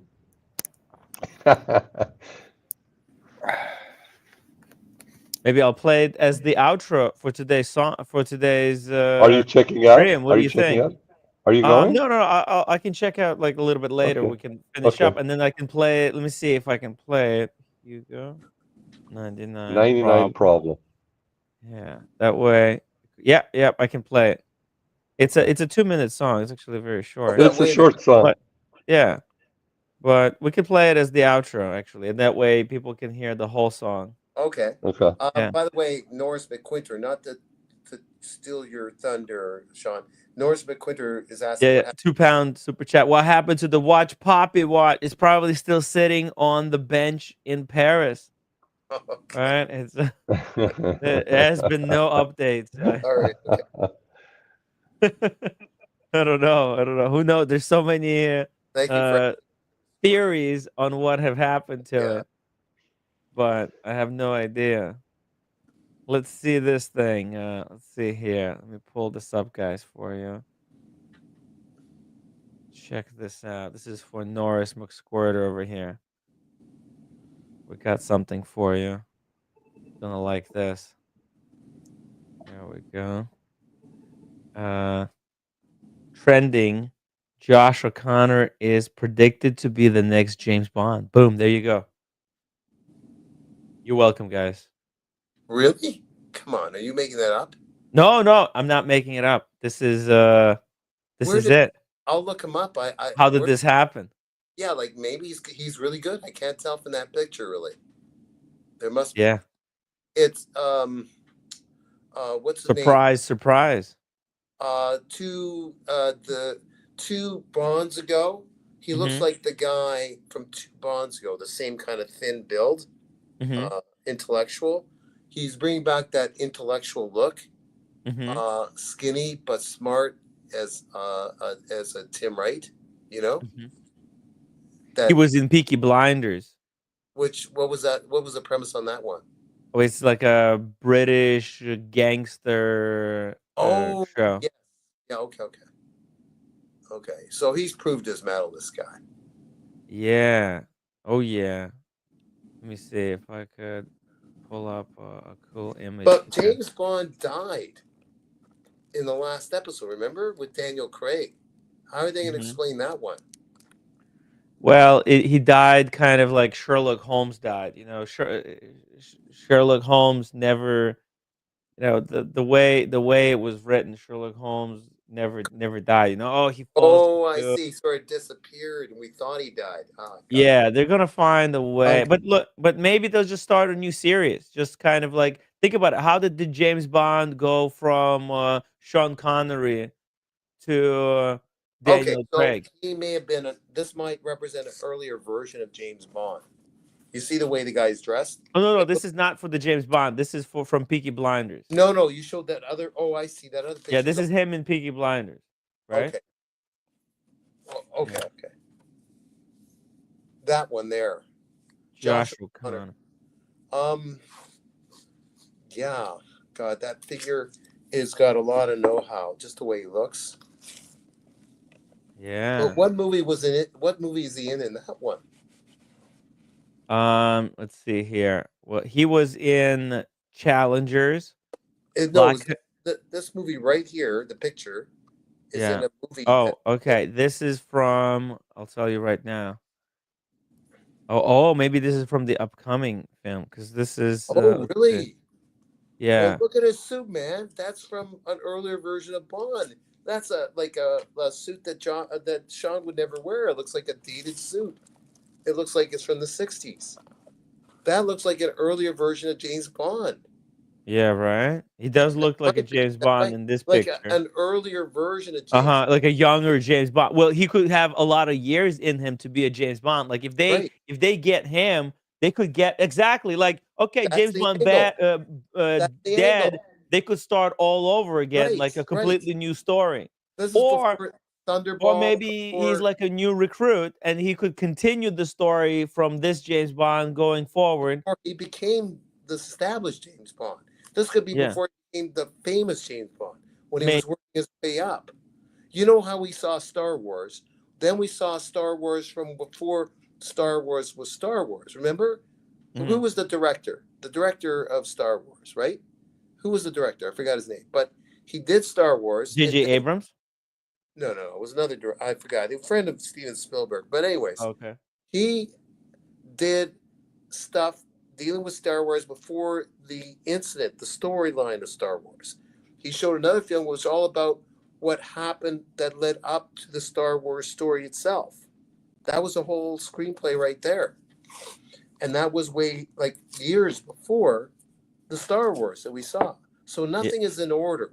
So this could be the James Bond before we know him as James Bond, the famous James, even before Sean Connery, if you know what I mean. He was when he was younger. He was just working his way He looks up. like Sean Connery in this image, right? Yeah, He looks very kind of like a young Sean Connery. Yeah. Right? Before he became the established. Well, let's ask Sean. Sean is all world knowledge. If this is the new James Bond film that's coming out, the way the suit looks, it could be like the 60s, the earlier version of James Bond. I mean, this is all fiction, I know, but since James Bond, the last movie, Daniel Craig character supposedly died. Oh, okay, by the way. Correction, there was this wrong image of him from Peaky Blinders. This was the correct version. Okay. Wrong image. Thank you, Humble Pine, for correcting the record. Really appreciate that. This is him. This is him. Yeah, this is him in Peaky Blinders. Is it the guy in the suit with the mullet, or is the other guy? Yeah, the guy in the suit. Okay. Is that supposed to be Prince Charles and Lady Di? Yeah. Maybe. Okay. Yeah, that's what it looks like. Yeah. So he looks good in the suit, especially like in this kind of gray suit. Yeah, but the suit. Red collar, nice. Yeah. The hair there obviously was like a little bit too posh, for like James Bond, but he's kind of young. Here's another shot. Yeah. Here, I mean, he could be really nice with the lady. Totally James Bond. Like I could see a bit of a James Bond look in there. You don't have to be all muscles to kick ass. So, the equivalent of jujitsu and karate and God knows what, you're gonna get the skinnier guy playing James Bond for sure. Yeah. It would be, and also like the James Bond is going to be for the new generation. Like because you got all these kids, right? You need a younger actor to appeal to the kids, to the new generation of James Bond fans. So they might be going with a younger actor. And even though it's fiction, if we're trying Yeah. to find, if we want to be loyal to to the timeline, what did Sean just say? Yeah, Sean, thank you so much for the $20 super chat for the outro and the extra for the McRib.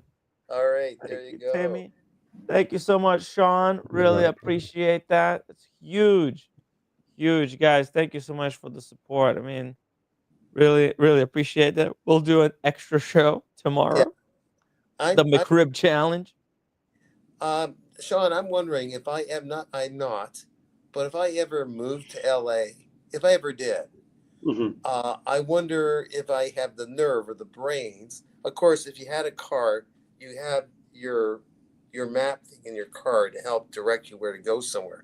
To find my way through all that traffic to get from point A to point B, I guess I'll find my way. Because who was that guy that was driving for us, Tim? Our friend from Vancouver? He did a great job. Conrad. Yeah, Conrad found his way. Conrad Cooler Fiend. Yeah, No, it's easy. Yeah, you can find your way with using the apps and all that stuff. Yeah, it's easy. Yeah. Come on, Block. Just don't use AI. You'll get lost.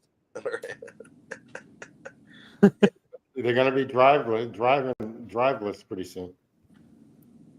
AI drive cars. No steering wheel. No steering wheel. Well, I'm not looking forward to that.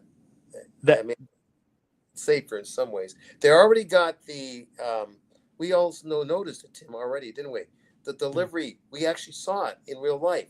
The delivery things were AI-driven carts with wheels going to being delivered, right? Yeah, it's really cool. Yeah, they're cool. Oh yeah, in LA, yeah. In LA, yeah. And the little robot doing the delivery. Animal House. I think you noticed it, Tim. Actually, we were all in the car with what's his name, and we said, "Look at the thing! It's waiting before it goes." You know. Yeah, they've been around for a few years now. They've been around for a few years, but it's cool when you have. Yeah, they've been around here for a few years, but it's cool because it's just like those. What do you call them? Those limes, things that you would hop on. Yeah, Lime scooter. I mean, they started in California, right? So a lot of this stuff start here. But it's cool when you see tourists come and they've seen these for the first time, and they'll just, and let's say they've never seen it at all on news, and they're like, "What the heck is this thing?" And it's got two lights in the front, and people, it looks like something from Star Wars, right? It almost looks like a pet. Yeah, exactly. Like a pet or something that's delivering something for his master, Yeah, and then if you go to Rodeo Drive, like especially because the tourists are there on the weekends, and you see these Waymo, these Jaguars that's got they're taxi rides, they're Ubers, right? Basically, but they're without any driver, they're driverless, and people get him, and everybody's like, "Point, look!" They're looking this thing, and I tell you, if you see these things change lanes, they change lanes very nicely, just very natural, not a jerky kind of a reaction. They speed up nicely from the stop sign or a red light. They take the turns very nicely.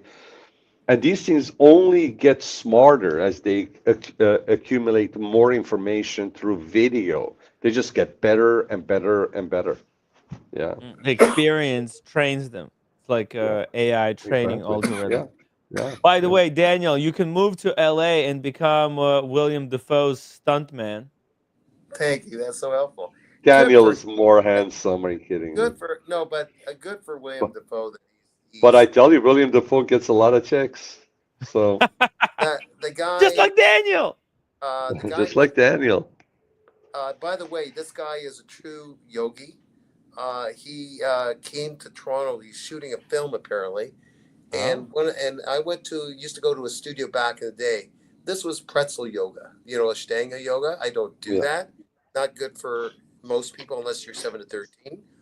and he would come in to a level 1 class, which was still advanced, because it just worked in his schedule while he was shooting a film in Toronto, and quietly do some of the moves with the group, someone said, but then he'd go off and do some difficult move on his own in the back, because that was for his body.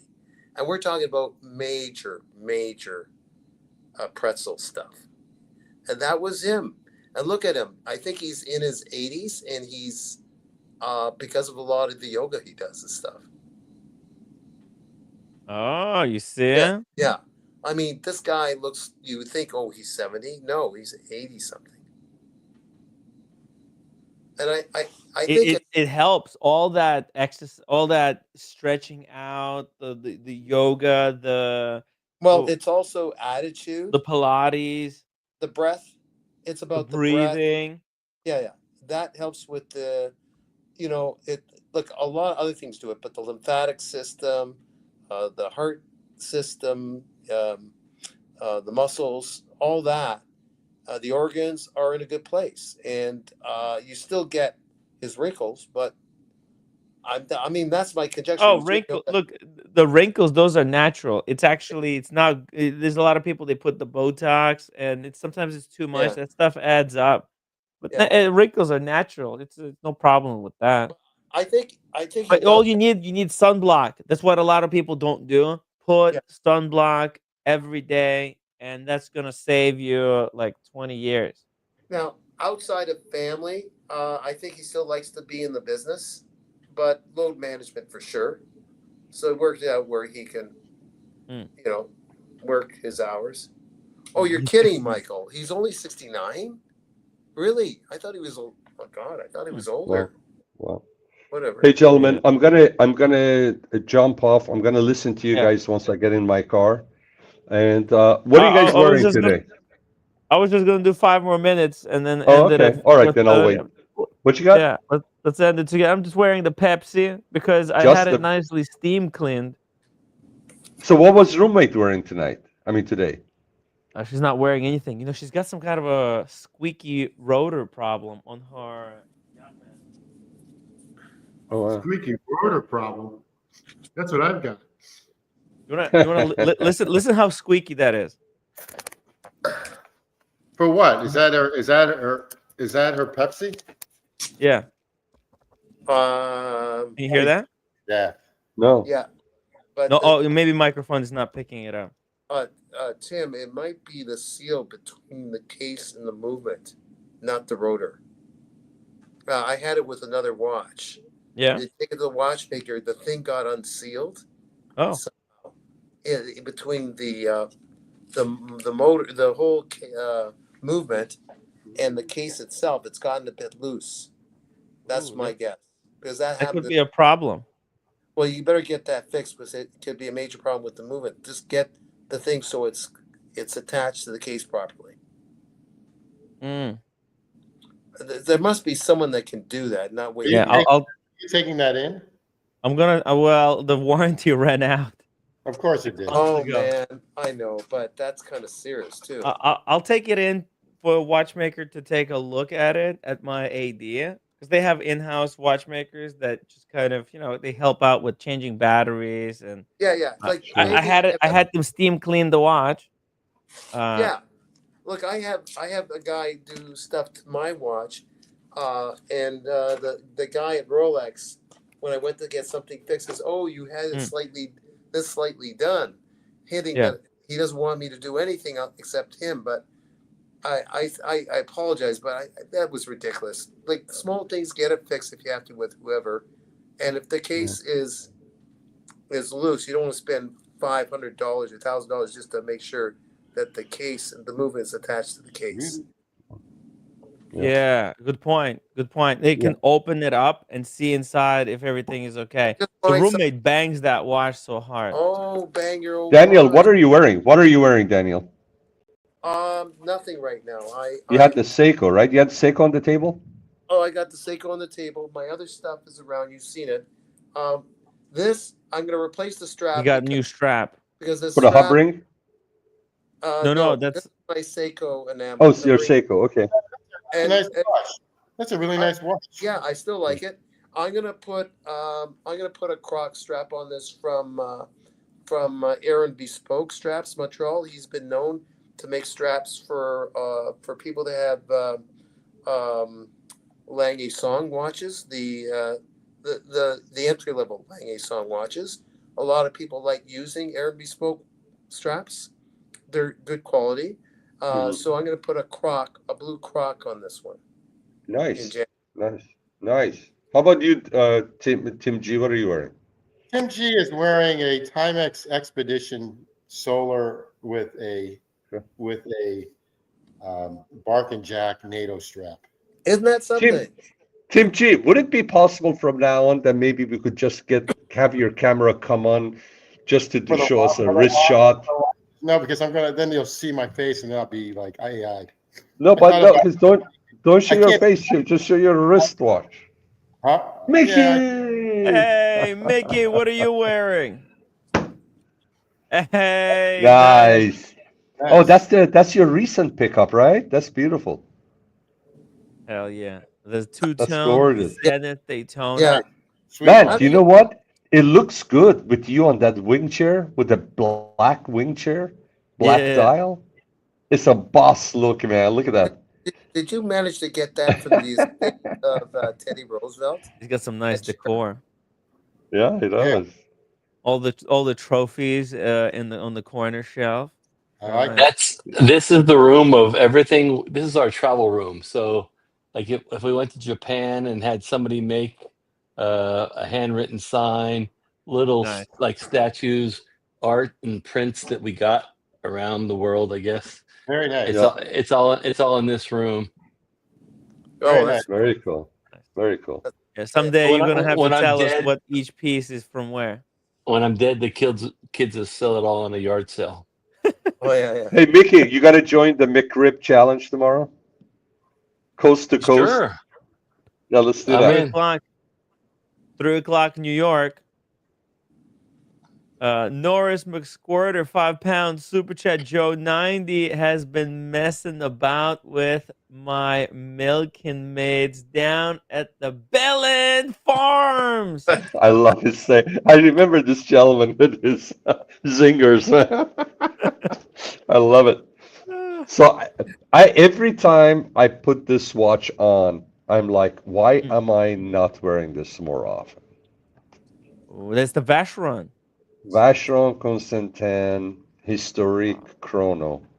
Really nice. And it is just sublime. I mean, your internet is cutting out, so we don't see exactly how beautiful it is. Sorry, but this is. I mean, this is watchmaking in a traditional way, and the dial has got that beautiful creamy dial.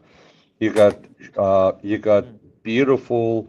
Everything is so gorgeous. The sub dials, you cannot see it now, but the sub dials have a very, very thin gold rim around them. They're sunken, and around it is a gold rim. Everything is so exquisitely made. The hour markers, the numbers, the numer. There, is that it? Yeah, there you go. I mean, can you get it closer so you can take a look and see what I'm talking about? I mean, everything is so intricate from the hands. Everything is just so beautiful. It's just unbelievable. What year? What's your conjecture anyway? I think this is a 2007, if I'm not mistaken. Oh wow! I would have thought it was more vintage. No, it's not. This is what size? How many millimeters? It's a 38. Okay, so the picture Tim pulled out is probably more vintage. Yeah. No, that's the same as this one. I think. Is that a 47? I think it's a 47. This is from 2001. So this is the same one. Same movement. This is the same movement that you find in Pateks, the watch that went to the moon, all of that, the Lamania movement, and I'm telling you, because it was the same movement as when I had my 5070R, and the finishing on this is as good, if not even maybe slightly better than the Patek. It's just gorgeous. Yeah, that's the box. Cool. I have the box, everything on it. Yeah. It's just That's a gorgeous. beautiful box. Like not too Yeah. big, just perfect Yeah. size. Nice little And pillow. so the interesting thing is, you go and look at these even secondhand stainless steel, with same movement, something similar to this, that Vacheron has. The MSRP is 37 grand, and I got this one a couple of years ago, and I bought it from the watch place in Newport Beach that got robbed, and you had the picture. They're two brothers, twins that run it. I've got a couple of two, three watches in the past from them over the years. They got such a great reputation, and I got it from them, and for 18. As a matter of fact, Diego is the one that actually helped me source this. I bought it for 18.5, and they were going for like 23 plus. Yeah, 47,101. That's what they're actually going for. Unfortunately, I know those watches. You sort of the stainless steel one, believe it or not, is now 44,500. What? Just get this. It's a gorgeous watch. The dial is creamy. It has that vintage look.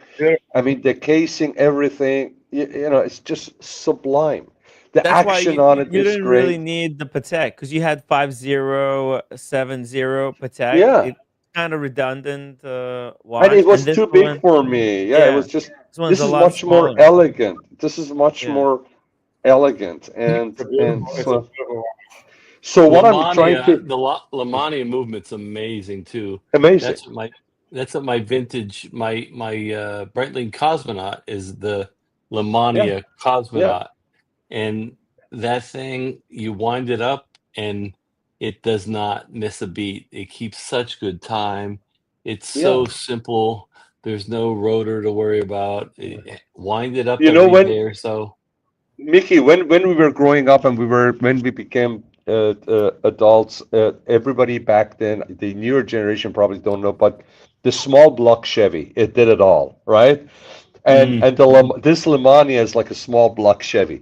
They put Right. that thing in everything. They would take out the 280Z, 240Z. They would pull it out. They would put a small block Chevy in there because the thing was just a workhorse, right? And this is just like that. And I absolutely love it. So I'm looking to get, when we go to Paris, Timmy, we're going to go to Jean Rousseau.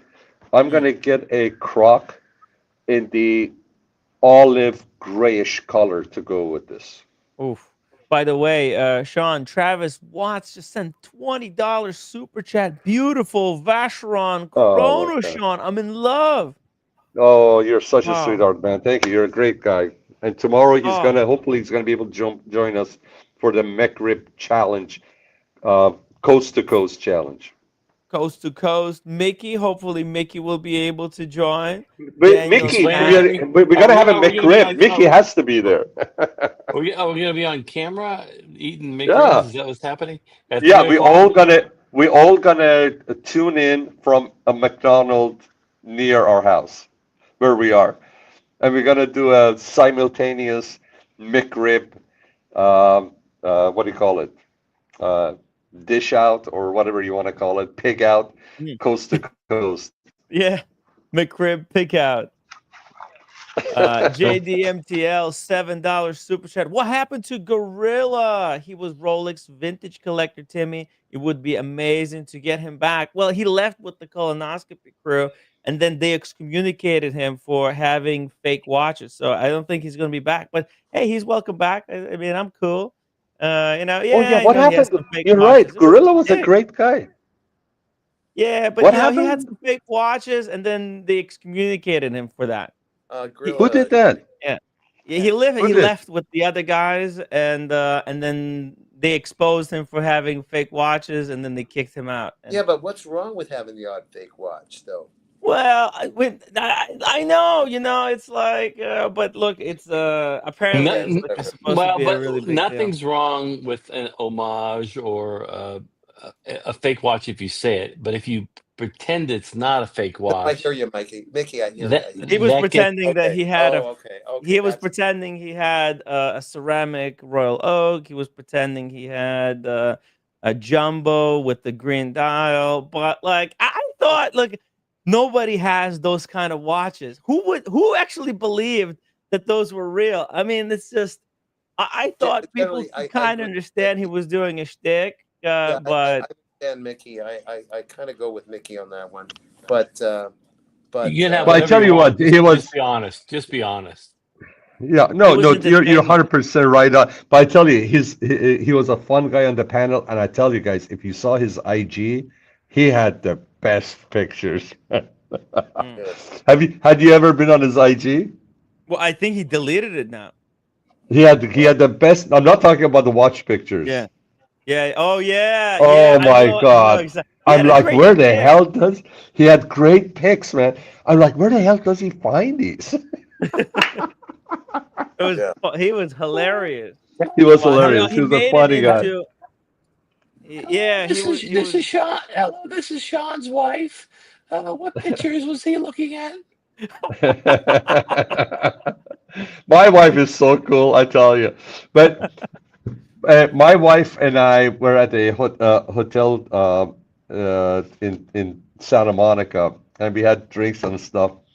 And she's so funny. This is early on when we were married.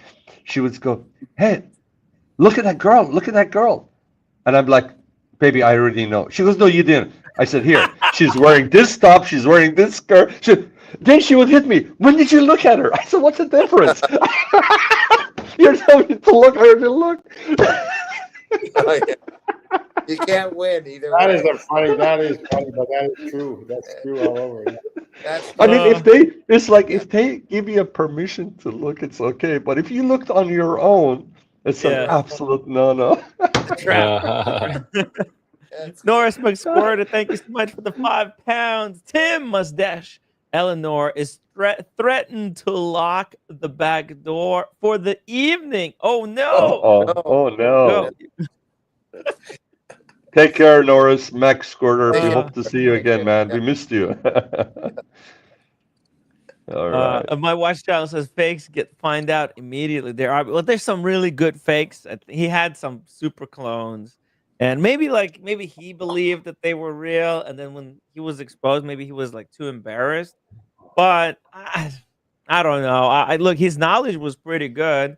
Fake watch is a sign. I mean, you just come clean and just actually explain what happened. Why did he go down the rabbit hole of like fake watches? I know he had a real Pepsi. That was definitely real, but it's just so bizarre that you just whatever, you just roll with the punches. You know, Whatever. I lied. I've lied before. I told. Oh yeah. I told someone that I was a genius. So my question to you is, and this is, by the way, when it comes to watches, it's different. But I just to roll with it.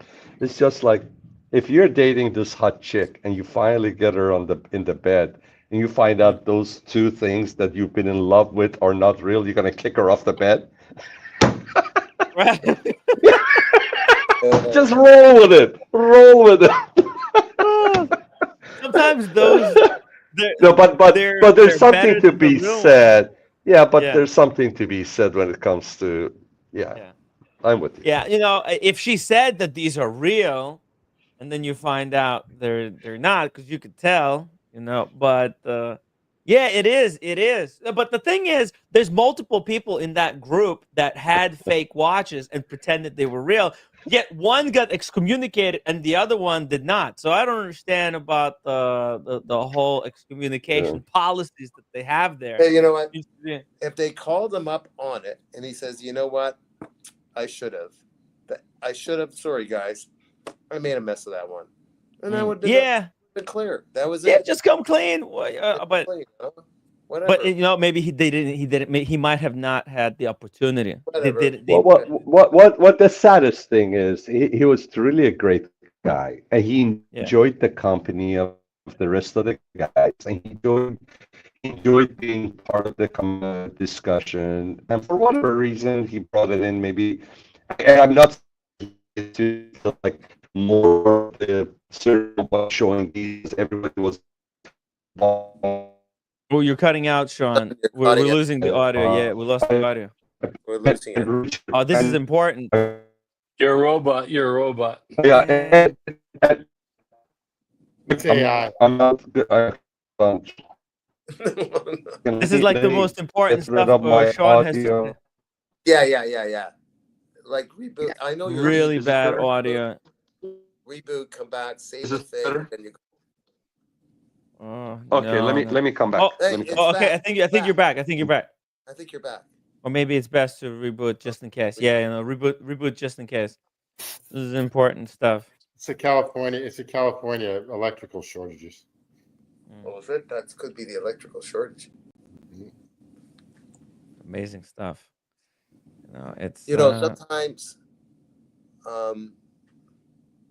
pots and plants go flying when I'm trying to food prep Tim.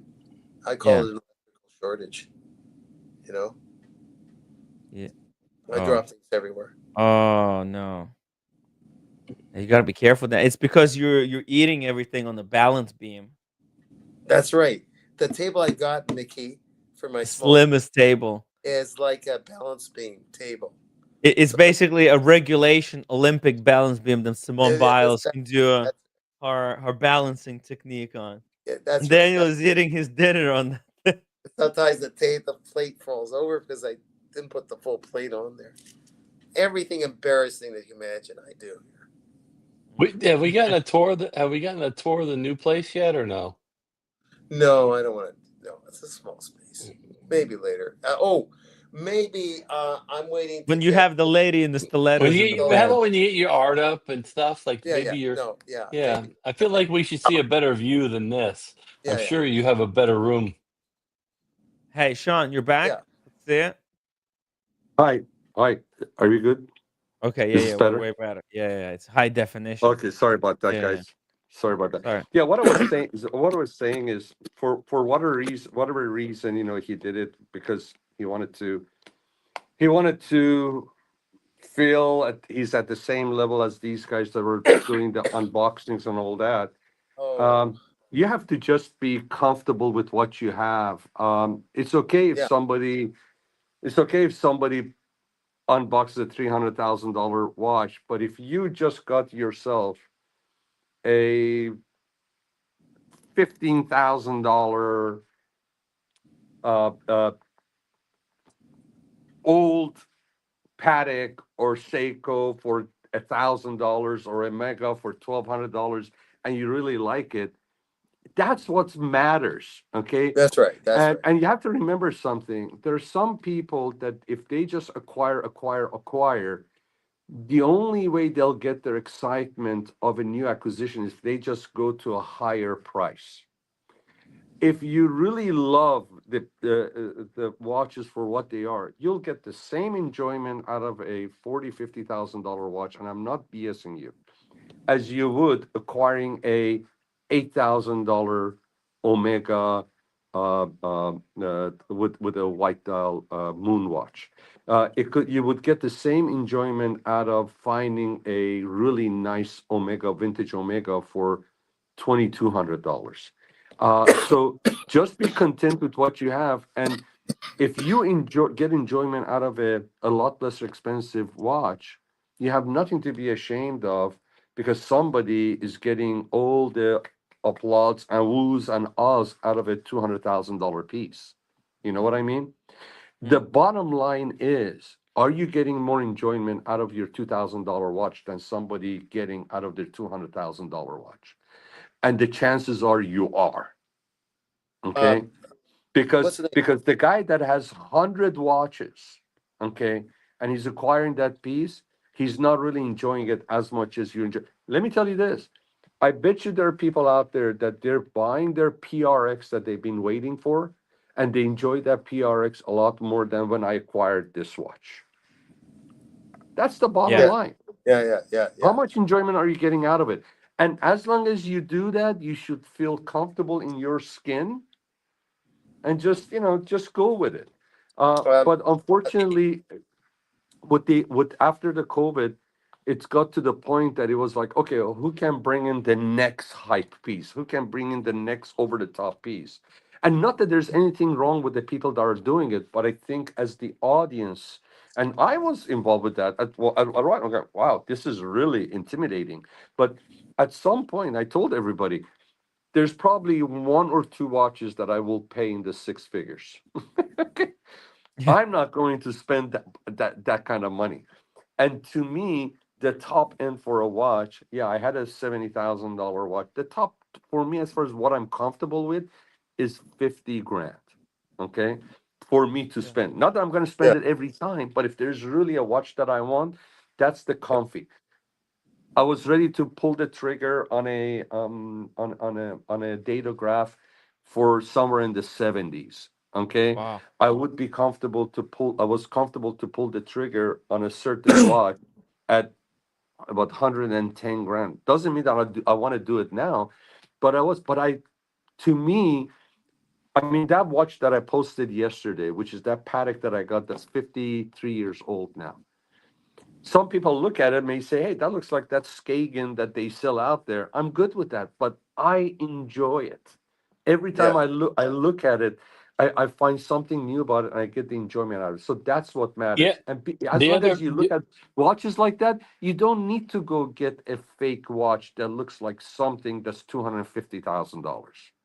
Because there's no way you're going to get an enjoyment out of a fake watch. Nothing. The other thing I And I hear tell when you, you're talking is that your 50,000 may be somebody else's max window of 5,000 or somebody else's of exactly. $500. It doesn't matter.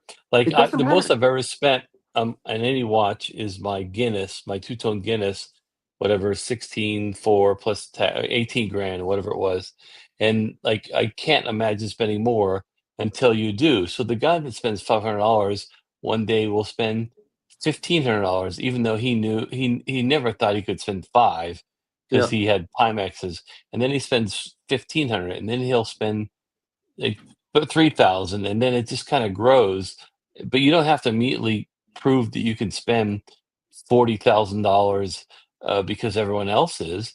I mean, I have a lot of watches. I have 100%. $150,000 of watches in my collection, but I didn't buy any of them uh, because of someone else had something, or because it was like a status symbol. You buy what you like, and then you build up. And I think that's what's wrong with a lot of these watch channels lately. If you no one wants to um, unbox a bronze Oris or a Tudor or something because, well, you know, the guy before me did a 222 Vacheron. So how do you even compete with that? Well, it doesn't matter. It's not a It does. And competition listen, against Mickey, other people. It's a But people competition made against it. yourself. Yeah, it's in their mind. It's in their mind. Yeah. And Mickey, and guys, as a viewer, yeah, if it's something that we've never seen before, oh yeah, that's definitely interesting. But let's face it, hardly is there a watch that gets unboxed that we haven't seen it before. So what's exciting for us is the excitement in the person, the excitement of the moment, that enthusiasm and excitement in the person, and that could be a Casio that they unbox. And I'm not saying it just for saying it.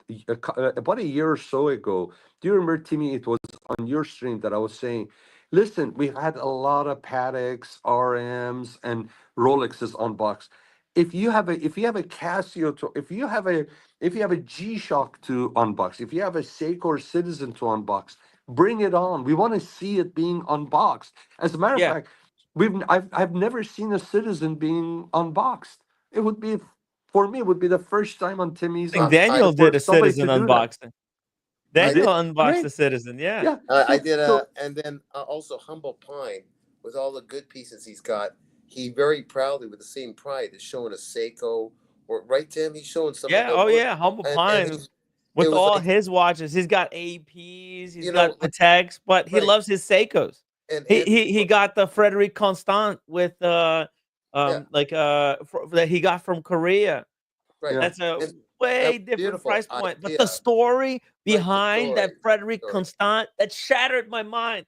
Yeah. It's not so much about the money. It's It's not. the story and why you got it. and other stuff that goes with the purchase. Getting a Yep. watch on the trip, And the the late home Anthony country. Bourdain, when he showed Yeah. fancy restaurants, but he also showed the really well done food places on the street.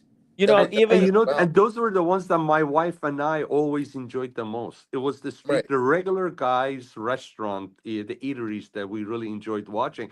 And listen, there's a gentleman in our group that's back east, and the guy is very well to do. He makes plenty of money, and because he knows I'm a watch guy, he was asking me. He was saying, "Hey, I want to start getting some watches, but I want some vintage watches." He wanted to get something for his son, for his wife, and then for himself. So and he was gonna go in a direction that I didn't think. I said, "Let me just share with you what some places you can go look at these." And then he came back and told me that he got 3 watches. Listen, this guy could easily spend in the high 5 digits for the watches. But he told me, he says, "I want to stay about $1,500, $2,000 a watch." He splurged. He went to about $2,500 each watch, and he's so happy. He picked up some Gerard Perregaux vintage. Nice. Yeah, and he got a JLC vintage. And then what was the other thing that he picked up? I think it was an Omega that he picked up. And he's loving it. And a lot of times people that don't spend all of this crazy money is not because they don't have the money. It's just because the lesser expensive watches bring them the joy that they want, and they don't want to spend more. Right. And a lot of people that are buying these expensive watches should not be buying these expensive watches. Yeah. Okay. Right. And they think because by buying these expensive watches, and I'm telling you that right now in the world of vintage, at less than 10 grand, less than 15 grand, there are more watches that excite me, not because it's easier to buy, but they excite me as far as looking at, than me getting a notice from so and so brand that we just came up with our brand new watch. It's $175,000. I get more enjoyment looking at Gold Hammer and looking at collectability websites than I do going into and watching these Audemars Piguet lineup, or even with the Patek lineup. It's just, they're more interesting stuff. You know what I'm So saying? one of the most recent Houdinki videos, whether you like him or not, Ben Clymer did a video with the actor Daniel Kim, and it was funny. Kim, I sent it in private chat, and I put it at the point where the video starts. If you want to show it, he said, "Oh, I got." He has these like $200,000 watches or more. He has all these beautiful watches. And he goes, "I got this True North watch, rainbow." And I thought, well, let me go Google this. It's a $300 watch. And this guy loved this watch like he loved his $200,000 watches. It was such a refreshing thing. Timmy, if you show that clip, if you haven't watched I'll play it right now. The subdials are the color of the stoplight, and so that's also fun to wear. Yeah. Oh, this is actually this is Wind Vintage. Eric Wind kind of did a collab, but they're $300 watches. Yeah, you can go buy they have these Daytona, the original Newman, not the screw down pushers, those pushers. Daytonas, and they're like $300, but this guy has like mega watches, and he's talking about this watch on Houdinki. Wow. To me that's cool. To me, that's a watch lover. That's a watch lover. Because he's loving that watch, Mickey, for the watch. He's not loving it because of the brand it's there, who's wearing it, and what it says about him. He just loves the look, aesthetics of the watch. Yeah. You can get some of these True North watches, the Daytona homages, and you can make them look vintage and like beat them up, and they make the hands and the dial and the subdials look like somebody spilt coffee on them, and they look so cool, but they're like $300 or $400, and it's just like a beater, but it's a great watch, but anyway. Look at my watch channel. Look at Chris. I've unboxed Citizen Seiko too. They're revealed after opening Longines Tissot. I don't care. Yeah, it's just what you like, man. I was showing you guys my Raymond Wilds. I had a couple of them. It's all about what you like. Actually, As a matter of fact, when I was growing up, actually, the Roman Wild Hampton watch. It's called the Hampton, so they're line. I actually like all of those. I think they're really nice watches. Growing up, the watch that caught my eye, it was even before I got the Tissot from my uncle, and then later on, the Flightmaster. The watch that caught my eye, and if I find it, if I want to find something I was a kid, so I don't know exactly which Seiko it was. It was a Seiko sports watch. It had a beautiful yellow goldish dial with like a Pepsi type bezel. I don't know if there are any Seiko aficionados out there. They know what I'm talking about. This is in the early 70s, late 60s perhaps. It was a bracelet, stainless steel.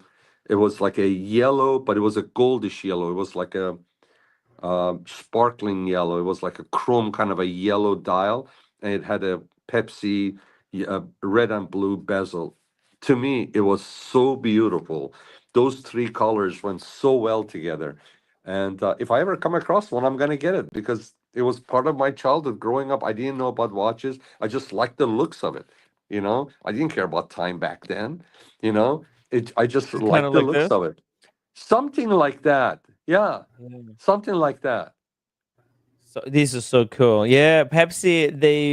They made a number of like I don't remember re-editions it to be of that these. thick. Yeah, I think it was yeah. thinner than that. I don't remember the case looking like that.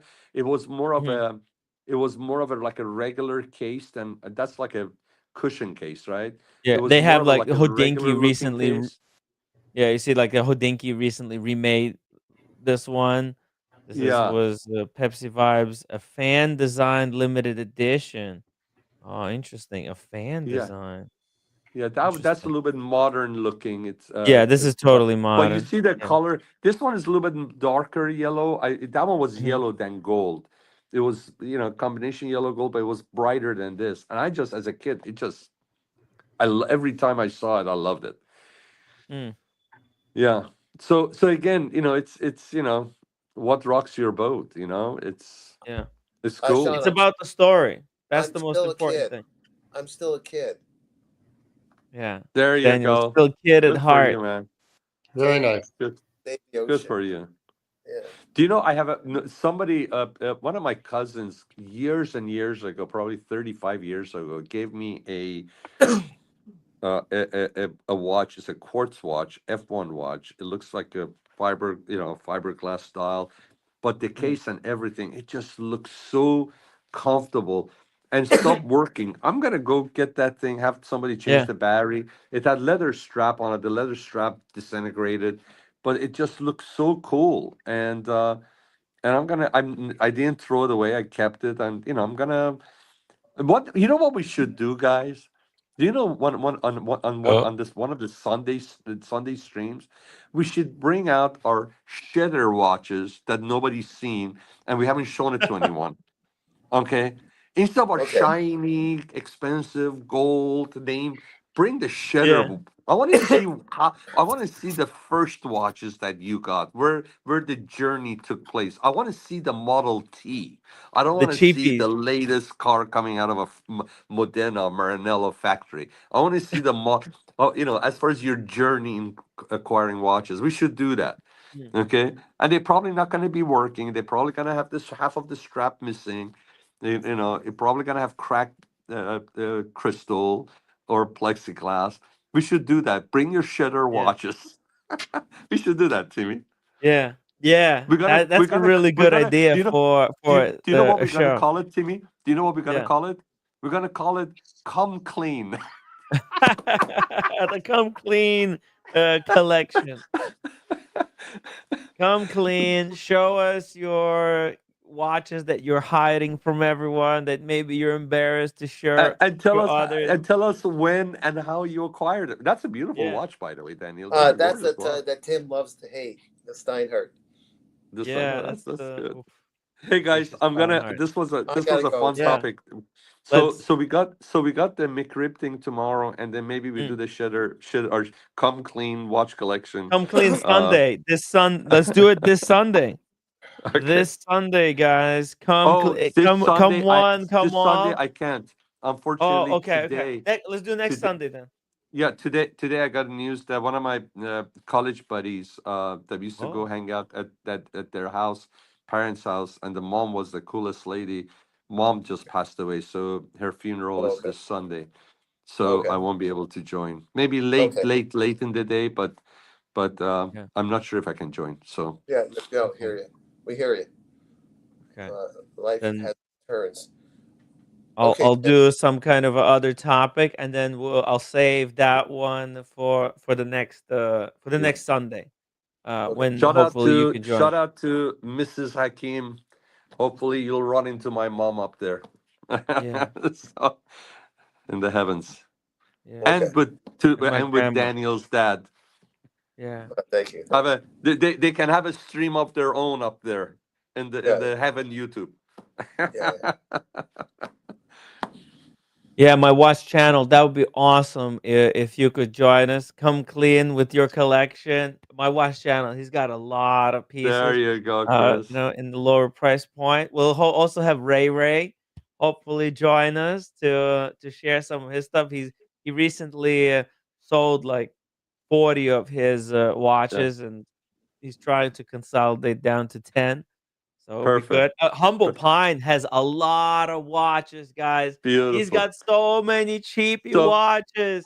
I'm gonna give you an analogy. Analogy. It's just like we all have seen each other fully clothed, fancy clothes, and all that stuff. This is an episode we're all gonna come out in our underwears, but in the watch sense of underwear, we're gonna come clean. You're gonna see the real thing, man. Nice.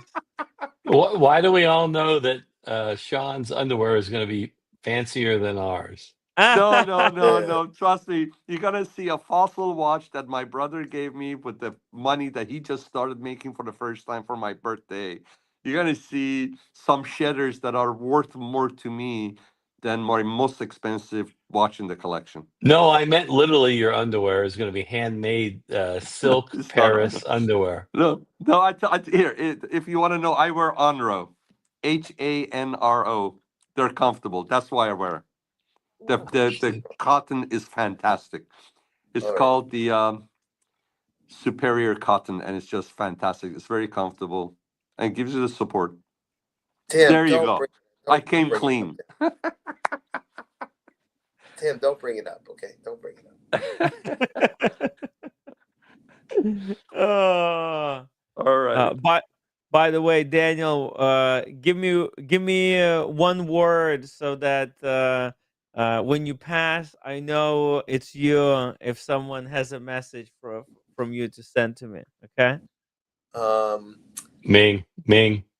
No. Yeah, Ming.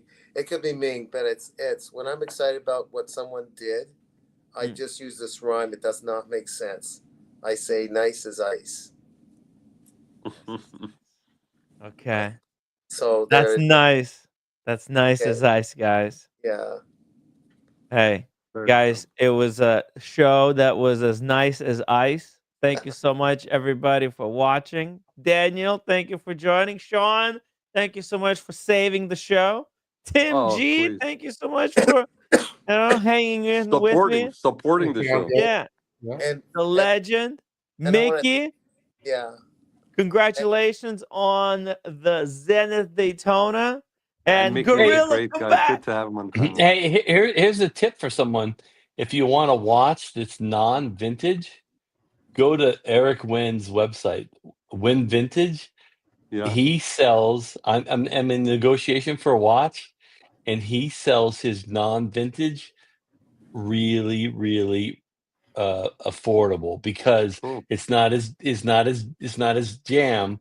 So I'm getting ready to buy a watch, I think, from Eric. Let me Ooh. see what's and Charlie. Charlie's Eric's guy. Charlie Dunn has been texting me. If you have a watch that you find on Eric Wynn's website that's not like a rare vintage, you're probably going to get a good deal. So just as a heads up. Okay, that's cool. And by the way, guys, the song that's going to be coming up, the line is, I got 99 problems and the bitch ain't one. I love that line. Let's play it, baby. Hey, guys, I got no choice. I'm doing this show for the rest of my life because AI just took my job. The career path is now closed, Timmy. Oh, no. Haven't got problems, I feel bad for your son. I got 99 problems and a bitch ain't one.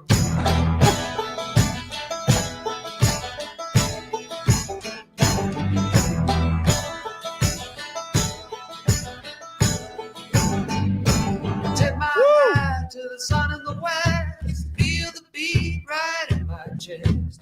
At the crossroads a second time. Make the devil change his mind. It's a pound of flesh, but it's really a ton.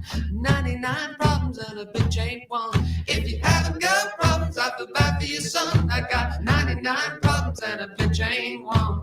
99 problems, but a bitch ain't one.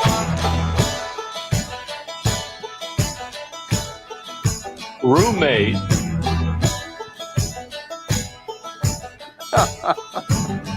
Like broken glass under my feet, I can lose my mind in the sea. Looking for the prize, but I don't want blood. I don't want drink, then I drink the flood. Well, you can come inside, but your friends can't come. 99 problems and a bitch ain't one. If you haven't got problems, I feel bad for your son. 99 problems and a bitch ain't one. I got 99.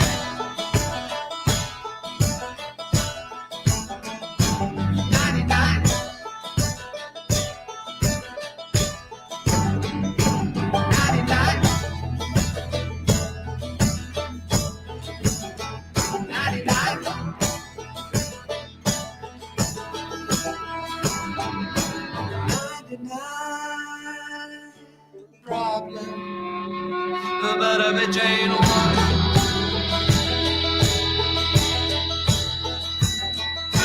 99